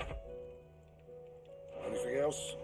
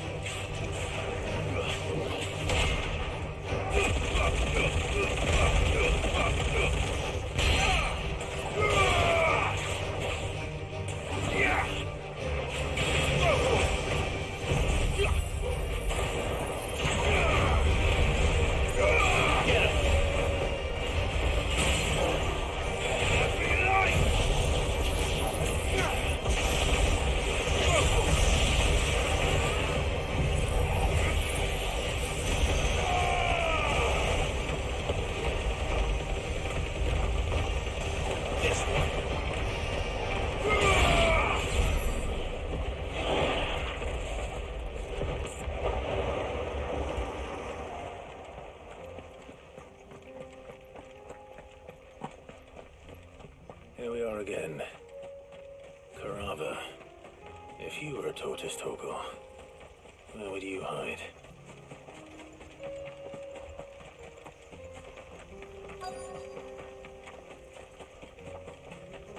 Have care.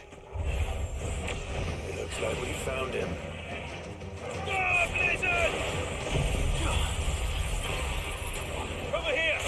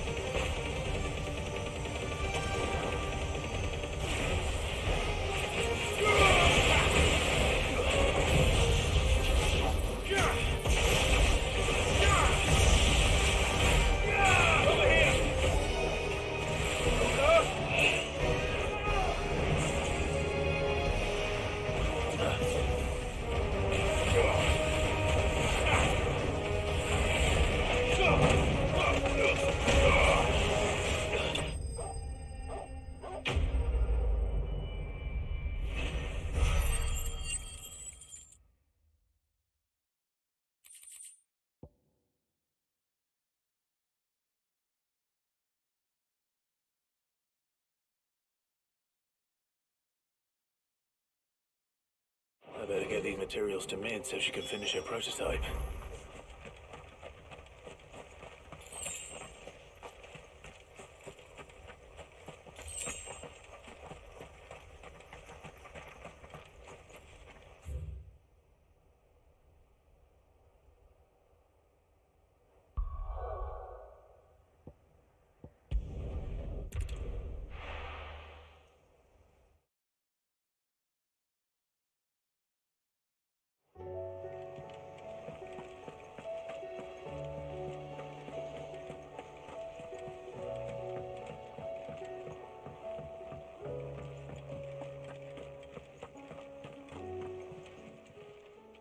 How may I help you today, Clive?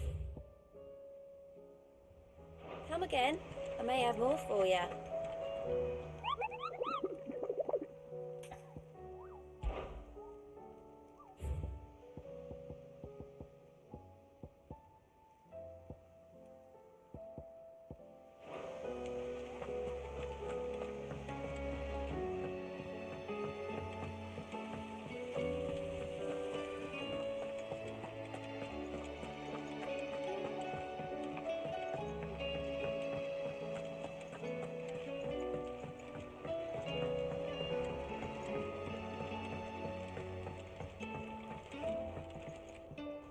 Mid, tell me this is all you need.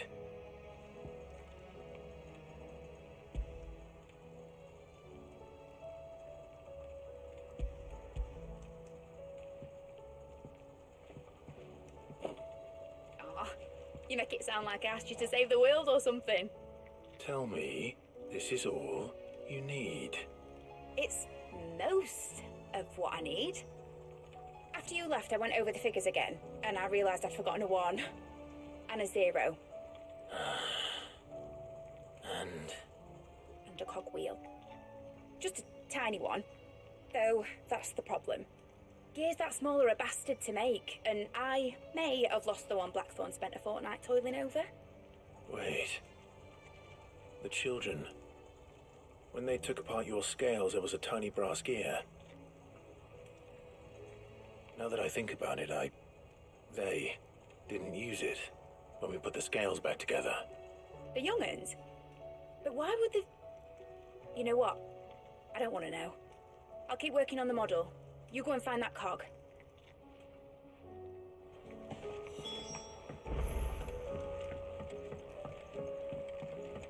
Has Midadol mentioned a new project yet? Sid! Is Mid still hiding from us? She wasn't hiding. She's fine. She's just busy working on her next project. A new invention? What is it? What is it? Is it an airship? I bet it's an airship! Do you think she'll let us help? That just so happens to be why I'm here. She needs something special, something only you three can provide. A brass gear. A tiny one. One that might fit on, say, a set of scales? Oh, the one you forgot! We remember! We saved it, just in case. It's in the bag of bits. Since your lesson, we've been disassembling, then reassembling everything we can find. All the pieces that are left over, we keep under our beds, just in case. That's good to know. Look! I found it!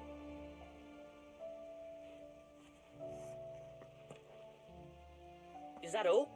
Just the gear? We have more parts if Mid needs them. That's all for now. But I'll let Mid know about your hoard. Just in case. Thanks, Sid.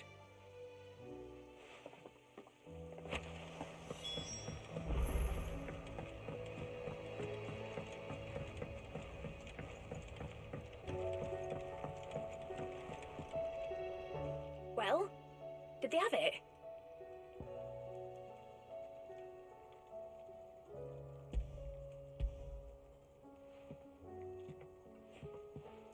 They did. And they kept it somewhere nice and safe. Will it work? Will it work? He's perfect! You're a genius, Clive. What exactly are you going to use it for? Only the most important job of all. The wings aren't going to move on their own, but with the right cog in the right place. Well, you just wait and see.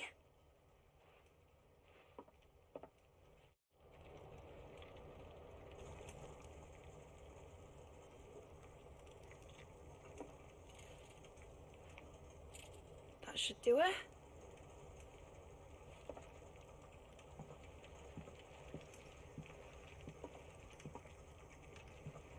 Here goes nothing.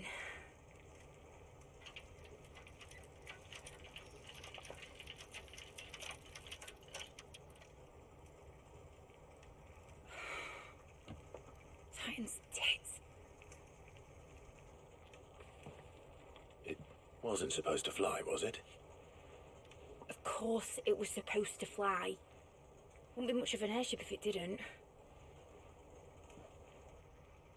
Honestly, these bloody engines are driving me mad. I was so sure this would be the day she soared. The Mithril engine was made to make dreams come true. But maybe this is one dream the world's better off without. Show folk had to take flying. It won't be long till they're raining death down on each other. People will lose their homes, children, their mums and their dads. Like I lost mine. I'm sorry. So am I, Clive. So am I. Sorry that I have to choose. Do I follow my head, or do I follow my heart?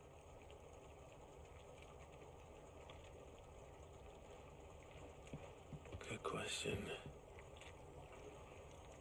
The first time I stood on the deck of your ship, felt the wind in my hair. It was like I was flying.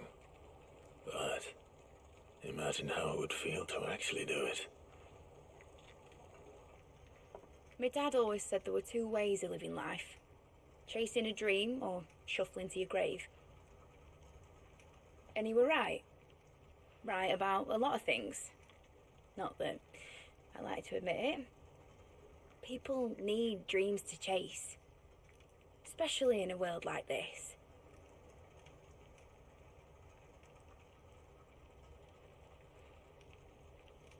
Right. When this is over, I'm gonna take all my Mithril engines to Zemeckis and sling them over the edge. I won't have my dream end up turning into someone else's nightmare. But all that hard work... All that hard work will not be used for war, Jamie. But it isn't like it'll be gone. Tell me, Clive, have you ever been on a treasure hunt? Not since Joshua and I were boys. Why do you ask? Because I'm going to bury the engine schematics and leave behind a little riddle telling people where to find them. A really hard one, so that only the most dedicated dreamers will ever be able to work it out.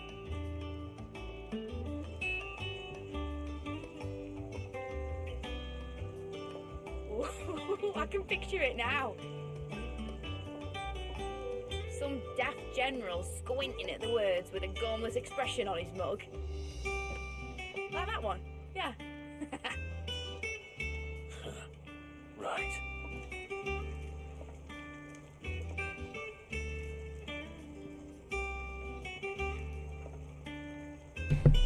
What's going on, dude? You were right about a lot of that. What else is new, huh? If I'm putting this engine at the end of a treasure hunt, I'll still need to make it a treasure worth hunting for. Won't be much of a prize if it couldn't even make a toy boat fly after all. My dad always said, dream big. But it ain't the size of a dream that's important, is it, Clive? Only that it's a good one. And I reckon I've got a fair few good uns left in me. I'm sure you do.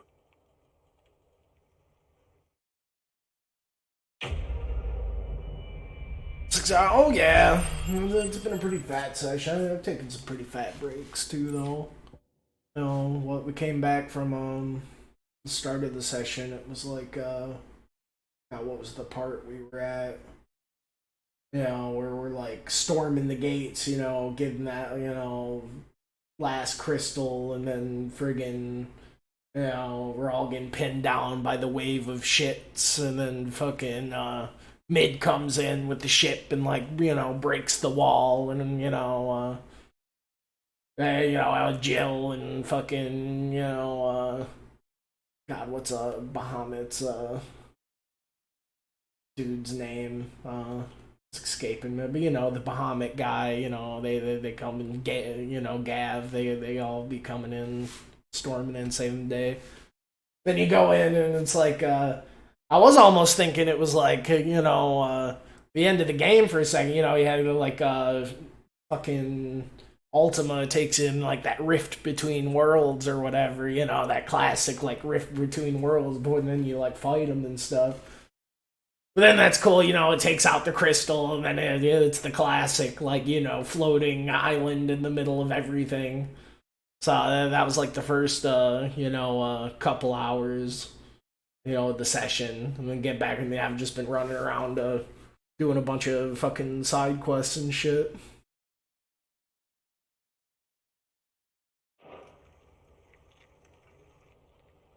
Which is cool, you know, a lot of ones like rounding out like a lot of the characters, like stories and stuff, you know, passing the torch, and you know that one with Torgal going back to the island, that one was really nice. That one just there with Mid, you know, and like her airship, it was just like getting the airship schematics going. She realizes the world's probably better off without it. That's pretty sick, you know. Going to all the towns, you know, that you kind of, like, you know, have been, like, big, you know, like the shit with Quentin and, you know, the Northreach and the, you know, all the, like, the final, they'd be giving you, like, the memory stuff, you know, that goes into the one place. Still got a fistful of them. Definitely, I mean, I definitely haven't had any problems with Gil the whole game, but I also haven't really been, buying any of them, like, 40,000 fucking one things. I don't know where it says my Gil. I think I have over 100,000. It's a 163. Yeah, I've been, like, upgrading my equipment. Well, I just got the thing, God, what was it, yeah, this thing, the Sons of Ouroboros. Oh god, the one quest with, you know, Blackthorn in his town. And he, like, you know, rekindles the vibes with the fucking, you know, the one dude. And, you know, they both, like, share their secrets. And, yeah, they're total, like, some fucking Brock and Sindri motherfuckers, I'm sure we'll be fine.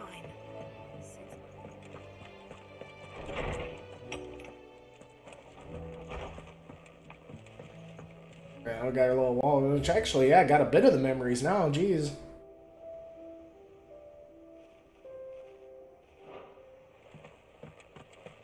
But yeah, no, the quest, you know, best, like, side quests, I'd say, again, you know, they're definitely a different flavor, but I'd say just as good, if not better, than, like, you know, fucking Yakuza. I don't know, it's tough to say, because, you know, it's tough to even imagine Yakuza without the side quests, but, you know, for what the game is and everything, you know, I'm usually like, you know, I don't even like doing side quests because it's like, you know, it makes me stronger and I fucking don't like being stronger.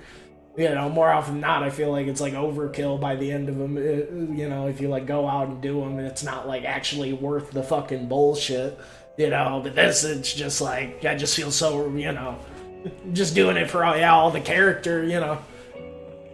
Because usually, you know, I'll do the side quests into the game until I start rolling my eyes and be like, oh yeah, that was worthwhile. And there was like never a moment in this game, I feel like, where it was just like, I definitely got like a little bit to munch on out of every single one, for sure. Yeah, but still, I don't know, we're gonna end up getting this shit. It seems like there's a bunch of stuff. The Goddard Damarung is quite the fucking name. Or Goddard Damarunge or whatever, I don't even know.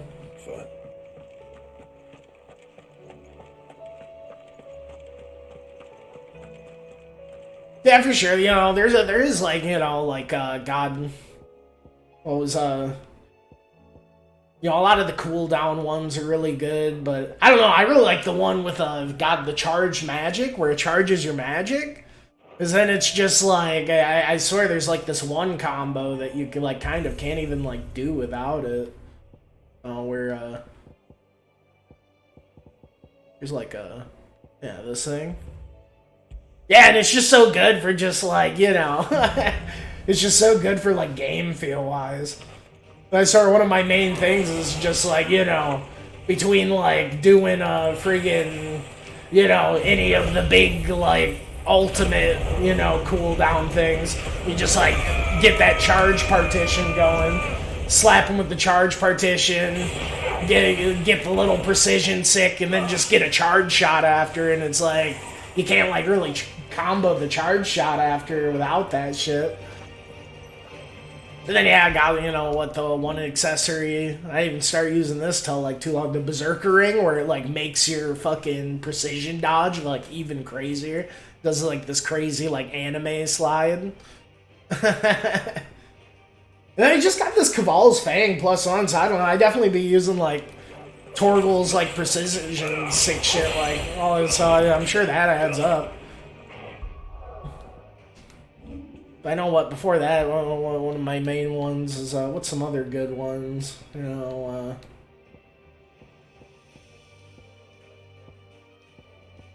yeah, honestly, unfortunately, a lot of them are pretty boring. Just like, you know, a little bit percent attack, a little bit of this, a little bit of that. Really, yeah, it seems like, you know, can't go wrong with the cooldown time.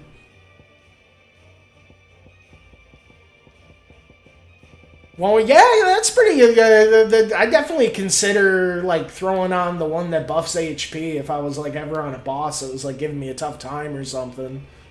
Because 500's no joke. You know, for sure. But I also never really feel like, you know, that I'm, like, about to, like, I never really feel like I need it. But they definitely, you know, they've definitely had a couple of shit that's, like, really ramped it up, though. So, you know, you never know. The day might come. Because I could imagine, yes, if you're ever at the point where you feel like you're getting one shot left and right, that extra 500 could definitely be a godsend. For sure.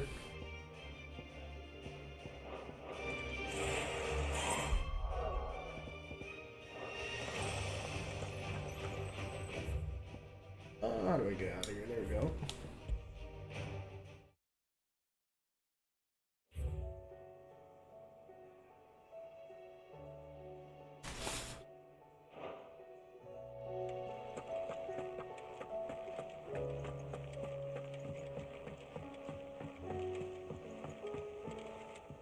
Yeah, it's definitely like, God, what was it, yesterday I finally fucking got game overed for the first time. Friggin', I was like going into that one place in, you know, the Ashen territory, like storming the gate, and then you go and take a left and it's that friggin', God, he's like, you know, right over here, the fucking,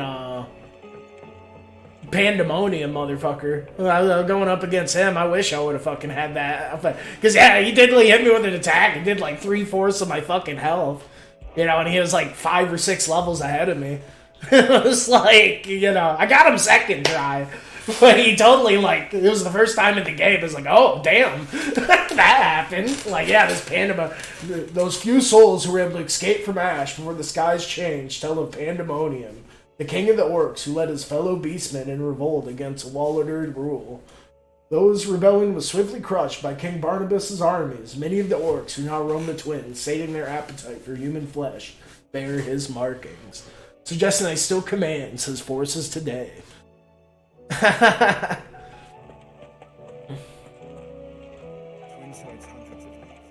You know, definitely it's one of those things, I do think if I played the game again, one thing, I just feel like all of, like, I feel like the game should have limited, like, how many of, like, the crazy, like, ultimate, like, summon class shit you can do. You know, just the fact that you can have, like, the Flames of Rebirth, the Diamond Dust, the Aerial Blast, the Judgment Bolt, and the Giga Flare, like, all in one is, like, kind of fucking stupid.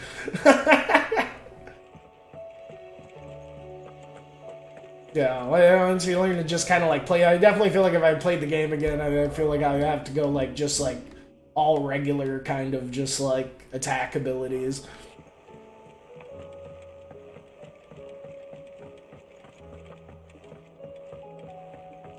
This is, once you learn to just, you use, like, your aerial blasts, and you got, especially when you get Shiva. You got aerial blasts and, like, Shiva and friggin' Ramu for taking out their shield, and then you just fucking lay into them with a... But even then, it's definitely the game's just, as long as you keep moving and shaking, attacking, and dodging around, and, hitting them when they're down, As long as you kind of just, like, keep refining that process, everything kind of goes down the same way, and you're just going to kind of get better and better at it,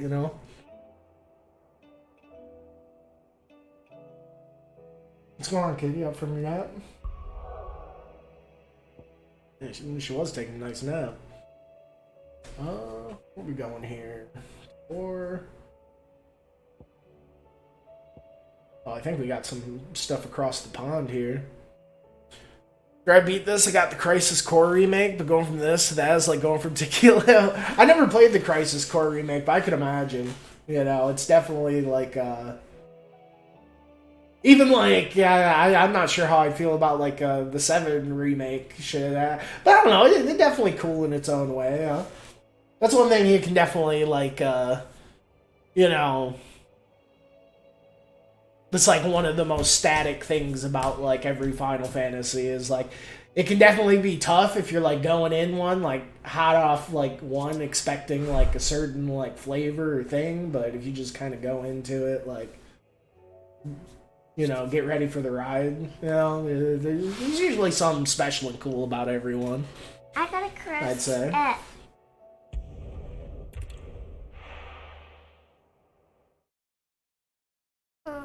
Probably your game. Yeah, definitely. I've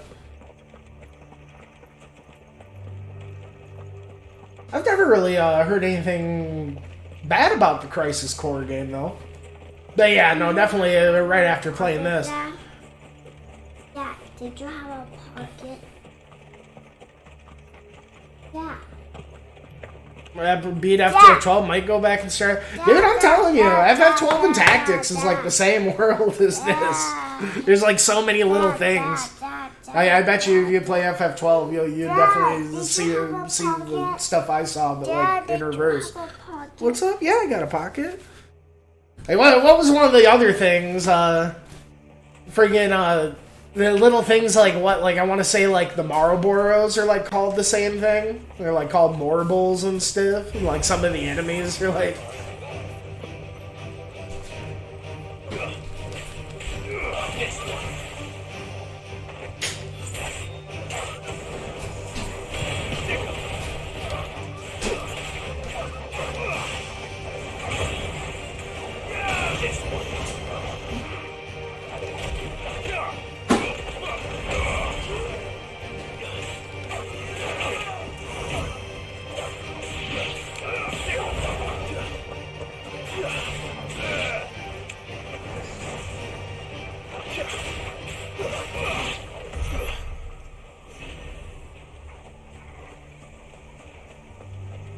Because, yeah, no, there's, like, just, like, a couple of, like, major vistas where it's like, man, I totally seen this shit before. I'm pretty sure, yeah, it was, like, FF12 or whatever.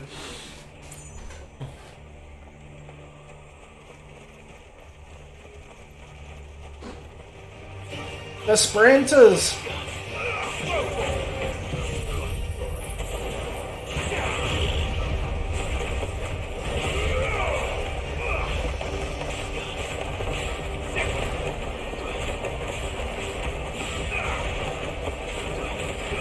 But yeah, no, especially after playing so many, like, RPGs this year, where, like,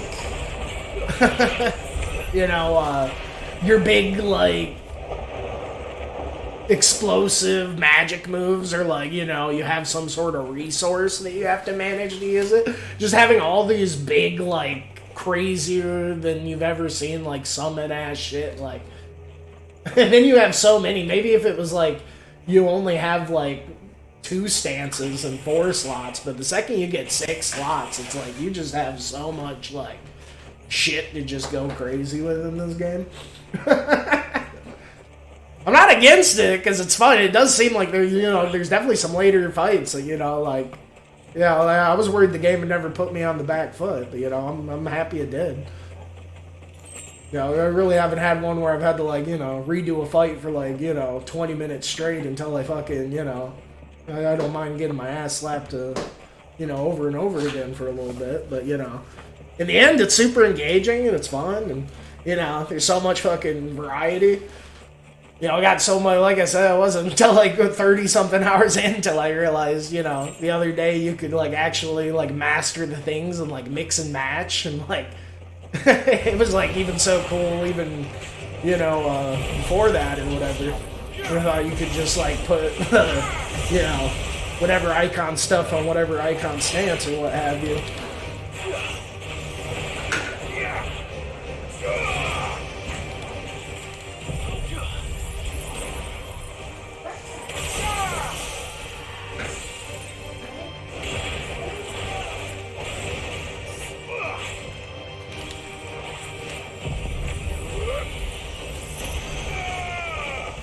Oh jeez, I didn't realize I had friggin' potions out instead of Torval.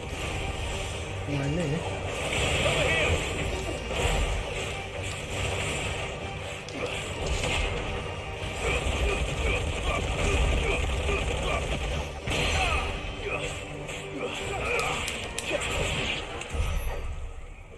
You ever play any of the Tales series? Oh yeah, Tales were like my big conformative. JR was getting like Tales of Symphonia after reading like fat article about it in Nintendo Power when I was 11. Like Tales of Symphonia was like my like how like FF7 was like the big JRPG that like made a lot of kids like fall in love in our generation or ever. Tales of Symphonia was definitely because I was a Nintendo kid. That was the one that eventually got, yeah, Tales of Symphonia changed my fucking life. I beat that game like at least 9 times with like different buddies and stuff, you know, playing co-op, you know, over different summers and stuff. You know, God, the fucking Tales of the Abyss, the fucking Vesperia, fucking Grace's F, fucking. I haven't played Tales of Arise, the newest one. I played a lot of them. The Tales series is definitely like, yeah, my first kind of JRPG love or whatever. Come on, run like the wind. I wouldn't be surprised if they took a bit of notes from the Tales of Arise or whatever. It definitely feels like this game would be taking notes from like a lot of other shit.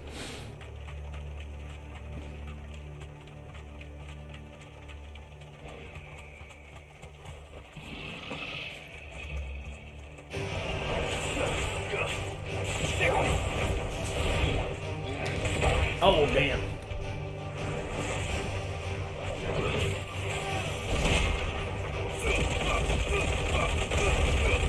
Trying to get into the cool guy stuff now.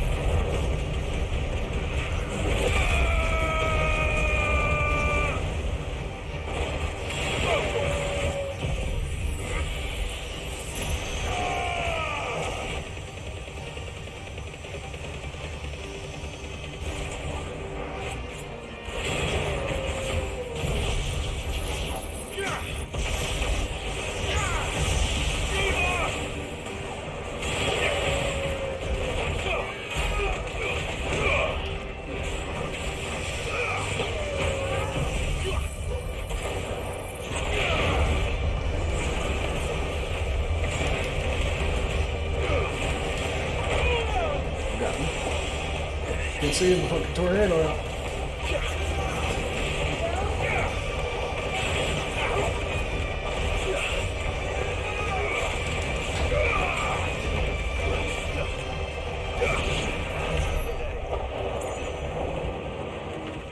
Yeah, no, the charge match is so good for just getting those little like pot shots between the combos and stuff.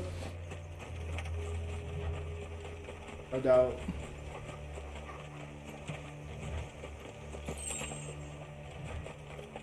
Yeah, Tales of Symphonia is so crazy. Like, you know, that was probably one of my favorite things. Like, you know, going through all these Final Fantasies is like, you know, being a Tales kid and just expect God, just seeing like, you know, when you play Tales of Symphonia, it was like such a like, you know, my first taste into so many like tropes and like, you know, cliches in the genre or whatever, but it felt so fresh because it was my first one.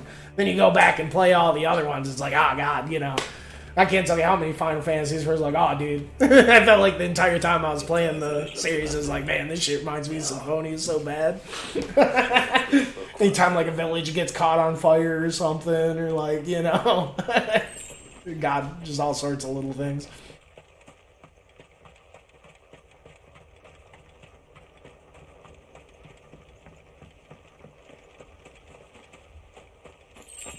The late game, like town in the north in the snow, you know, infiltrating the friggin' like lab base shit, friggin'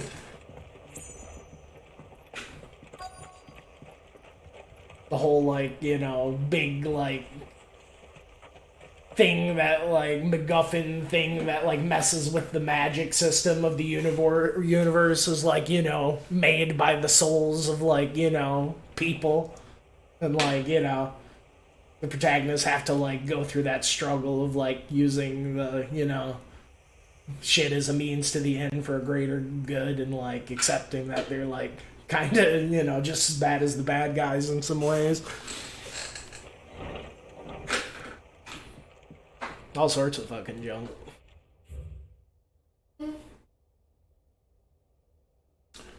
White of flower and black of root, the latter of which gives out an inky gall when cut or crushed. The tribesmen of northern storm prick their skin with the oaken needles soaked in such, drawing curious patterns about their arms and legs in honor of their heathen gods. The gall is passing toxicate, that a single drop taken by mouth may result in cramps most painful for 5 days and 5 nights, or if applied to a wound, certain death. Should a slip of the needle into young warrior's life, it is said that his skin print failed to find favor among the heavens. His interests were certainly varied. The Moogle. The folklore is fabulary. No spirit or sprite appears more often in Velician folktales than the humble Moogle. They occasionally painted as mischievous souls akin to pixies or imps. Most stories depict them as clumsy yet congenial spirits who delight in helping mankind with their daily labors. They are said to have sweet tooths, leading to the common superstition that one must not leave cakes or other sweetmeats uncovered overnight, lest naught remain but crumbs come morning. In appearance they describe as being covered head to toe in soft white fur, excepting the small dark wings by which they are somehow able to take flight. Brightly colored pom-poms that protrude from the tops of their heads. Yet there is one detail regarding the Moogle that most find more remarkable than even the orb that tops its brow. The fact that the creatures actually exist. Preposterous, I hear you cry. Everybody knows that Moogles are the stuff of legend. Oh, I quite agree, but every legend has its basis in truth, and in the case of the Moogle, the fact may not be so dissimilar to the fiction. Ancient bestiary lists the white mole whose feet do not touch the ground among the beasts of the realm. And the illustration beside the name, why, is none other than the Moogle. Of course, it's true that creatures not known to still survive in the twins in the modern day. Perhaps their miniature wings carried them to other climes. Perhaps they were hunted to extinction. Or perhaps, just perhaps, they do still live among us, hidden away far from human view. Oh. They do exist! Everyone knows only main characters can see Moogles. Distance. 16, The Fall of the Bears? Emergence of the first magic of depths was widely heralded as a gift from the gods. Indeed, the title with which those with the gift came to commonly known as most likely the contraction of bearer of the heavenly blessing, the wording used by the tribunes of the time. Those born with the blessing were lauded as living crystals and granted high office and plentiful reward for their status as chosen one. Over the years, this reverence for their kind would become a full-fledged religion led by the bearers themselves, a development that would prove fateful. The divers nations of the time were unanimous of their disapproval of the foundings of the church. Authorities had for years welcomed bearers into positions of power in their own structure of state. They were mistrusting of an organization led by the bearers. For bearers, efforts were immediately made to chasten the church and its followers, banning members from holding office, evicting adherents from their homes, and breaking up meeting by force. The church responded by forming a volunteer army to resist this persecution, and yet it continued, creating a cycle of ever-increasing bloodshed and rancor, and a growing rift between those born with the blessing and those without.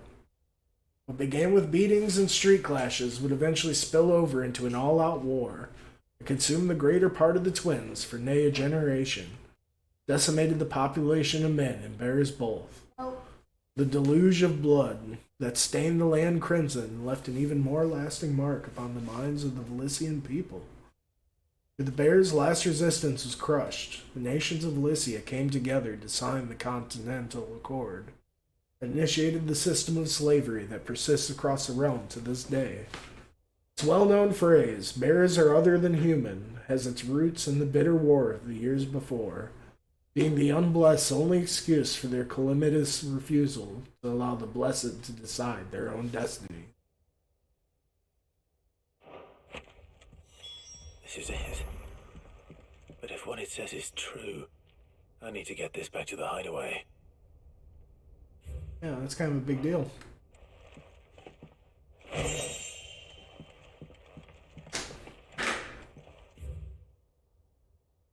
Tragic fire at Caer Norvin in 873. Subsequent depletion of our most highly practiced intelligencers. All mainland strongholds were instructed to redouble training in the clandestine maneuvers, improvised weaponry, and assassination techniques. Dispatch promising volunteers to Stonehere for inspection. This report details progress made by the stronghold at Garnduk in reinvigorating Waloed's ranks of esteemed intelligencers.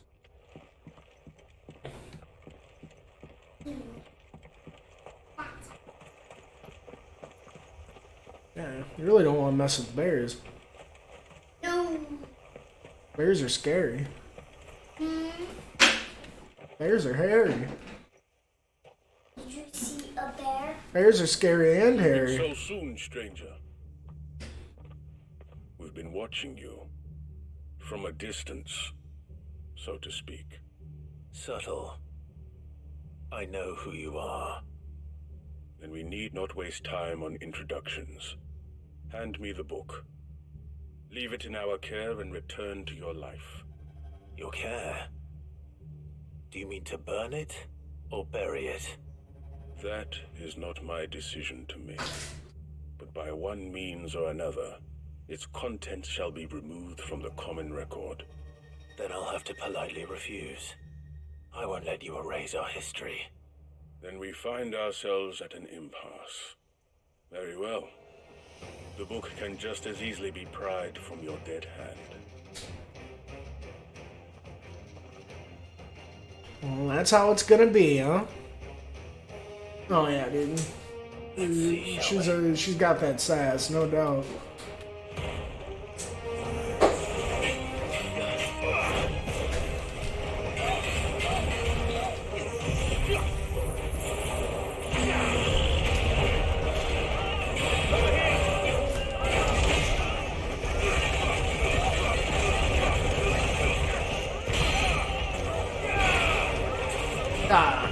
Oh yeah, we got him.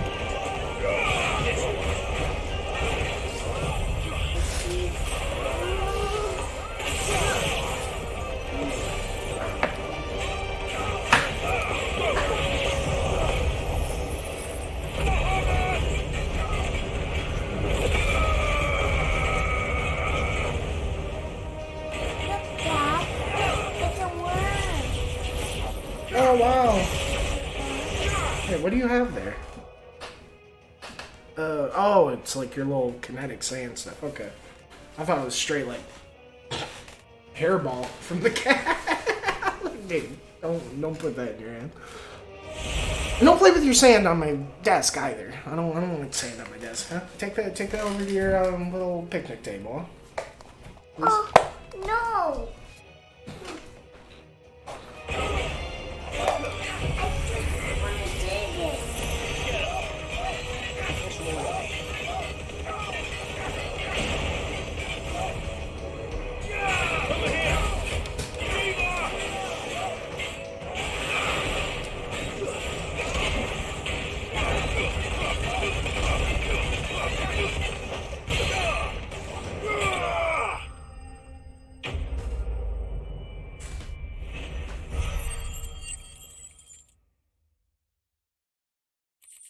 I just love parrying shit with that friggin' Titan flurry. It's just so JoJo every time.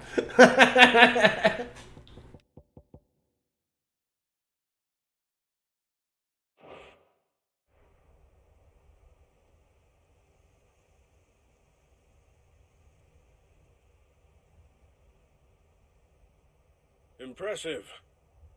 But we have other means. We shall claim the book yet. Why do you want it so badly anyway? It lays out in no uncertain terms the vanity and avarice of mankind. It tells the shameful history I'm very of the hungry. persecution and oppression of a gifted few by a giftless many. Would you say that this interpretation You're is hungry? Mm-hmm. Oh, jeez. I don't know. Can't find some candy. Don't. Well, you don't need candy. Your sword It doesn't might mean be you're sharp, hungry. but your wits are dull. So let me answer for Or you. some junk. There is no correct interpretation of history. That a series of events took place may be proved beyond a doubt. But there can be no single, immutable explanation as to why they came to pass. It is a question of numbers and of belief. If enough people believe that a set of events occurred for a reason, that belief becomes the truth. So you're trying to control the truth? We are trying to protect people from themselves, from knowledge that would bring them naught but pain. That is all. You may keep the book, for now. The world is small. We shall meet again. Until then. Wait. You don't want the smoke? No. Damn it. Everybody hit Dad. Let's get this back to Vivian. Perhaps she can explain what that was all about.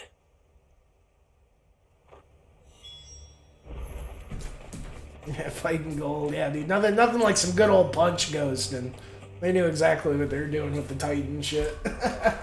Even the charge one's really cool too.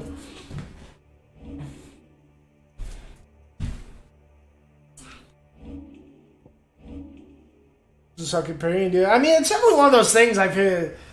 I mean, it's definitely not like, you know, the parry timing window is so huge compared to something like Sekiro. But I feel like it's pretty easy. It's like with, I don't know if you tried doing it with this move, but the whole thing, it says it like right in the description. One other thing that like took me a second to like kind of calibrate myself. It's not like most, because of the parry like mechanic in this game, it's kind of like the Hollow Knight Clash mechanic, where you like attack at the same time. You can do it with like regular attacks and stuff too. But like with this, it's not like the attack itself, it's like the little step forward he does. He does like a little step forward. And I feel like, yeah, that's like even easier to hit with that like than a regular attack, or like you know, when you do the semi-prime, like click in both the sticks and your like attack speed go, you just like parry in that form without even trying. You just like go nuts. You just like don't even worry about like getting hit. It's just like free parries pretty much, you know?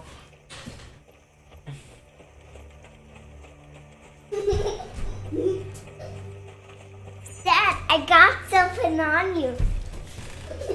Hey, what are you doing? Sticking him up there. You goof.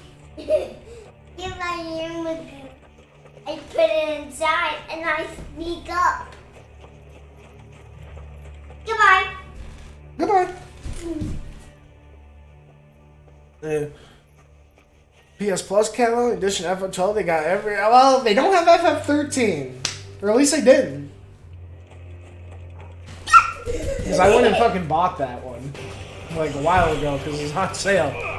It was like one of the only Final Fantasies I did have to fucking buy besides this one. Just so I'd have it in the fucking chamber for after this one. Because for some reason they don't have that one. Yeah, I guess I gotta get on Steam then.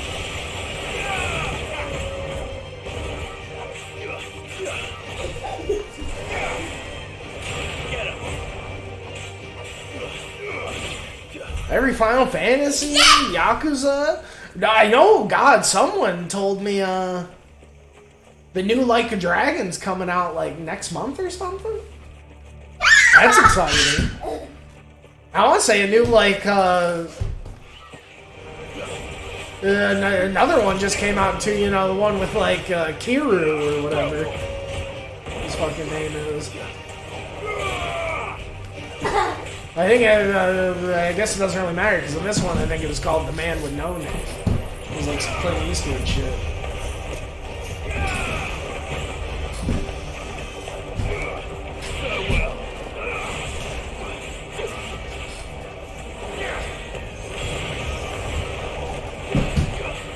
I want to say like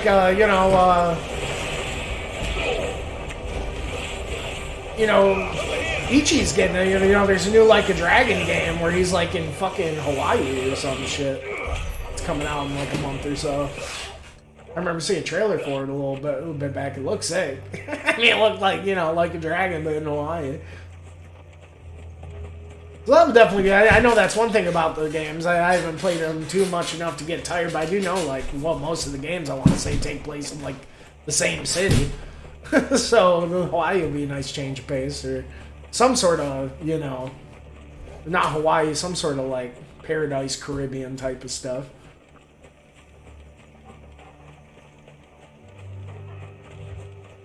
Oh, here we go. This must be the orphanage. Hopefully the registry is still here.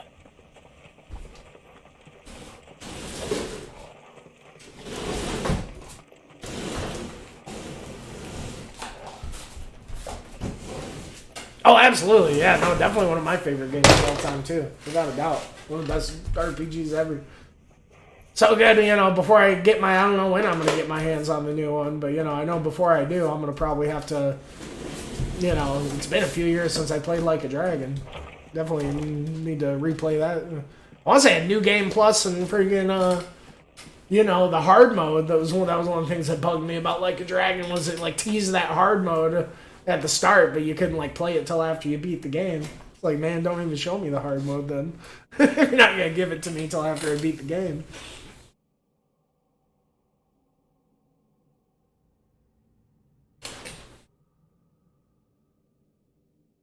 Live combat, what? Conditioning.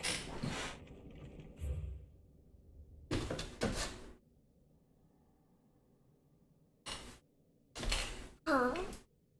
What is doing right? Disposed of. Herman wasn't exaggerating. The goods. It's a wonder he survived. But yeah, no, I'm just super happy that the whole Like a Dragon thing wasn't like a white. Like I really enjoyed the other Yakuza games I played. But it was definitely weird, Like a Dragon being my first one and then going back like, I'm glad the whole modern day Chrono Trigger or Earthbound shit wasn't just like a one-time kind of thing, It's kind of cool. The series is like kind of diverging with like two different protagonists or whatever, like two different genres almost.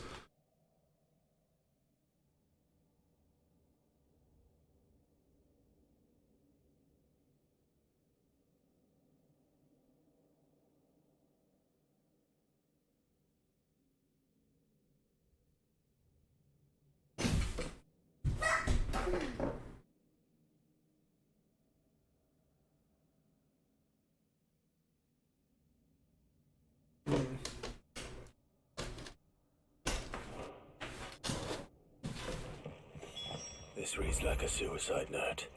Did the director go through with his plan? There's only one way to find out. Well, come on, kid. Quit climbing on me. I'm sleeping. Don't sleep between me and my chair. Please. Very love your chair. I love it. I love it. I love it. Jane, oh, okay. So yeah, a little bit more than a month, but yeah.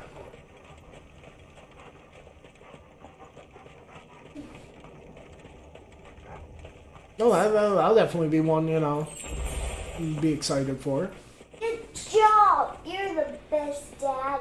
A forked white tree. Oh, this shit's half as good as This must be the place. you know, Like a Dragon. It'll definitely be a must play.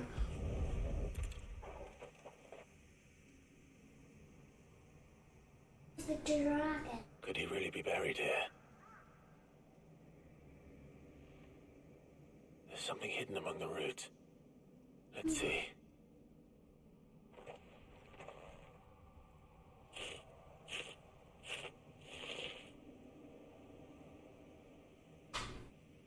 I love you. This must be the registry. Love too, kiddo. I need my hermit toy. Here. Thank you. Oh, jeez. Hmm? What? Oh, it's a little heavy. Heavy? Who's heavy? So many names. I love you. This place was a slaughterhouse. And where is the architect of all this misery?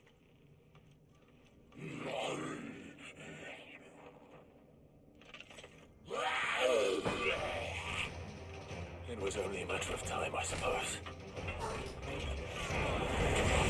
This place is cursed.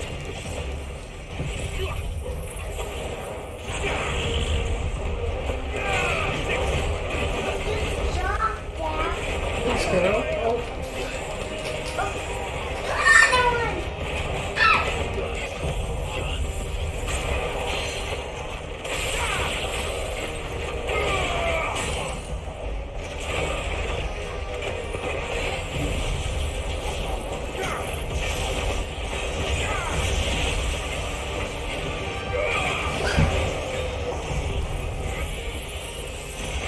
Oh, dude, crossing the beams, dude. Oh, dang, that. Come on.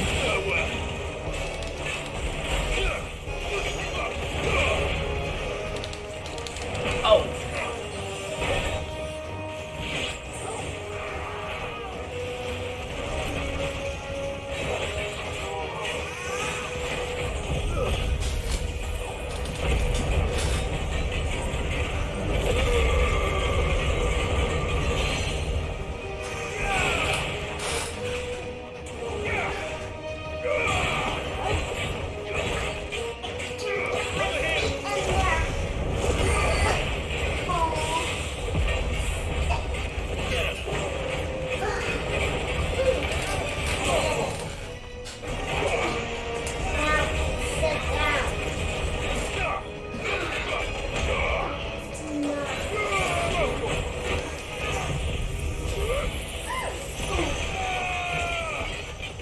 It's over.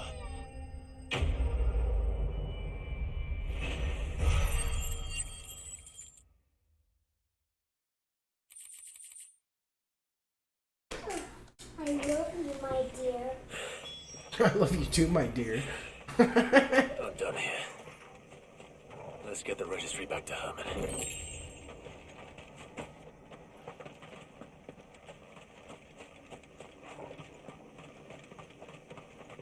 Love you.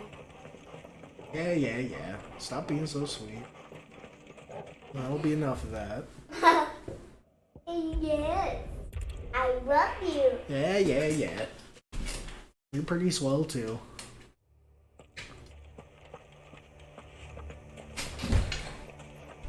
Doris is waiting for me near Balmung Dock. The longer she's out in the open, the more likely she is to be found by Akashic. I need to hurry. Jeez. Well, I think I'm going the right way. Caution, brother.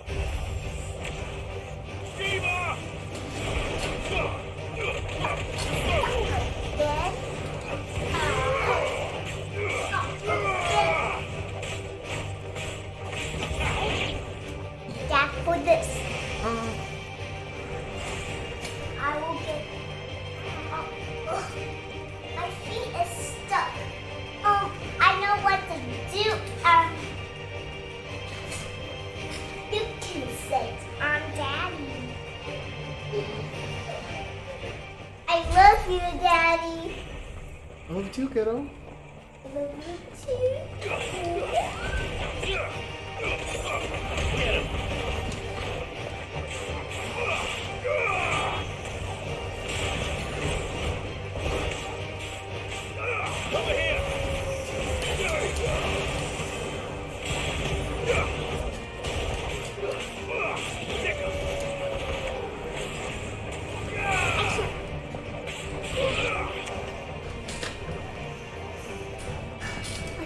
Oh, jeez. You have to get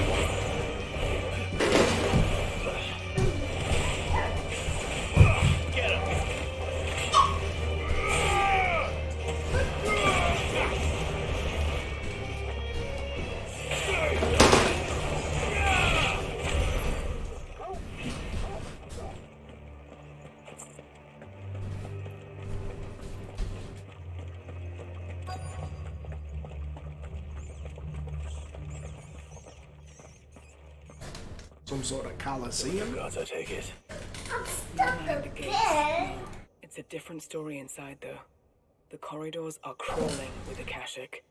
Most likely guards left behind when the wardens ran. If Chadwick was being held here, I worry that he may already be... Don't give up hope just yet. But let's move quickly. Let me check the ground floor. The ether's thickest there. I'll search the upper level. Good luck, Sid. Stay safe.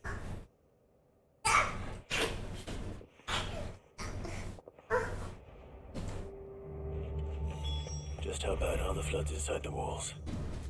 Bad enough to turn a bearer. I hope not. But risk... Sorry, Clive, were you saying something? Locked up tight.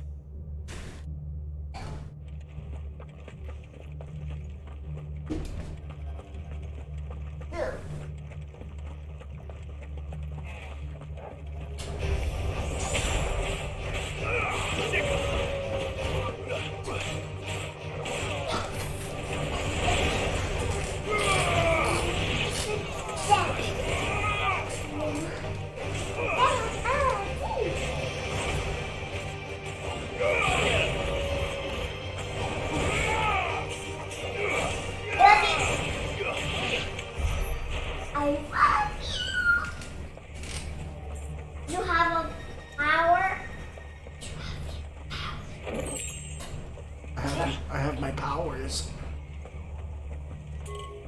Oh, that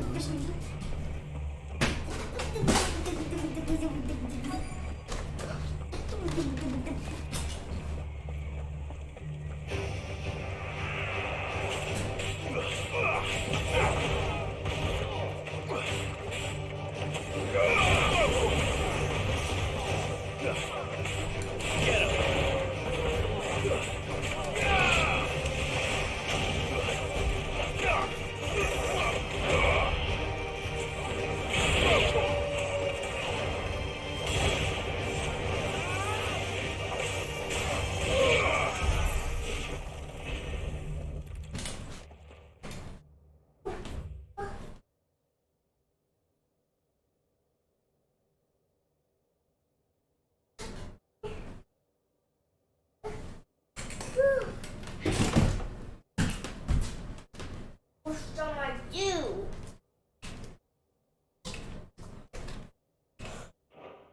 Minimal loss if we're looting lives. And what happens when they run out of bearers? Even the Imperials take better care of their branded than that.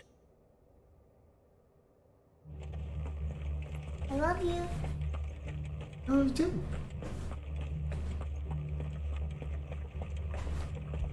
Did you got your powers? Mm-hmm. Yay! You don't have when you press all? Mm-hmm.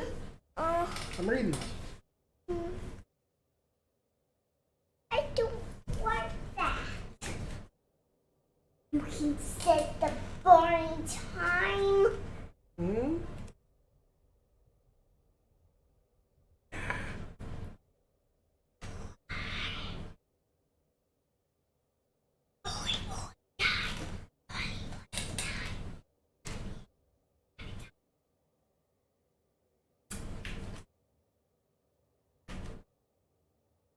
Oh, jeez. They were feeding bearers to it. This is even worse than I'd feared. Take we're gonna fight this thing. Right at the end of it. Headphones. No, they're my headphones. I'm using them. I just want them. I'm mad. Are you mad? Because I want your headphones.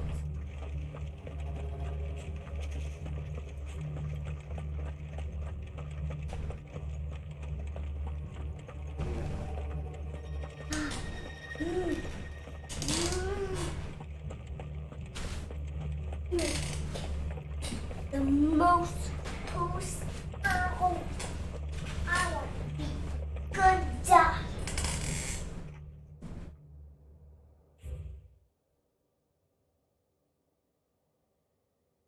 I love you.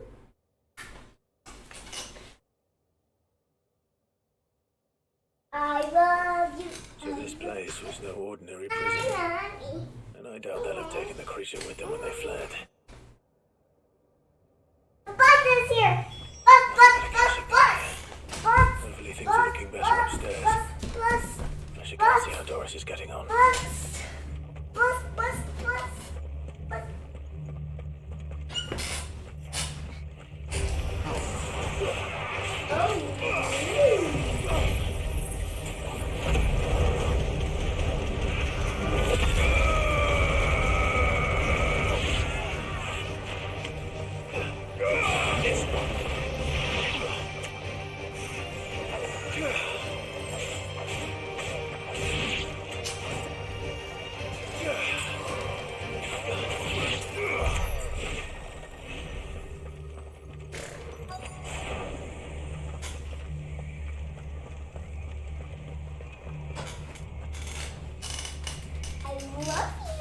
No lock downstairs. But I did find out that this place was more than just a prison. Something far more sinister was happening here. I know. I've been reading some of these documents and it can't be true, can it? Bearers die every day in service of their masters, but this is so much worse. Pitting bearers against a wild beast armed with nothing but their wits. And all in order to bring about more death. And not just those who could fight, but the elderly, children even. And those who wouldn't or couldn't were disposed of. Whatever.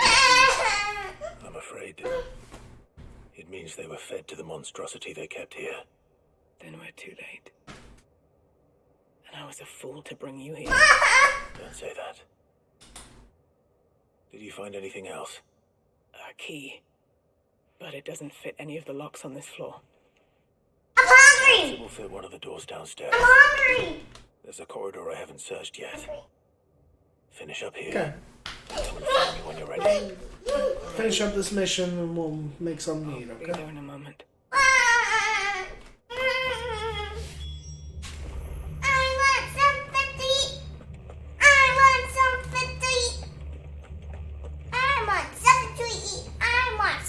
Okay.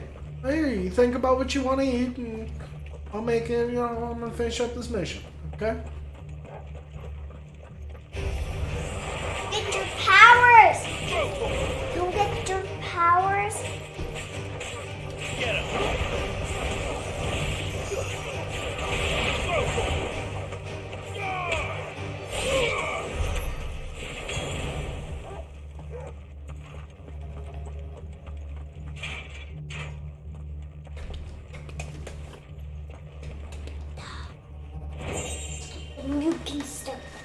do?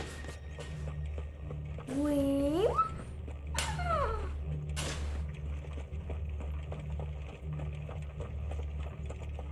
I'm right here.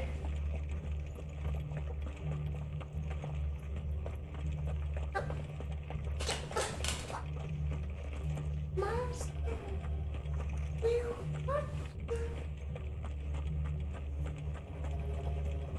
A big monster. Yeah, yeah.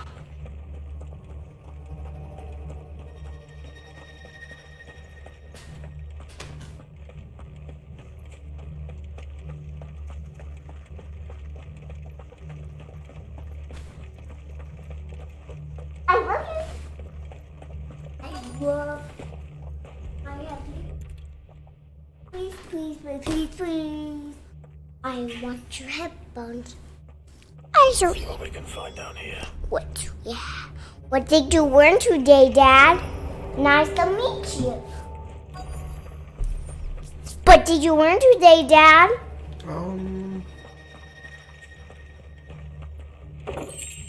Please, what you learn today? I'm thinking. Let's go to the rooms then. Survivor. She sounds close. Go to the room. You know, I don't think I learned anything. There's no need to be afraid. I'm hungry. Alone? Are there any other survivors? Some of the guards. They're still here. I'm hungry. Something's wrong with them. I'm hungry. Okay. Of course there were. Thank you, Founder. That was funny. It was worth our company. I want to laugh. Are you ready? My voice is not working. You poor thing. You must have been terrified. I'm hungry. Patrick sent you. I'm hungry. What do you want to eat? I want sweets. Yeah, you're not having sweets. I have junk food. I want them.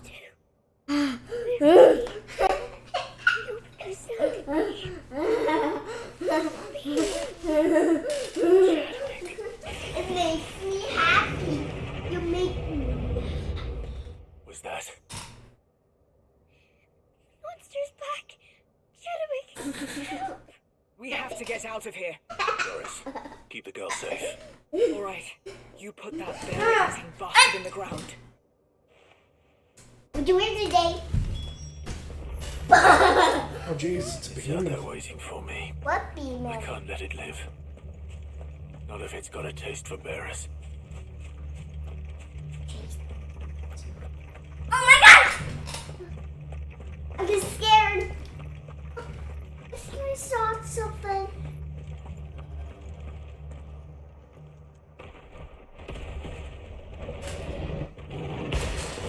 Alright, come on. I've heard take this out and make something new, okay? Okay. Okay.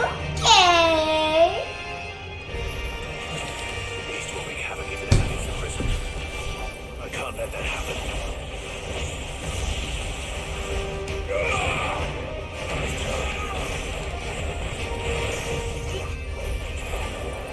Need to hug your parents. Yeah? He's such a huggy. Oh. So, get off.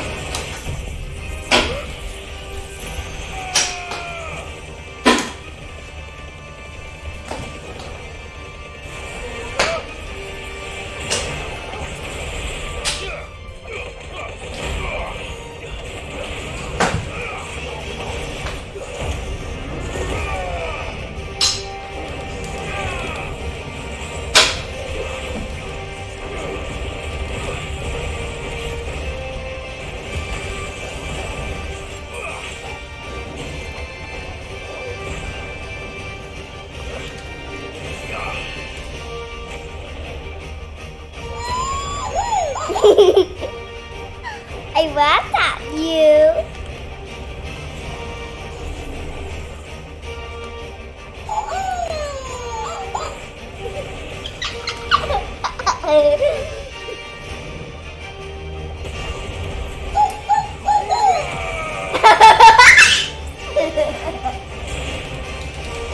Can my bark on you, Dad?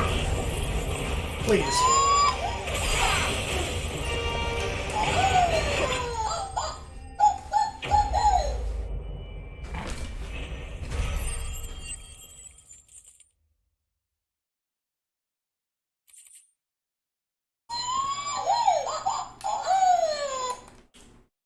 Hey, it's for you fun. Uh-huh.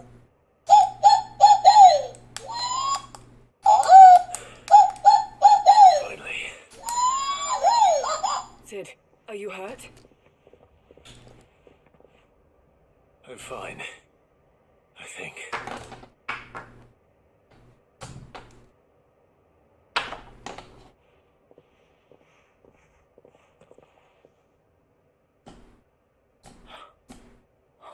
No. What is it? A diary. I gave it to Chadwick before we went our separate What's ways. the dog? He was here. Bitch. Do you think that creature? Oh my God. I'm sure he fought bravely to the last. You will get The girl is safe thanks to him. Chadwick. You fool. Come on. We have to get her back to the hideaway. I don't want his sacrifice to have been in vain. Of course not. I'll see that she's looked after from now on. It's the least I can do.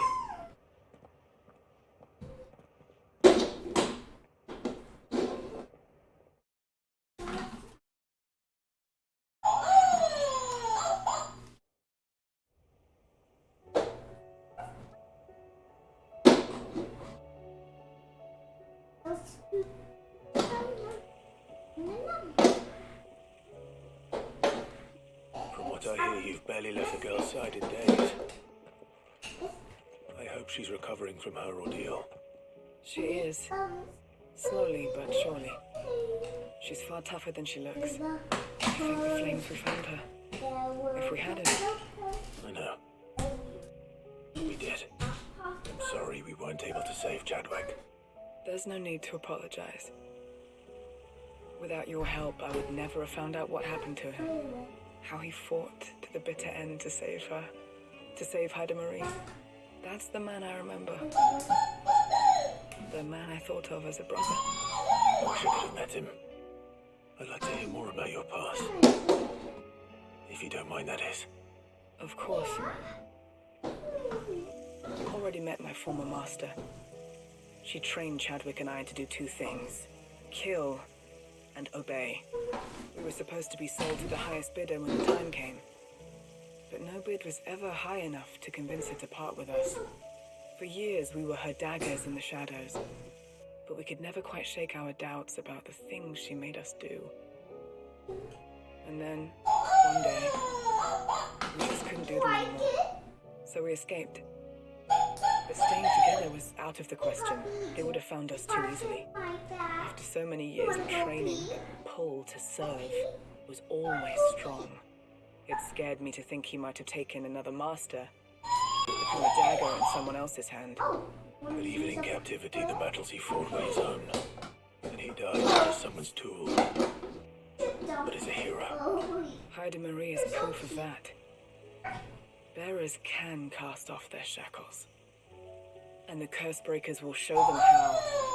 I'll fight until my dying breath to see it done. For Chadwick, and for all of us. Thank you, Doris. We'll be counting on you.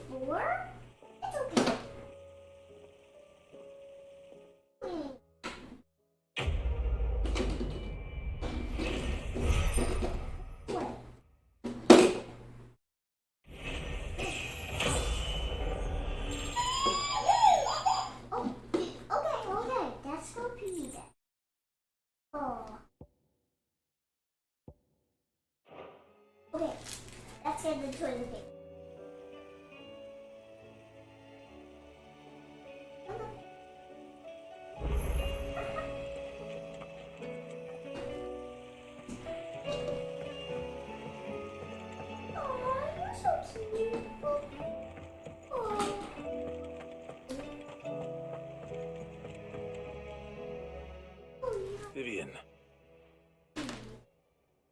found it.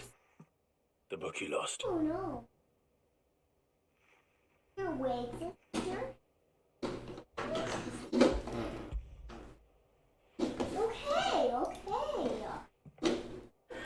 You found it. Thank you, Clive. Even though I asked this of you, I was not entirely sure it would be possible. I feared the executors had seized every copy. I met with one of these executors, and I convinced him to let me keep it. He told me something. That the truth is just a matter of collective belief. And that if enough people believe a lie, that lie becomes the truth. It does. But it also means that the truth is not immutable, that it can be changed, provided that those who wish to change it can convince enough people that their perspective is the correct one. As the sad history of the bearers proves. You said that the book inspired you to become a scholar. It did. Or its author, rather. She was a heretic, you see. A firebrand and a dissenter. A gallows stood ready for her in every corner of the realm. And by shunning society, or perhaps being shunned by it, she stumbled upon a truth so potent that an entire realm trembled at the prospect of its utterance. I, too, have always felt somehow set apart from the world of men. A stranger to my own species. She taught me that my solitude was not a curse, but a gift. Look at that. And that, though my journey to the truth might be a lonely one, what I found at my destination would be more than worth the cost. Do you still feel that way? That you're not one of us? Honestly, I'm not entirely sure anymore. Since coming to the hideaway, I find my thinking somewhat clouded. Perhaps the result of studying mankind from a rather closer perspective than I had intended. But the more I study, the more I find value in this perspective. In looking not from the outside, but from within. So if you'll permit me, I'd like to continue my work here. Remember, Clive, when enough people believe, belief begets truth. Give the men and women of this benighted world the gift of truth. Make them believe in you, as I do. I'll try, Vivian. I'll try.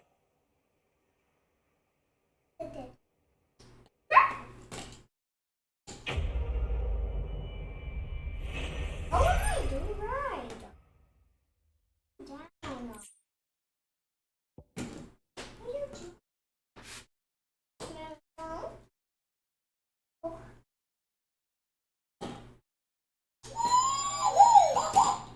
Okay.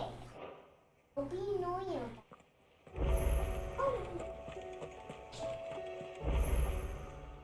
Oh, I wasn't expecting you back.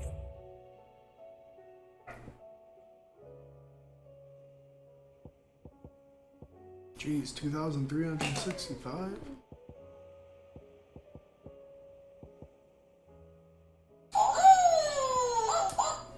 Okay, Doc. You earned this. Okay. Market.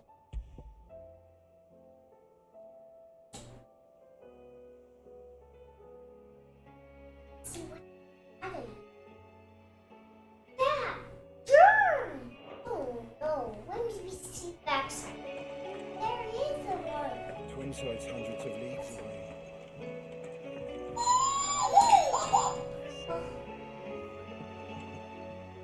Oh, we have to fight them. Herman.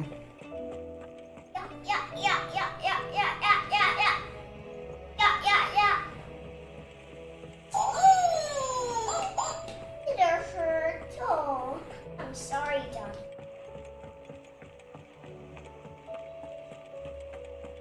Yeah.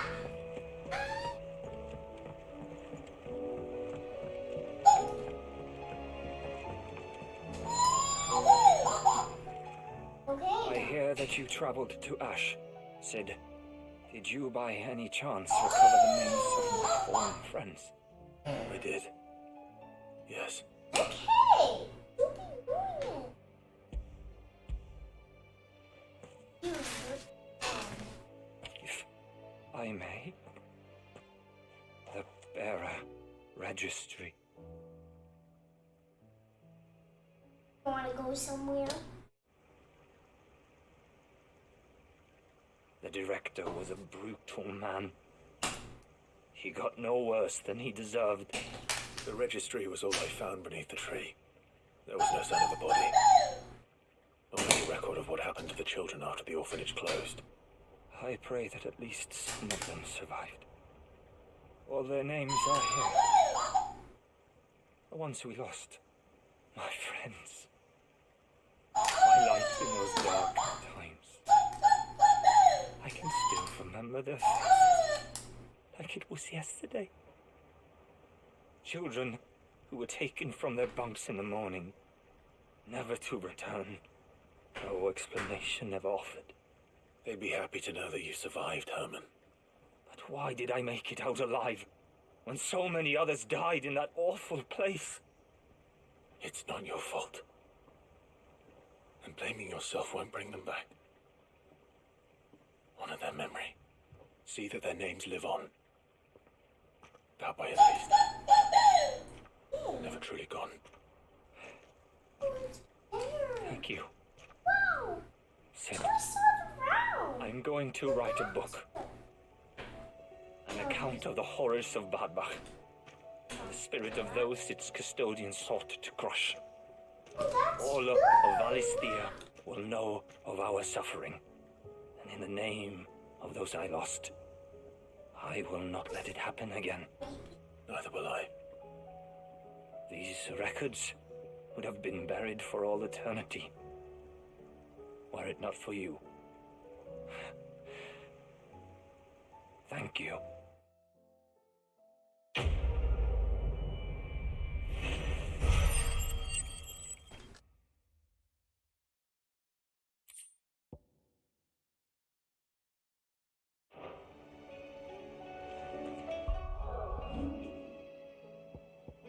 I get 3,000. What for him? I need the robot game. Can you give me the robot game?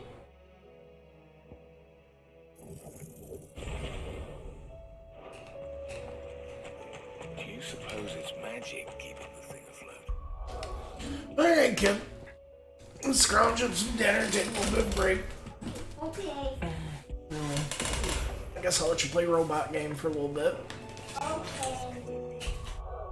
And maybe after an hour or so, come back and try to get the rest of these. Still got a handful of quests. I mean, we're not Are getting you all done the quests gaming? everywhere, but we'll see. We only got the 2. Are you done gaming?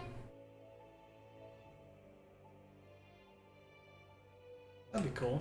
Yeah, we definitely gotta do that one. And we gotta help out Gav, so yeah. Get those when we come back. What's up, puppy? Yes. I'm hungry. Okay. Get everybody something to eat. Don't sound like a bad idea. What's this? Then this got work.